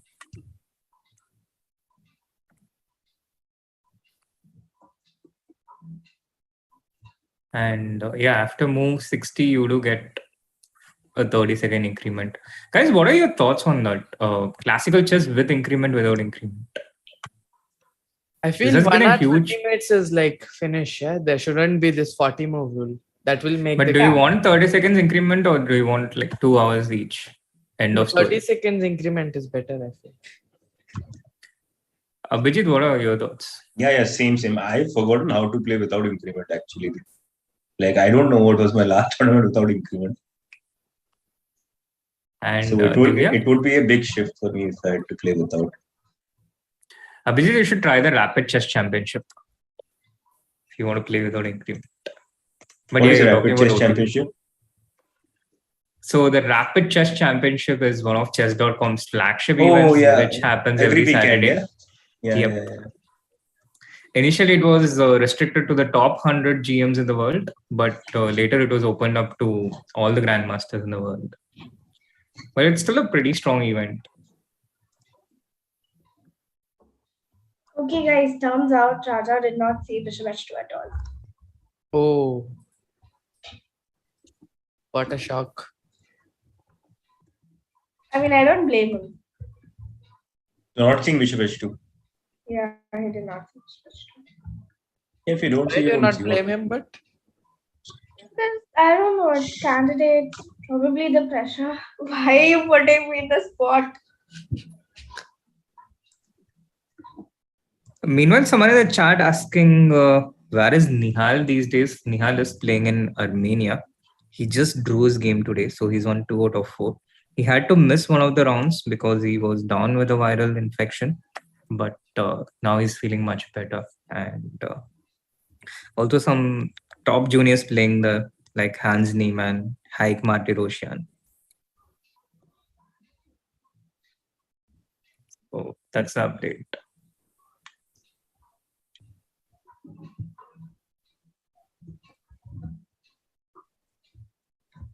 Where are we standing on the Caruana game right now? The 40 moves are over. Okay, Yeah. so they're gonna take one. But Caruana has to play his 40th. What would you play if you were here? Yeah. Yep.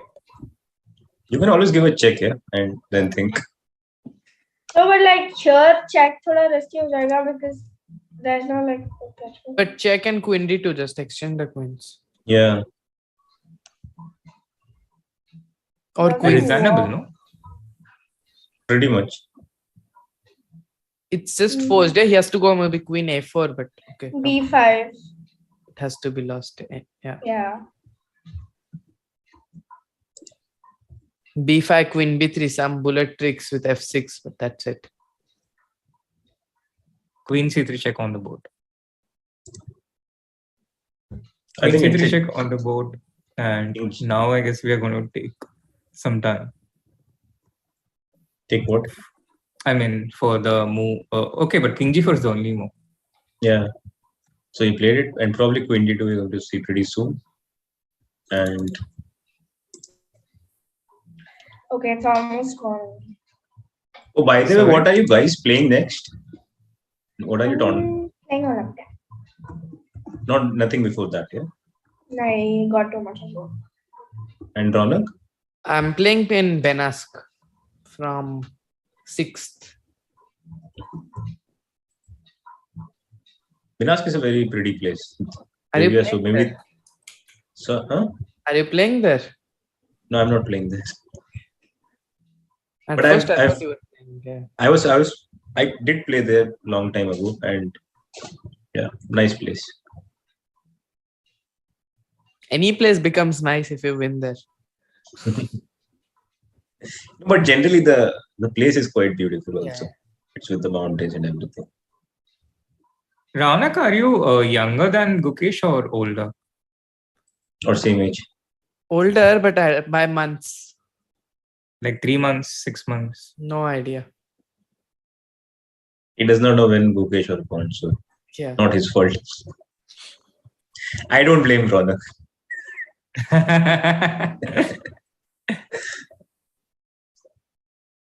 Chat is going like resign kar de bhai, but guys, this generation, they grew up on a lot of this bullet and blitz and stuff, and there you just don't resign, and usually you then find a way to mess something up.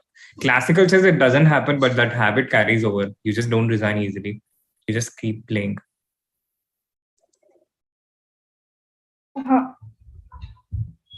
Queen d2 was played, and yeah. Resignation, I think.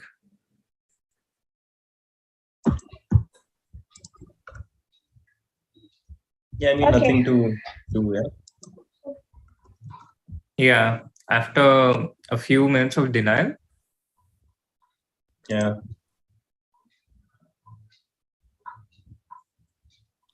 Fabi's also walked away. Okay, Yeah. but this is a very crucial win for Fabi because he's winning with the black pieces. True. But he's been kind of threatening to win with the black pieces so far, yeah. In the other black games against Nepo. That's true. Yeah. But He- next he's game been- he'll play white against Raja, so he has a huge chance in the next game if he takes it. Right. Judging by the shape Raja is in. This is going to be pretty interesting. Who do you think has better chances if it comes to a tiebreak between Nepo and Fabi? I would still say Fabi. Really, in a rapid tiebreak, blitz tiebreak, don't you think Nepo has like slightly better chances? I don't know. I always feel Fabi is like a machine. He can calculate so well.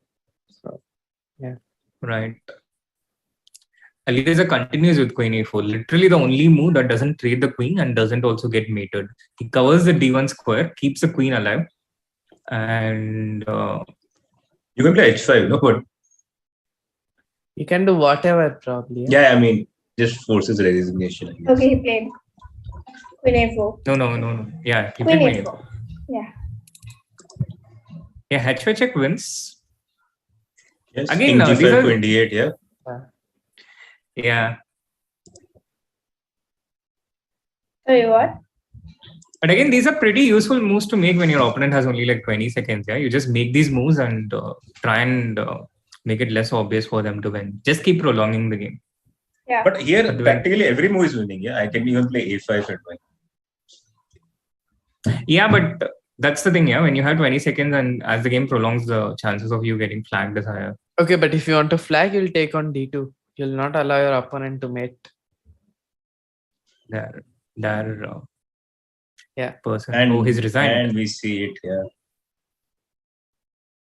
Queen A4 and he's resigned. He did not even wait for him to play. Yeah, I guess he just felt too embarrassed to continue from here. So Fabi's prediction was correct. Yeah, he did predict something before the tournament What? that he doesn't Everybody's gonna target believe as Alireza. strong as 2800. No, he didn't Alireza? exactly say that, I think. He didn't exactly say that. Okay, something similar, no? No, what he said essentially was that Alireza hadn't spent a lot of time out there, so we don't know the extent of his strength. Yeah. Yeah. And He felt I like think it was the more jury of was a he felt like it was more of a momentum thing where he was just winning back to back many games and he just didn't play once he reached 2800. Yeah, Possible. Rahul in the chat, Raunak's insights have been very good today. And I'm with hurt. that, I'm so hot.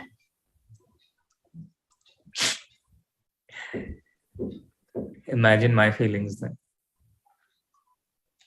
I don't have to- So that brings, no one cares about that. Huh?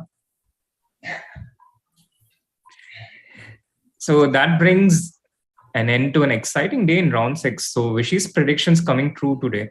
We had 2 decisive games, 2 draws, and we see decisive games after such a long time. Yeah, if I remember right, the last 2 days were filled with 4 draws each. Nepo won a game, no? Against Alireza. That was in round 3, right? I was not there. Okay. No, round Yeah. 4. he won. I think it was round 2. Oh yeah, it was round 4. Yeah, it was round 4. You're right. I was there. Yeah, I was there. So Alireza is really contributing to this tournament, having more decisive games, but not in the way that he would have liked. A tough initiation in his first ever candidates tournament, but part of the learning curve. And that's our round 6 today. Let's have a look at the updated standings, how it has changed, because today certainly things have been changed. And there we have it. Nepo leading with 4.5 out of 6. Fabi contributing to the 2-horse race, making sure that Nepo is just not running away with it with 4 out of 6. Hikaru and Rapport right there in the middle, 3 out of 6. Ding hasn't got his first win yet. He has threatened his promise so much, but hasn't yet managed to finish it off with 2.5. Taimur, the exact opposite. He hasn't threatened to win in any of the games so far. He had that one chance with Bishop H2 today. Didn't take it, ends in a draw. 4 whites for both. 4 whites for Taimur out of 6. So he has only 3 whites in the remaining 8 games, and he has a very tough task. Jan Christoph Duda with 2.5 out of 6, his first defeat in this tournament. And Alireza, quite unexpectedly, at the last place at the end of round 6 with 2 out of 6. Let's have a look at the pairings for tomorrow.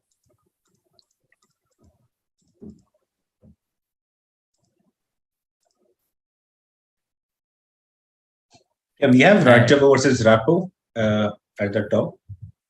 But this was today's pairing, I think. Yeah. Oh yes, that was today's pairing. Okay, Rapport versus Nepo. Yes. Let's This is going to be go through interesting. predictions one by one. Yeah. Let's start with Rapport versus Nepomniachtchi. Divya, to you first. What are your thoughts about this matchup? This is going to be really interesting. 2 dynamic players, and especially Nepo is black. So I don't And know. Raunak, This is very unpredictable. Yeah, I feel this game will be a draw. Let's see. quite the opposite of. And Abhijeet, what are your thoughts? I think Nepo will win Black. Just to give the third perspective. No, also like Rapport's opening repertoire is still something to be desired, that it could be a little bit better at least, or be more solid, I guess. And with Yes, Nepo being his preparation is also right now is at a different level, so he might be able to spring a surprise on Rapport early on. So once that happens, it's always very difficult to come back to the game. Right. That's a pretty interesting point. But we saw all that about Rapport's preparation, Abhijeet, but he has held solid with 6 draws. And out of those 6 games, I think has it been 3 blacks or 4 blacks? 4 black, I think. 4 out of 6, right? You're muted. 3 blacks, yeah. 4 blacks, yeah. 3 blacks, he played the same this time and yeah. But he was actually in trouble today. Only in the end, yeah. Out of the opening, I think only was, in the end. Yeah. Only in the end, I think, and that's also because he was pushing at some point. Yeah. All right, and the next has match. 2 whites in next 2 games. What? Rapport has 2 whites in the next 2 games. With? With But first of all, tomorrow is a rest day, yeah? So we don't. Yeah. They don't play tomorrow yet. Oh yes, So- true. Unfortunately, it's always a bit of Fortunately for a. me, What are your plans for tomorrow? mine. Yes, you, Ronak, Srinath. I am sick. I'm going to sleep. Ronak is also sick. He'll also go to sleep. Eh? No, I'm not going to sleep now. I feel okay. And Srinath? I think I'll just rest a bit and catch up with things. It's been pretty hectic, yeah. We started with the candidates, then flew to Delhi, then us also coming in between in Delhi. And Then Fluke came with you to Chennai, yeah? Sorry? Then Fluke came with you to Chennai, yeah, or not? I don't think so, actually. I don't feel sick, but who knows? You! I mean, there's an incubation period of 10 days in case I got exposed. Yeah. So you can't judge it with 2-3 days. And Duda Nakamura is our next matchup. Duda with the white pieces against Hikaru. Divya, what are your thoughts? Duda, Nakamura, I don't think it. I think it's going to be a draw. Raunak? Yeah, I agree. Probably a draw.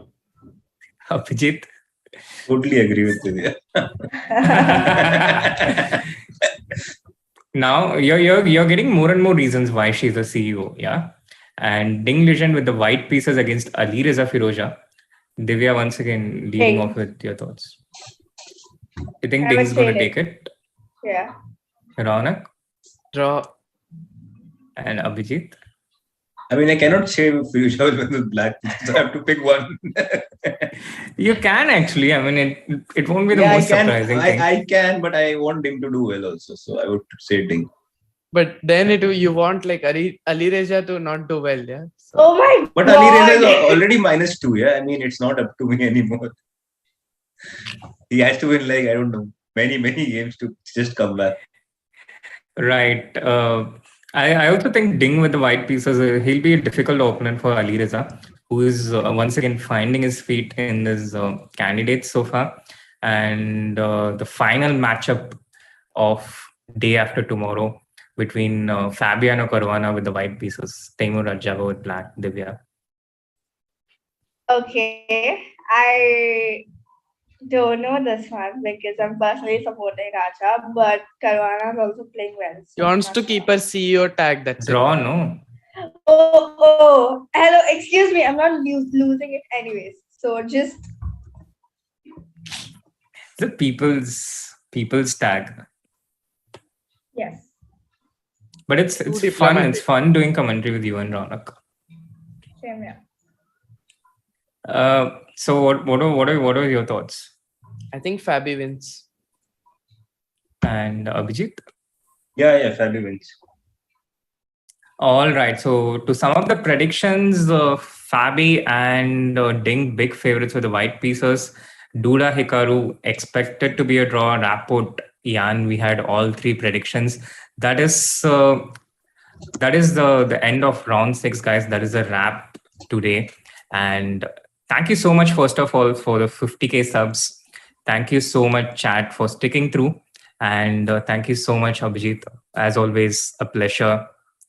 And a big thank you to both Raunak and Divya as well. Thank you. It was a pleasure. Thank you, guys. Thank you. And thank you, Srinath, and thank you, chat, Thank you. for everything and being so kind to us. And Yes. yeah, good night, I guess. And see you all day after tomorrow. We have hit 50K subs. Do make it 500 likes as well for the stream. And see you all day after tomorrow. See you. Goodbye. Good night. Good night.